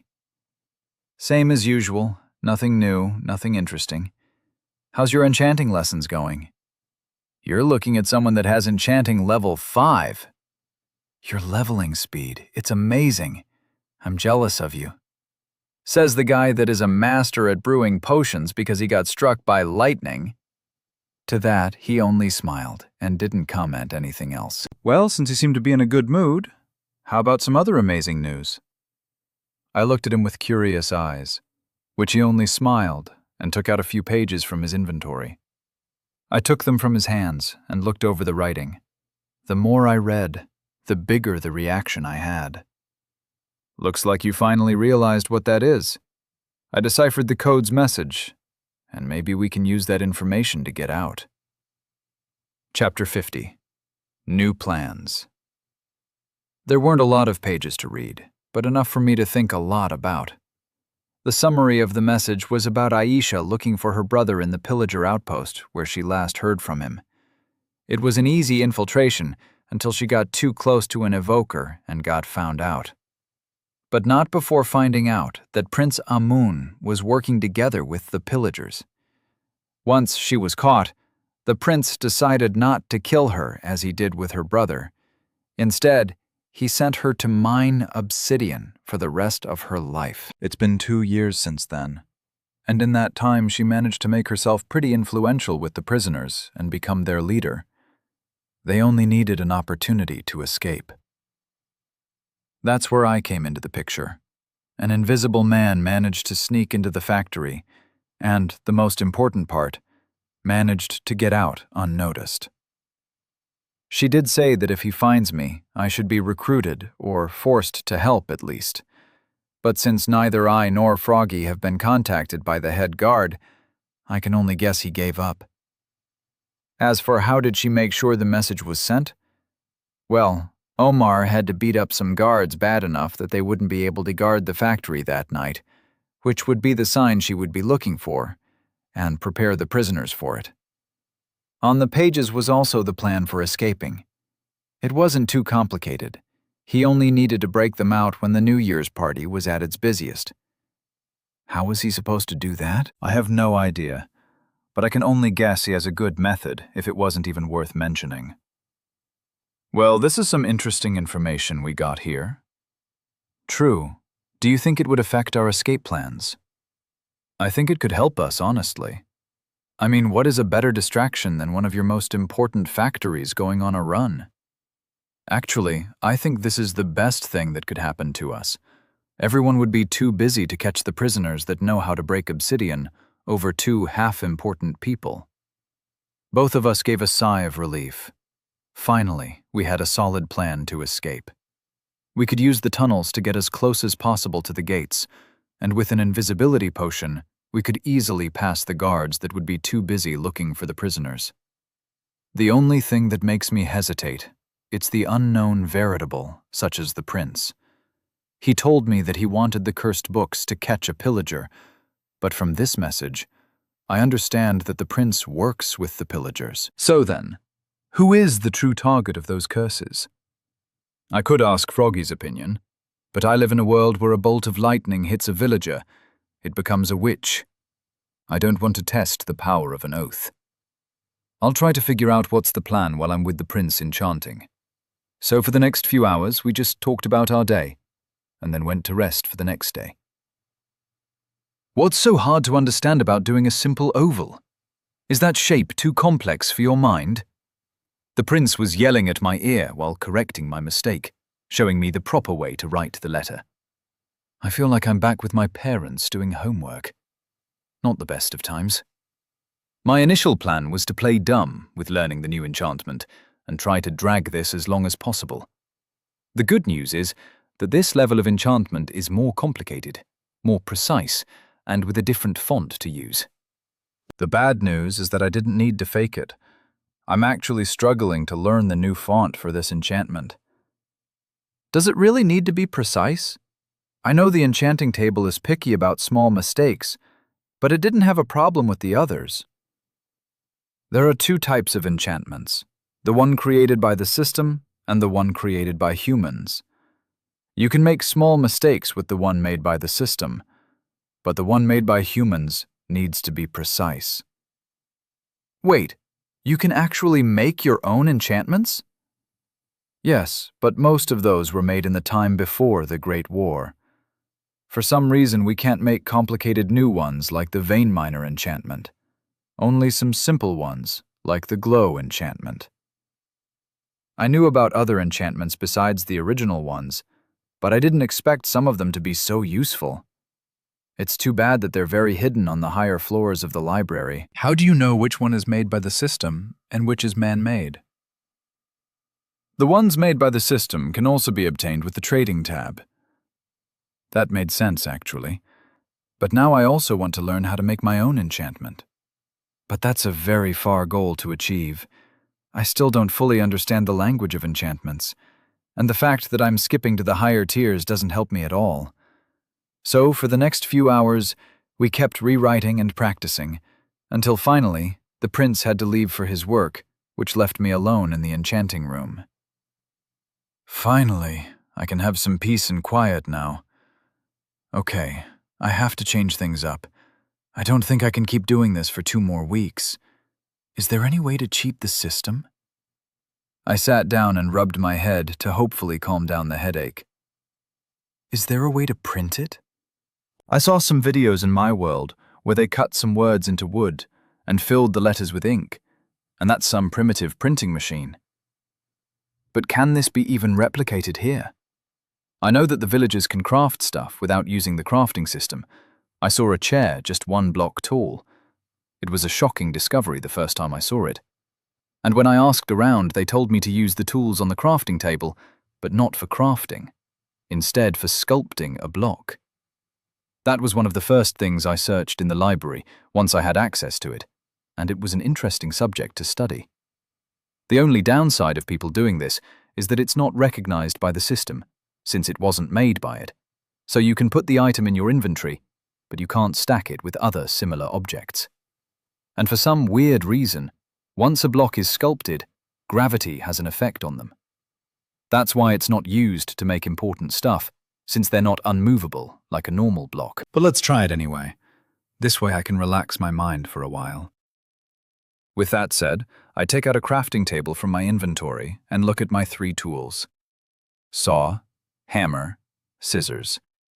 I then put 2 plank blocks on top of each other right beside the crafting block.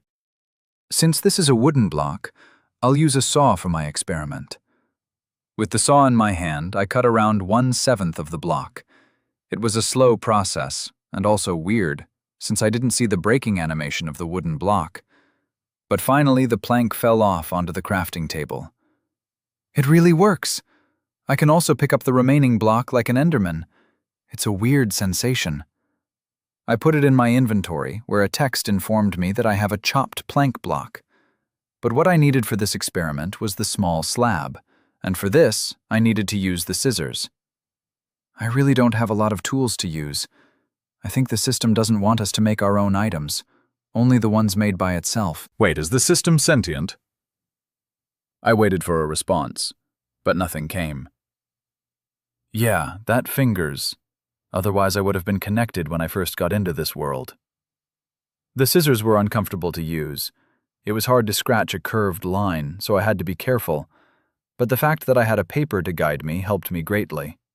After half an hour of scratching, I finally finished 1 word. Finally, it's done. Now let's see if it works. I wouldn't use the redstone ink for this, since it's just a prototype, so instead I use my feather to smudge all over the words. Then, with a flip of my hand, the excess ink was erased.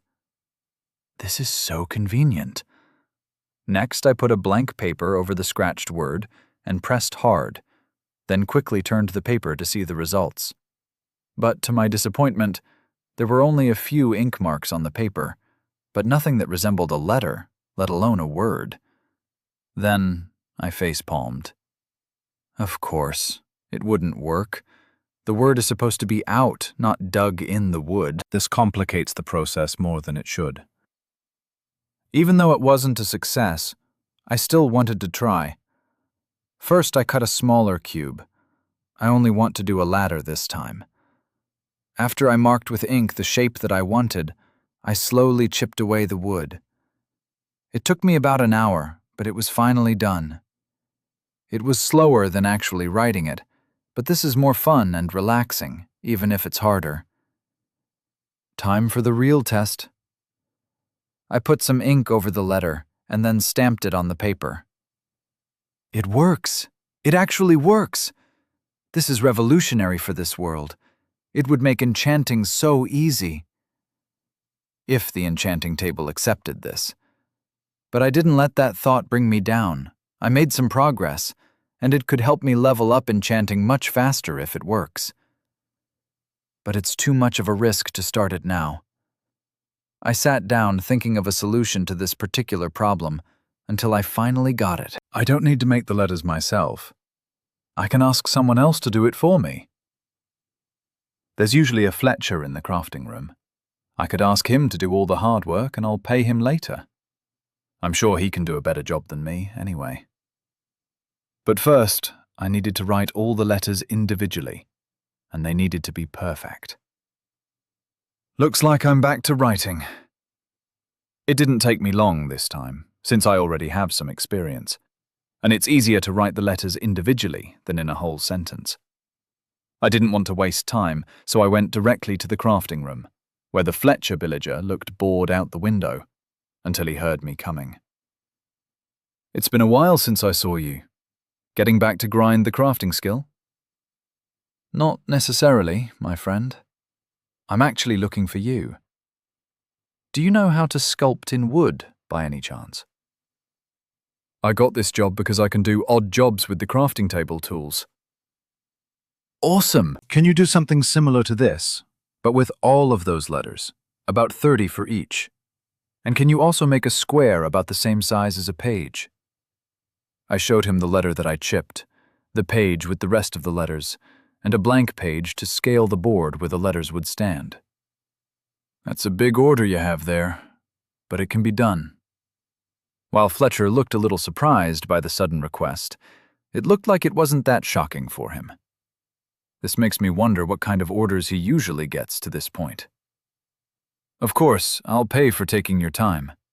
Then I took out 2 golden apples and put them on the table.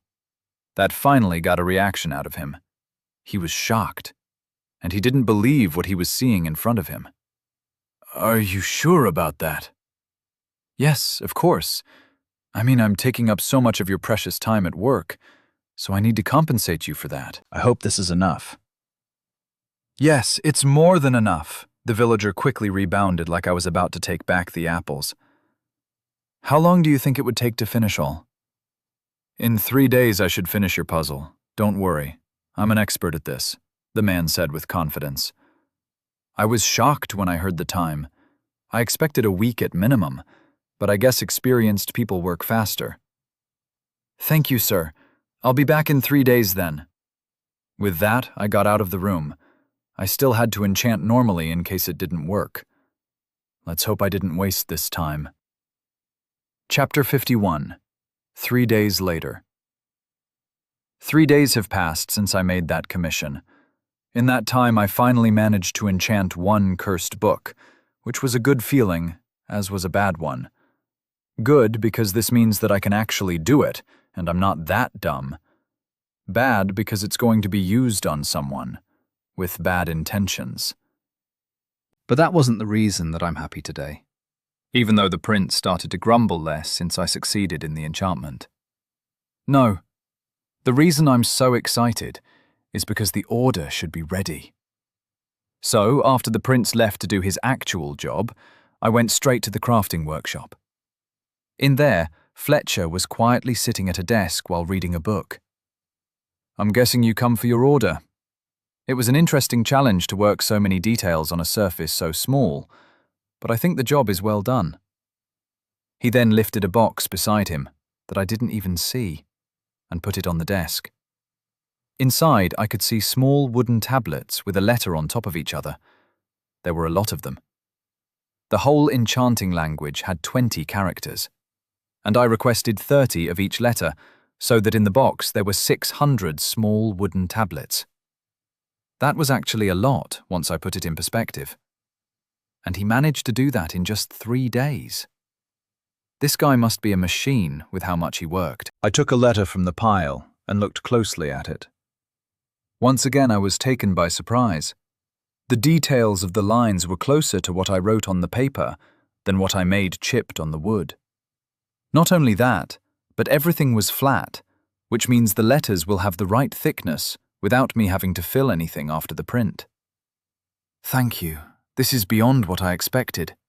It's perfect for what I need. I took another 2 golden apples from my inventory and placed them on the table. The villager was taken by surprise by the sudden tip, but took the apples without saying anything. I'm glad it's to your liking. I hope it's a fun puzzle, he said with a smile. A puzzle? I guess you could see it like that if you don't know the true purpose of it. It's also a good cover story. Oh, I almost forgot the wooden plank. Here it is.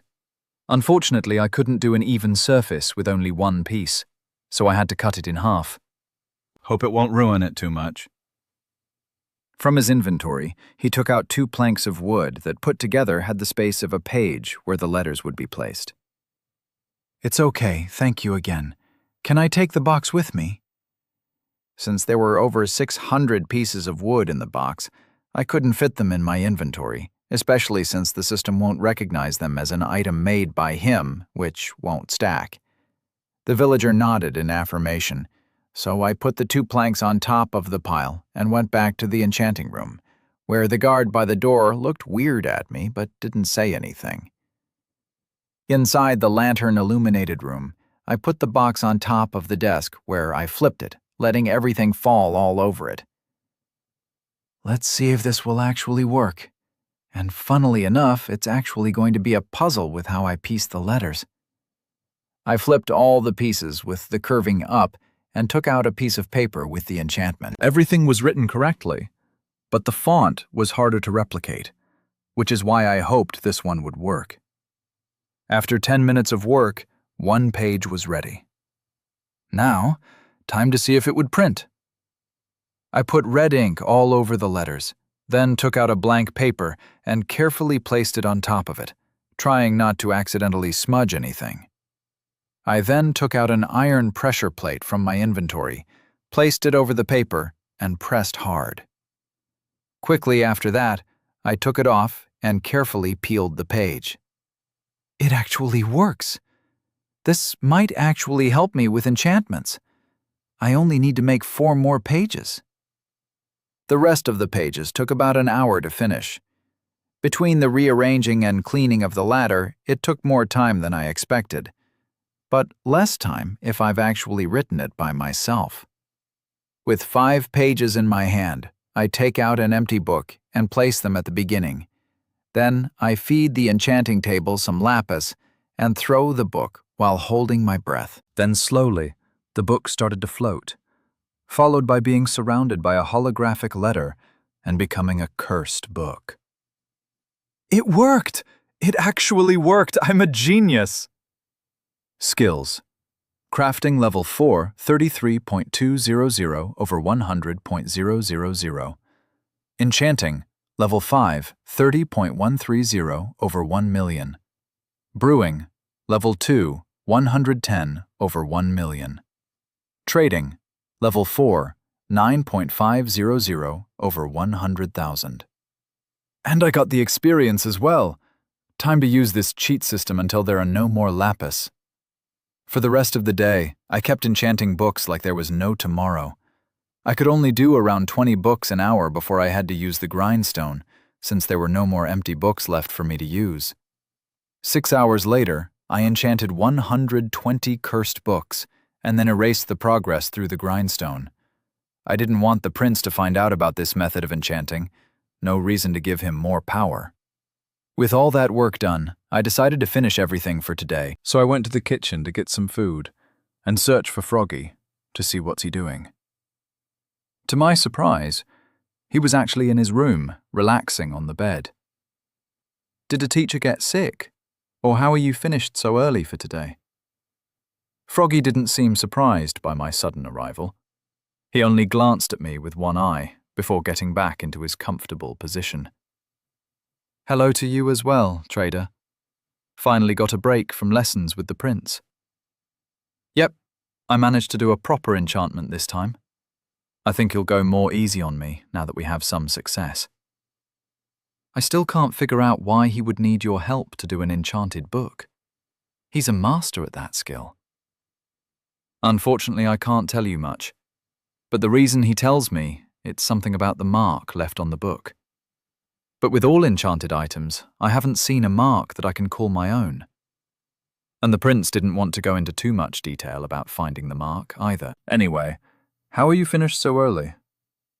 Well, since the party is getting closer and closer, everyone is very busy, and nobody wants to waste time on me that much. And the best part about this is that I don't even do the morning exercises, so that means I can sleep however much I want. But isn't the head guard a strict person when it comes to consistency? Did something happen with the head guard? Not really. I think he's actually the busiest person of them all, since he has to break open the people from the factory. And he does that out in the open like that? I mean, only we know what he's actually working towards. The others think that he's preparing for the party as well. That was an interesting perspective to know. But this could help me with spying, perhaps. Since everyone would be too busy preparing the rooms, they wouldn't notice a few valuable things disappearing. With a sly smile, I let the day pass while I talked with Froggy. It was a very productive day. POV. Enderwoman. Another day has passed without me finding my human. Since one of the useless ones came into the world, he suddenly disappeared while I was looking away. That frustrated me more, since he was the one most likely to find my human. While exploring the surrounding area and asking the other Endermans if they had seen a frame made from unmovable blocks, I found nothing. I gave up and decided to get back into the hot dimensions to look for more clues at the skeleton fortress. As I teleported back to the portal, I found that one of the residents of the other dimension was looking for a friend of my human. That's a good lead to where I will go next. They took the horses to move faster, but it was nothing in comparison to the teleportation of my people. I can't believe we were once the same as them. The following days were pretty boring, with the exception of one night when I had to intervene because of a stupid creeper. Finally, once we arrived at a city full of people, they stopped being in a rush. Fortunately, they didn't go inside, since it would be hard for me to hide with all those people on the streets. Instead, they went into one of the biggest structures that I've seen built by humans.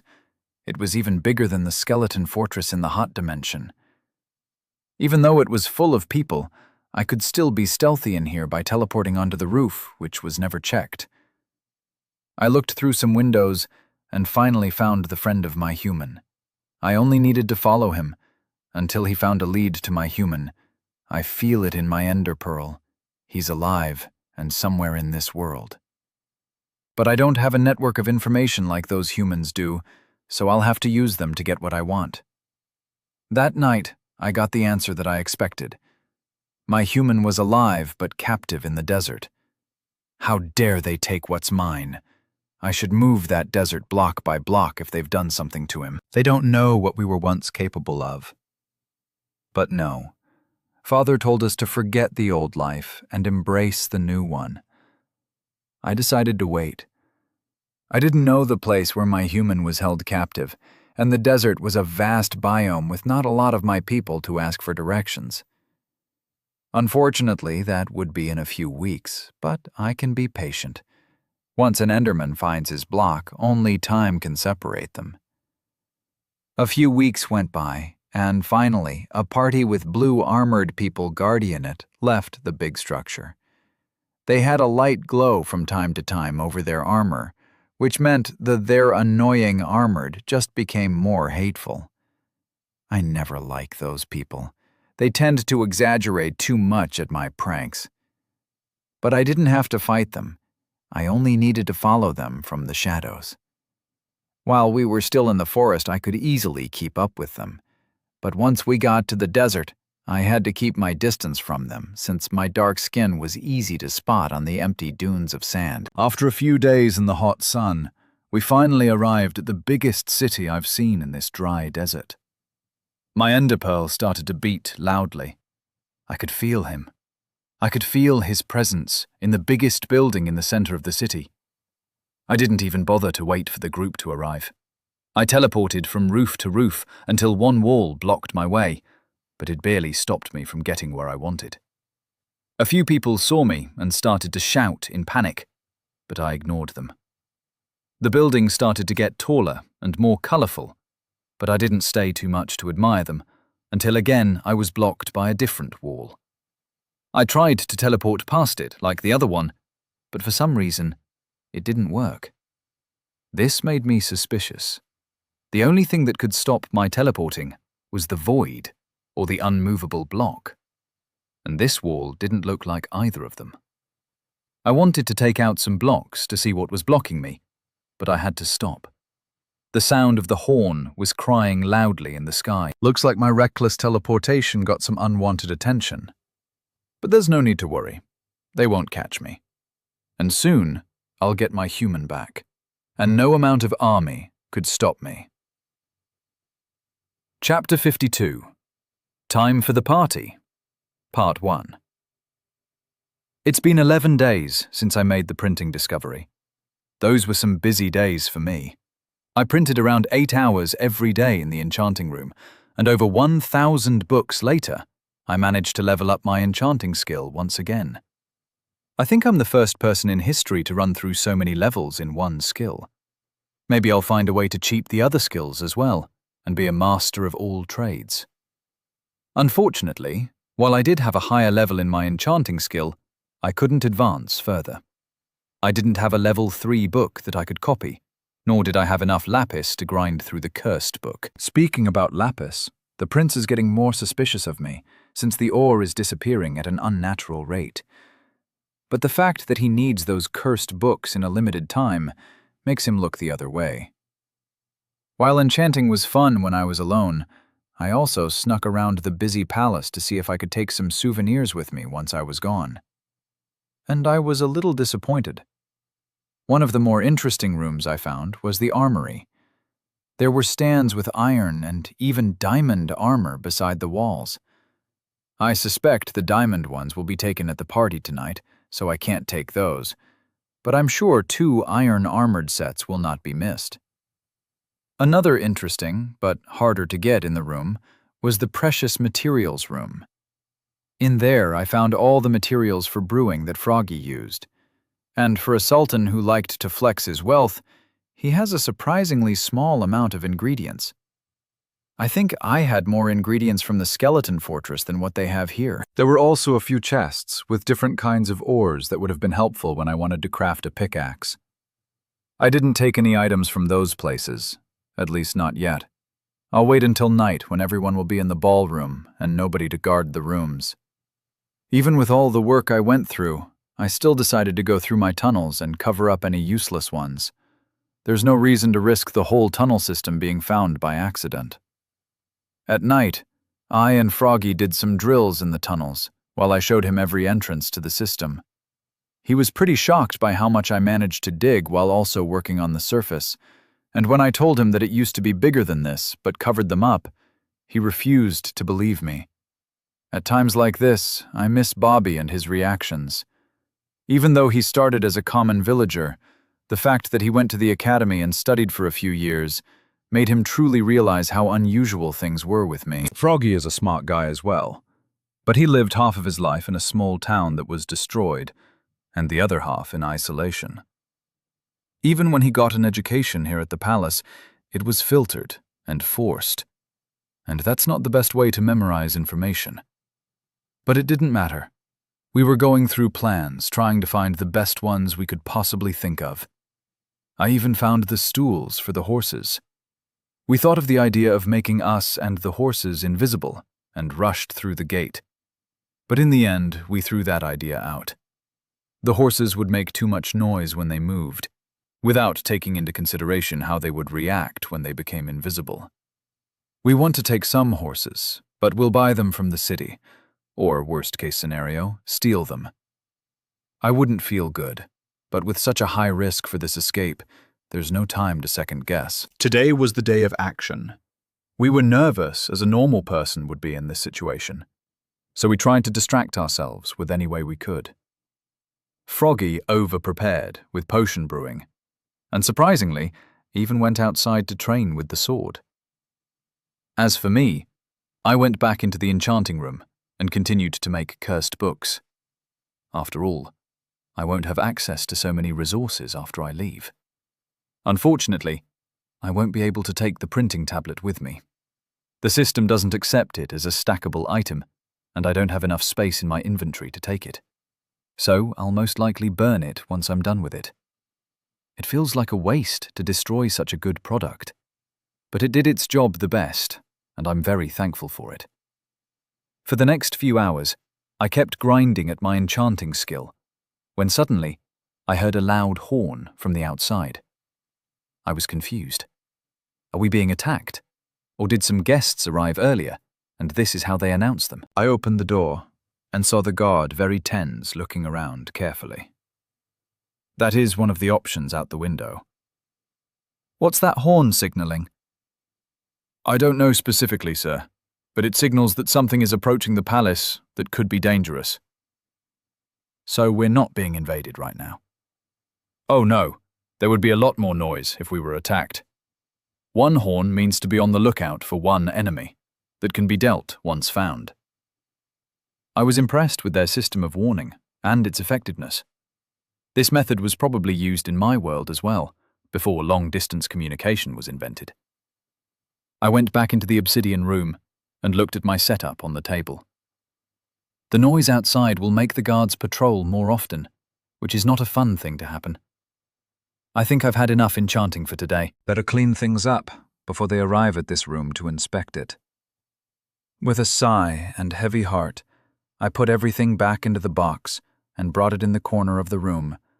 Then with a flint and steel, I made some fire.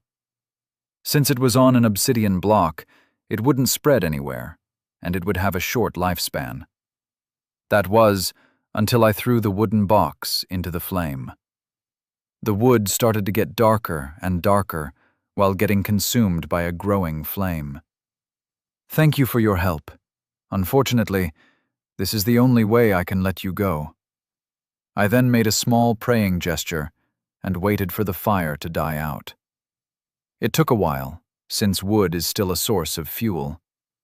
But once I was sure all the wood was gone, I placed a block over the fire to extinguish it immediately. This world never ceases to amaze me. Right as I was about to leave, some guards wearing diamond armor barged into the room and looked at me. They didn't say anything. I didn't say anything. We just looked at each other in silence. Then, without saying anything, they looked all over the room before leaving in silence, with me still confused about what happened. They sure move fast, I mumbled to myself as I exited the room. The hallways were full of guards and servants that went in and out of different rooms. This made me feel tense as everyone else, so I decided to see what Froggy was doing. I checked the brewing room, but he wasn't there. Next, I went to the garden and saw him swing the wooden sword like he was, though. Looks like the tension is eating you up. Are you okay? Froggy stops and finally sees me.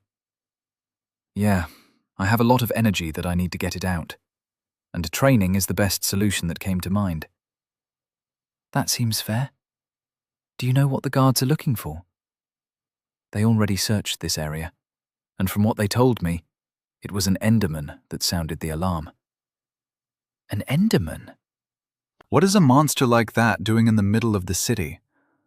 I thought they didn't like populated areas. Yeah, that's why everyone is confused and looking for the monster. They don't want to scare the guests somehow. We stayed like this for a few more hours. We kept talking or swinging swords until one of the servants came to us with some clothes for us to wear to the party. I looked at mine with awe. It was a green medieval suit with golden ornaments all over it, The shirt was plain white, and the pants were as complicated as the top part. I didn't know you can craft something like this.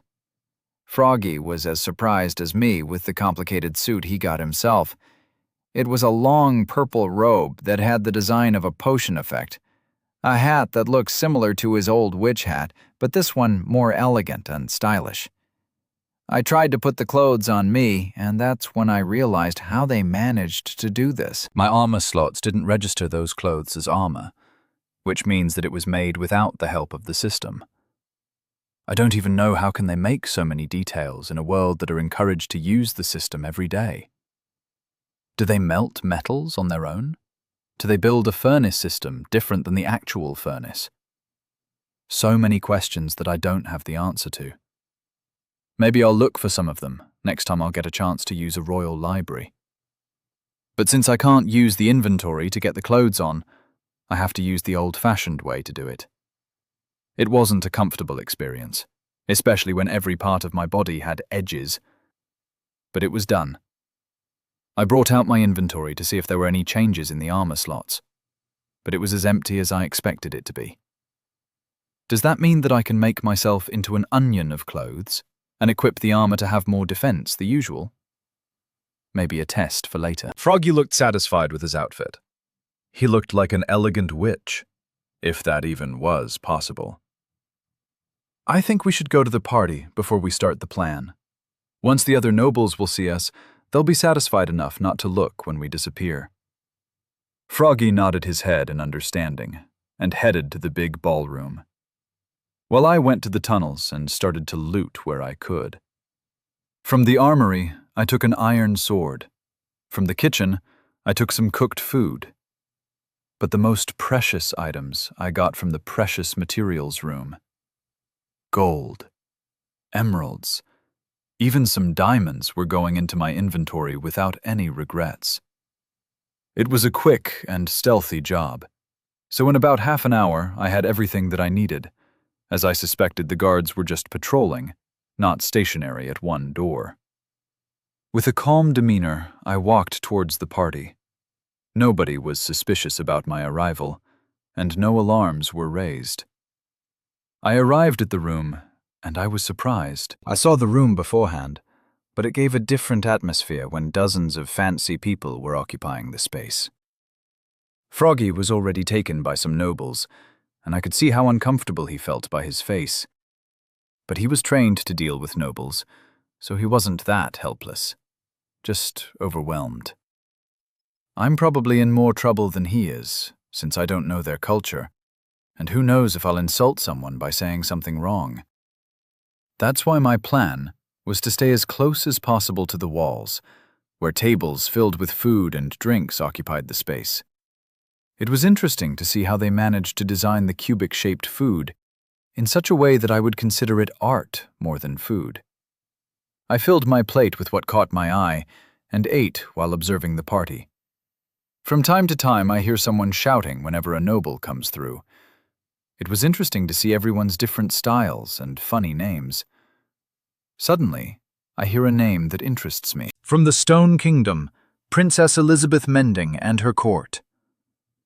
This was the first group that came from another kingdom, and everyone looked at the door. I was also curious to see one of the royal family besides the sultans. She entered with a powerful presence, blonde, long hair, and a fiery red dress. She was followed by her guards in diamond armor, each fully enchanted. I'm sure they don't have the best enchantments like the sultans, but their presence told a message not to be taken lightly. The team wasn't big, so I could see that someone in the group didn't have any armor, just some fancy suit. But who was in that suit took me by surprise. Bobby? What are you doing here? Chapter 53. Time for the Party, Part 2. Why is Bobby here? Isn't he supposed to be back to his village? Did he somehow manage to get in trouble with the royal family in the other country? No. He seems interested to be here, which means he somehow managed to convince the princess to bring him. Do I only make friends that get themselves into trouble like me? Or do they get into trouble because I'm a bad influence on them? But I digress. What I wanted to express before losing my train of thought is that I'm happy to see my friend here and doing well. I walked towards his group, knowing that I couldn't suddenly barge into the prince's group without getting some unwanted attention. But like everyone here, eventually they have to split up and talk with the other people. That is my chance to strike. As I was slowly walking around the group, waiting for them to split up, or Bobby to see me, I was tapped on my shoulder by someone. "Excuse me, hero. I'm happy to see you doing well in here. How was the palace experience for you?" I turned around to see someone that made me angry and surprised to see. "Alexander, I didn't expect to see you here at the party. Is your wife here as well?" The man where all this started, the one house where I cured a poor soul from her undead life, and I was rewarded with imprisonment in the palace. Of course, it isn't his fault. He did pay me for my services, and he even risked getting into trouble by illegally teaching me how to enchant.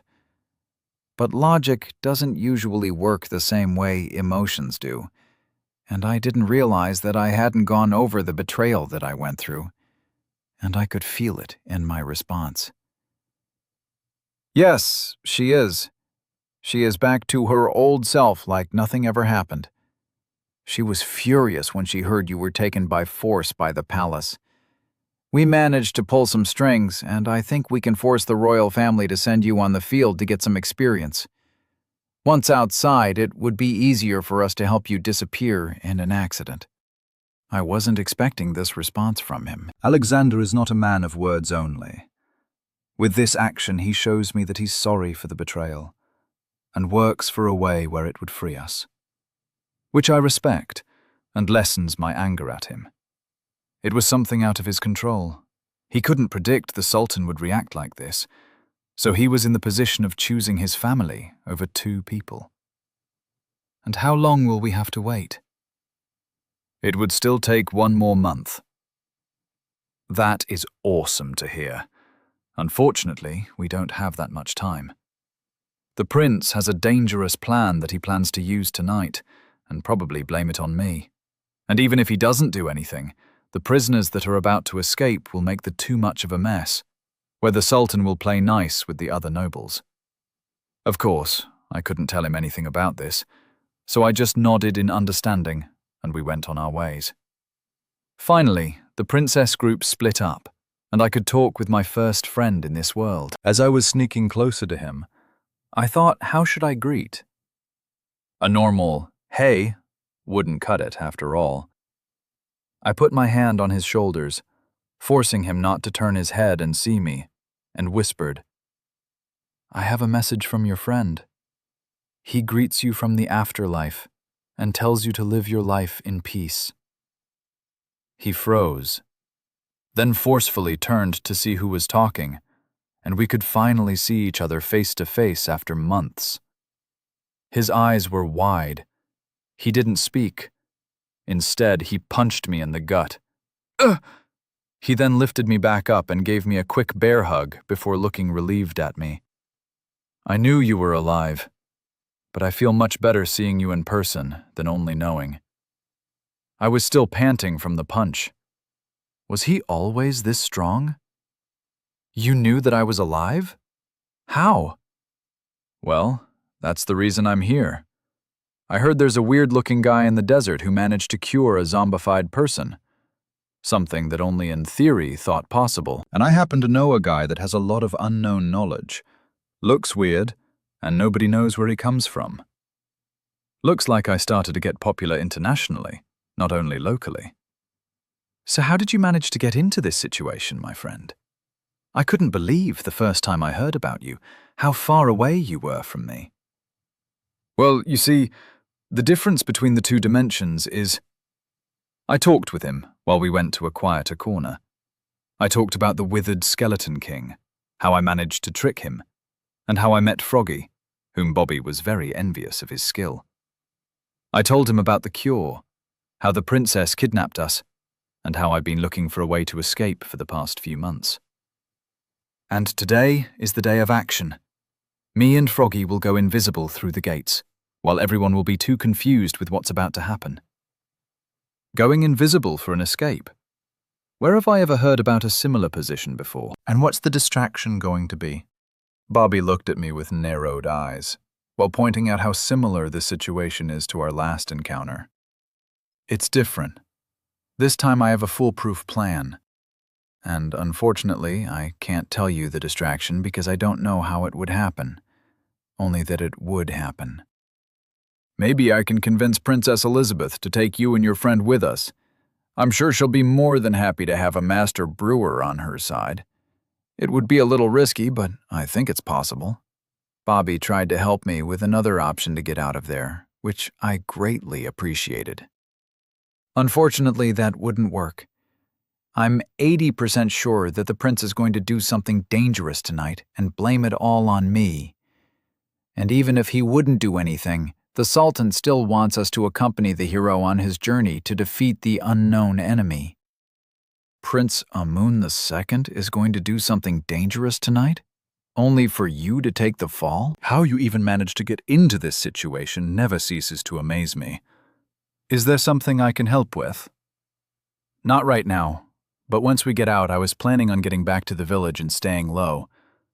You can help us by slowing down the search party. I still don't fully approve of your plan. There's too much risk. But I don't have enough power to help you right now, so I'll have to listen to you. While still hesitant, he accepted to help the plan in his way. We spent the rest of the time catching up. I found out how he got in contact with the princess. I was surprised by how well he did at the academy that he caught the attention of the princess.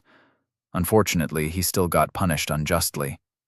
He also told me that Undying Flame visited him at the palace just to apologize, which I didn't know was possible until he told me the secret of her still being alive is constantly chugging regenerating potions. Maybe I should bring some materials and let them craft my stuff. We joked around until I heard the names that announced the start of the party. From the Golden Desert, the most prosperous country enters Prince Enchanter Amun II and Princess Enchanter Cleopatra. The room was silenced for the second time tonight. The two royal siblings walked towards the podium, putting pressure deemed for a ruler. Once they arrived there, the princess stood on the side while the prince spoke from the podium. Ladies and gentlemen, I'm glad you all managed to arrive tonight. We've all gathered here to celebrate the passing of another blessed year. But the prophet has foreseen a dark time in the coming years. Monsters attacking cities day and night without anyone burning, all led by a leader. But fear not, a hero shall arrive, sent by the system itself. And we, the Sandstone Kindome, will be the one to help the hero on its journey. Murmurs started all over the room, but once someone started to clap, a wave of clapping and cheering followed. The prince, satisfied, continued. As you may have heard, we found a cure for the zombification disease, and the creator of that method, the hero of this world, is here with us, willing to fight against the otherworldly hero. Let's congratulate him for this noble decision. He started to clap, and everyone followed him, while looking at poor Froggy. He didn't know in what hole to jump and die faster. Several problems with his announcement. He didn't mention me for some reason. He also didn't mention that Froggy is a master brewer, and the most important of them all, Froggy didn't choose to help the hero. He was forced into it. But it doesn't matter. The presentation is done, and Froggy will die a few times while surrounded by nobles eager to befriend him. We will run to the tunnels before the Sultan appears, and most likely when the whole mess will start. Music started to play. No instruments or people were singing, and the noise came from the walls, where the jukebox was most likely hidden. Not all of them played the same music, but while you were getting further away from one corner, the music faded out, and getting closer to another corner, you could hear a different music playing. So the whole room was split into 4 dance floors. If you didn't fancy one type of music, you only had to walk a few blocks in the opposite direction, where a different genre of music playing, with different dances. And if you didn't like music at all, you could go in the middle where the noise was just chatter. I enjoyed some of the dances. Some were done by the servants, while others by young nobles trying to impress their peers. Finally, Froggy was left alone, and with one tired look at me, I gave the signal. Both of us went in a different direction. I passed by Bobby and patted him on the shoulder without stopping. He looked confused at me before making a face of understanding and went to talk with some of the guards. I was out in the garden. The moon was high in the sky, and the trees were illuminated by lanterns. I got closer to a tree and checked everywhere in case someone was looking at me. Nobody was. I broke the dirt block and fell into a tight tunnel. I quickly covered the hole. Time for some action. I chugged a potion of invisibility and speed and ran towards the gate without caring about the flickering torches. After a few turns here and there, I arrived at the small room under the gate. I looked around, and nothing out of the ordinary was present. I must be the first. From my inventory, I took 2 torches and held them in my hands. I waited for a few moments before I heard quick steps coming towards me, but nobody I could see making them. You got here first. That's good. What next? Now we wait and see how the party will get wild. We got to the surface. Since we were invisible, we could stay in the open as long as we didn't make too much noise. But just to be sure, we hid behind one of the statues that was close enough to hear the guards, but far enough so our particles won't be seen. We waited and waited for what I could assume was half an hour, and then it happened. The sounds of a powerful horn were blown, and the guards started to panic and discuss if they should stay or join to help. While they were confused about what to do, we silently opened the gate and ran through the empty streets. We were under the speed effect, so it was a weird feeling to see the noble houses go so fast beside us. As we arrived at the second wall, we jumped into one of the nobles' lawns and searched for some horses. I mean, every noble has horses, right?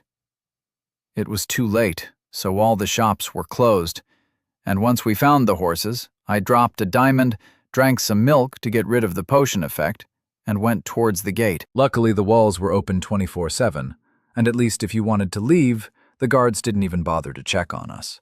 Just let us pass through. We were nobles, and if we wanted to leave in the middle of the night, they didn't want to be the ones that needed to be silenced.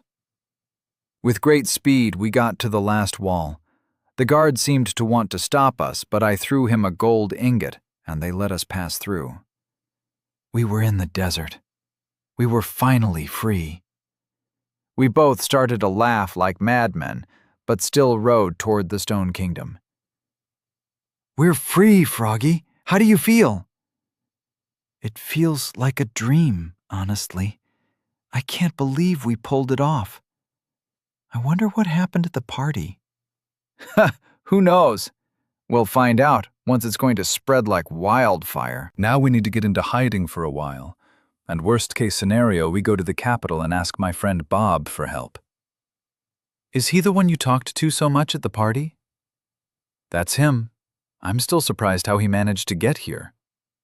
We rode in silence for the rest of the journey, when suddenly the pits of my stomach started to hurt, and I blacked out for a short while. When I could finally see again, I was back at the party, surrounded by scared nobles, angry guards, and the prince shouting, "He's the one that killed the Sultan!" Chapter 54. The Sultan's Death. Pav. Bobby. We arrived at the capital. In front of me was a big city surrounded by huge walls. It wasn't just one. There were 3 walls in total, each bigger than the last one. And in the middle of all this, there was a unique-looking castle. It did have towers like the ones from home, but instead of brick, stone, or other gray blocks, they were made with a pale yellow stone and curved roof like an apple. We arrived at the first gate. There were about 10 people in the group. Besides me and the princess, everyone else was a guard. And since we are a nation that trades in raw resources, Every one of them is covered in diamond armor. The guards at the gate didn't even want to check us. We looked too intimidating for what they were paid. The princess or the guards didn't seem surprised, so we continued walking on the busy street.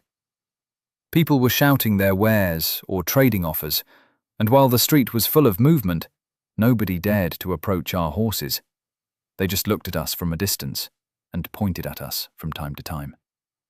Suddenly, the sound of a horn was loud in the air. Everyone looked confused and got back into their houses, with some braver ones continuing their day. A few minutes later, we arrived at the second gate. This time, the guards did stop us.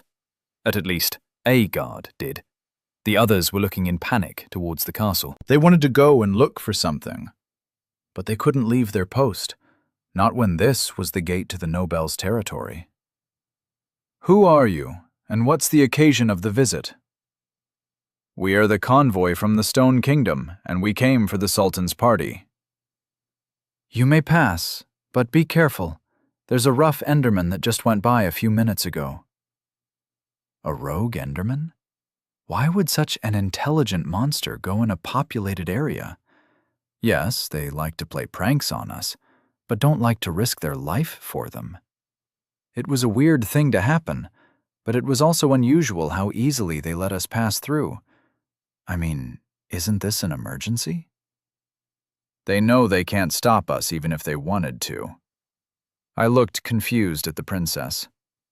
From your expression, I could guess your confusion about why we passed through so easily. I nodded my head in approval. Well, there's a unique thing to happen, that a monster managed to get this far into the city. Their job is to keep the common people out of the noble area, and we look nothing like common people. They would have probably tried to hold us with the excuse for protection, but we're better equipped than them, so they could only let us through. I nodded my head at the new insight, and we kept walking, at a slow pace, towards an inn. Guards were running through the streets from time to time, but nobody bothered to check on us. Finally, we arrived at a big building, with greenery at the front and wooden blocks mixed with brickstone as the walls. With how fancy it looked, I wouldn't even dare to look at it for too long, for fear of getting into trouble. We entered the lobby, where one of the guards talked with the receptionist. They spoke too low for me to hear how much it costs, but it's better this way.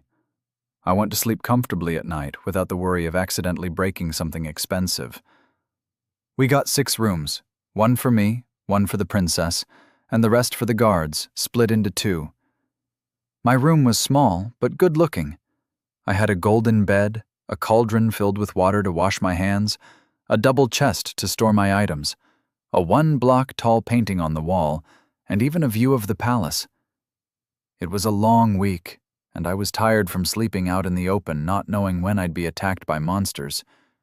So I sat on the comfortable bed and fell asleep. Knock, knock. What? Who is it? Sir, you've slept for 3 hours. It's time to leave for the party. 3 hours? I quickly got into my clothes and went outside where everyone was ready and good to go. Now that everyone is here, let's get going. We went on foot from here. It wasn't too far, but we still got stopped by the guards. This time they had diamond armor on them, and didn't look intimidated by our group. The princess gave a book to one of the guards, and after a quick check, we were good to go. The road was beautifully done. Right beside it there were huge statues of horses and their riders, and beyond the statues, there were fountains of life and greenery. We didn't stop to appreciate the view. Instead, we entered the huge gate, and a man beside it started to shout all of a sudden.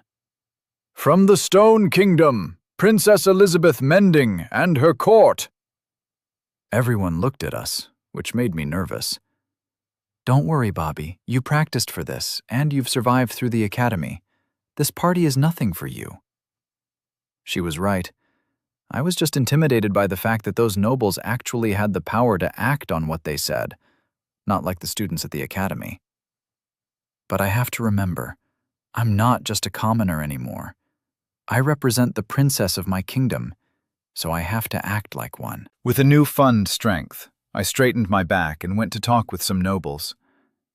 They weren't that different from the ones at home, so I could keep up with them with no problem, until suddenly someone pressed his hands on my shoulders. I tried to look back to see who it was, but whoever did this didn't want to be seen. He then said something that made my stomach drop. "I have a message from your friend. He greets you from the afterlife and tells you to live your life in peace." I forcefully turned around to give a piece of my mind to this rude man until I saw his face and I froze.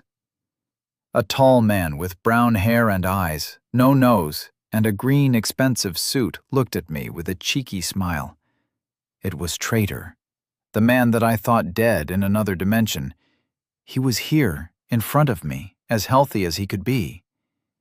I felt a rush of emotions going through me. I wanted to ask him if he was okay, how he was still alive, and why did he do that? So I punched him in the stomach. I was surprised by my choice. Maybe unconsciously I wanted to punch him for worrying me so much, and since my brain was too preoccupied with how to respond, my body took over. He was fine at the end.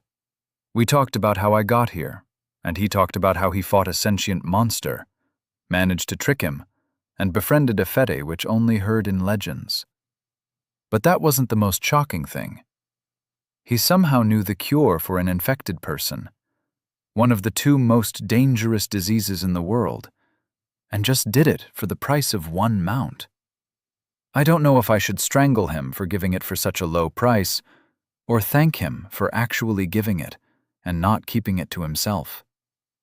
That got the attention of the Sultan, and they became guests of honor. Or more exactly, the witch became someone important. He was just there to ride along and keep Froggy in line. Unsurprisingly, they wanted to escape. Surprisingly, they managed to keep Traitor in here for so long. I've seen what he was capable of doing. Hundreds of blocks in tunnels just in a few days. But everything made sense when he told me that we were in an obsidian box, only decorated nicely. And they want to escape tonight, when everyone will be too busy with the mess that is about to happen. I tried to offer him some help of my own. I'm sure the princess will be more than happy to take the only master brewer from this country to ourselves. Recently, they tried to test our borders and people. There's a high chance a war will come soon if nothing changes. Unfortunately, they had to do it tonight because somehow, unsurprisingly, he was involved with the mess, and the prince would blame it on him.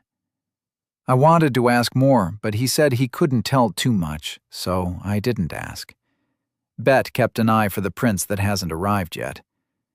We talked some more until the royal children came and made an announcement. Traitor left to prepare, and I went back to talking with the nobles. A few minutes later, I was tapped on my shoulder, and when I turned to see who wanted my attention, I understood that the plan was in action.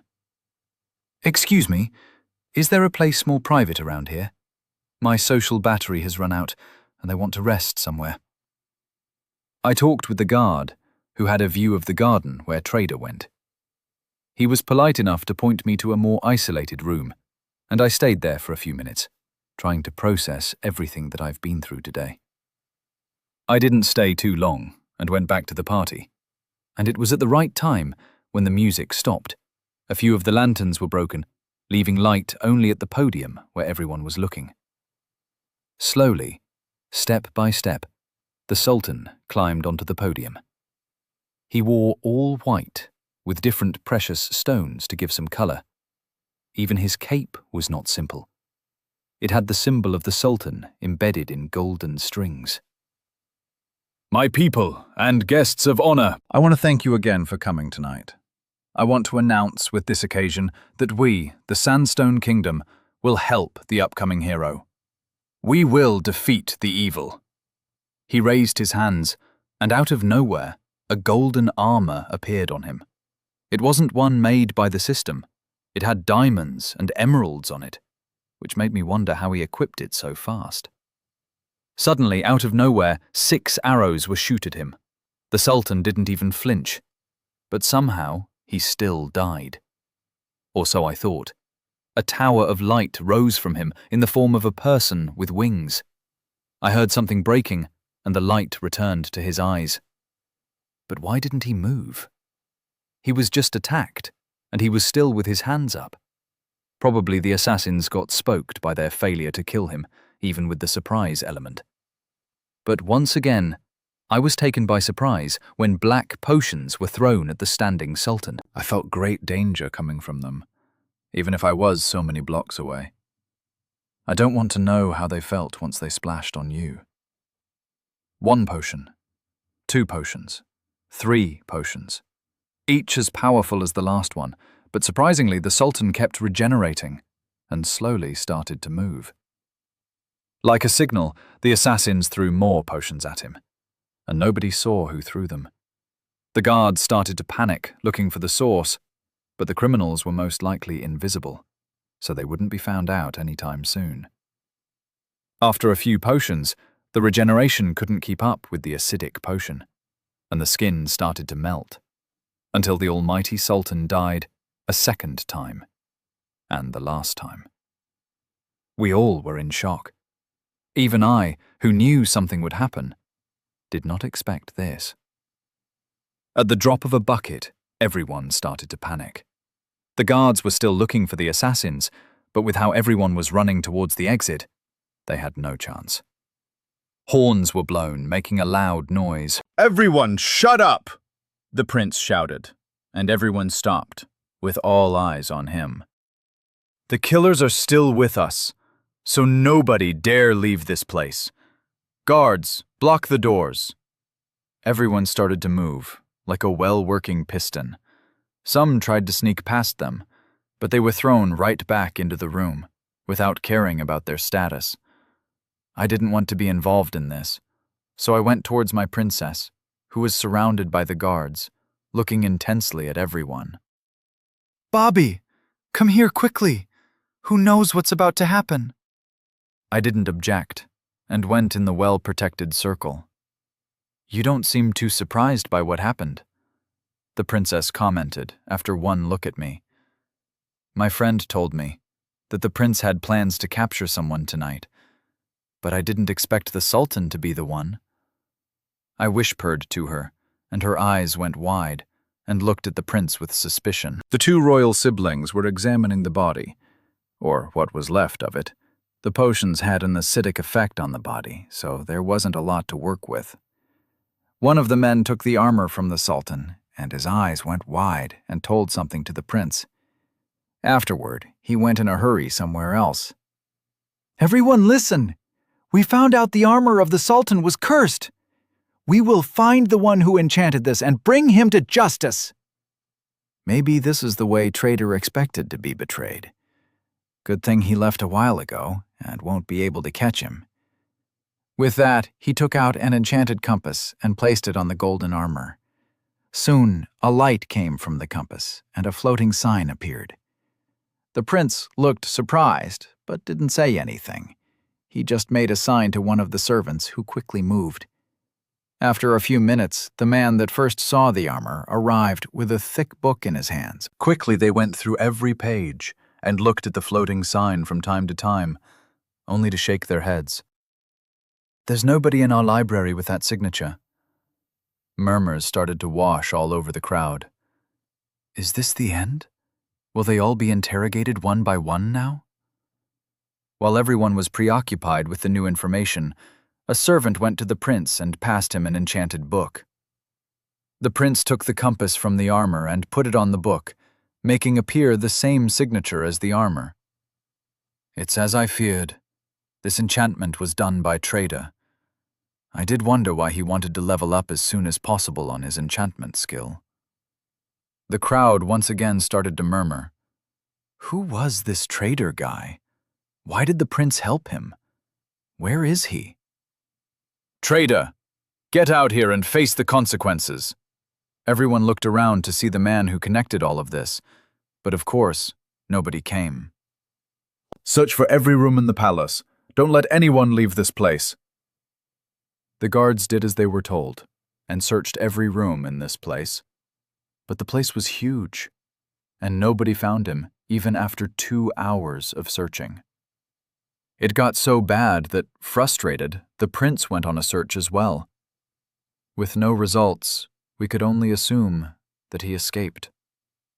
The prince got back, but in his hands there was a pillow with an ender pearl on it.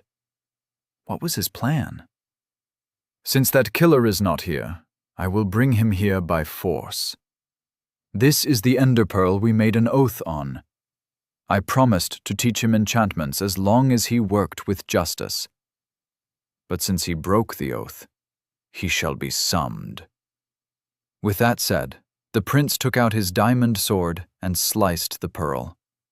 And to my horror, Traitor appeared out of nowhere, confused and in pain, in front of all of us. Things are about to get more complicated. Chapter 55. End of Volume 2. In a huge room used for celebratory events, where there was laughter, food, and drinks, or it was supposed to be. Now, in the middle of the room stood a mob of people, looking angry at one person. He's the one that killed the Sultan! I turned around in confusion to see the prince swinging a sword at me. Out of instinct, I took out my diamond sword from my inventory and blocked him. He looked surprised at my sword. It was the sword of the strongest mob that I fought, after all, and the enchantments were good. I took out a speed potion and drank it. With this, I should be able to react more quickly, since I don't know how to swing a sword. Wait, aren't we supposed to interrogate him or give him a trial? A voice yelled from the crowd. It was Bobby. What trial? He has an iron armor that was probably stolen. The signature of the enchantment led to him. And didn't you see him just now drinking a potion? He has connections with the assassins. With that, he took another swing at me, which I easily blocked. Unfortunately, the guards didn't want to have a duel, so they ready their weapons. Wait, I don't know what you're talking about. Maybe you're referring to the cursed book you made me do in exchange for teaching me enchantments. How dare you spout such lies? Why would I want to kill my father? He swung at me with force again, but the potions did their job, and I could react to all of his strikes. Fortunately, the guards seemed confused about what to do, so they stopped advancing. I don't know, man. But how would I even get access to a cursed book? Only someone as important as you would have such an item. I kept deflecting his sword, but he seemed to get the upper hand the more we fought. I need to come up with a plan and get out of here. How did I even get back here? You got envious of the hero, so you made a deal with the Witch Clan to have more power. Envious of Froggy attention? We were both forced to come here.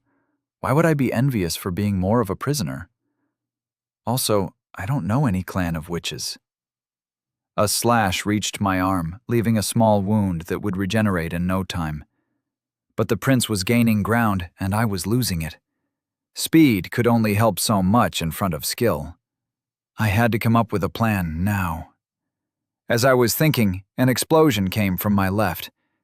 We both stopped and looked towards the noise like everyone else. And the one who made that explosion stood beside a crater. It wasn't just one person. There were a dozen, all looking tired but ready to fight. They were prisoners from the obsidian factory. But I only recognized 3 people from there. Omar, the head guard who trained Froggy, stood in diamond armor, looking with dangerous eyes at everyone. Aisha, the only person that saw through my invisibility, stood there with an iron armor and flint and steel in her hand. She was probably the one that ignited the TNT, and Princess Cleopatra, surprisingly, was there confused, but with determined eyes. Since the ruler of this kingdom died, we need to have a new leader. We, the knights of the people, chose Princess Cleopatra the Enchanter to be our new ruler. Cleopatra looked confused at the sudden news. Looks like she didn't know about their plan. She can't be the ruler. I'm next in line to the throne, the prince shouted back with anger. But from my point of view, I could see fear as well. The plan got off the rails, and he was losing control. We don't want a ruler that works with the pillagers. I've been thrown in prison because I found out about your deals with them." Everyone gasped in surprise. It was taboo to talk with the pillagers, never mind working with them. "Baseless accusations." Do you have proof of such a heavy claim? The prince bit back with fury, but this time I could feel that he was confident. And I can see why. Even though Aisha found out about their deal, she didn't have fiscal proof, and what she knew was years outdated, and they made sure to patch any leaks. Some proof against the prince. Do I know some? I started to think. About anything that caught my eye while sneaking around, or when I was with the prince. And there was something. A secret room in his office.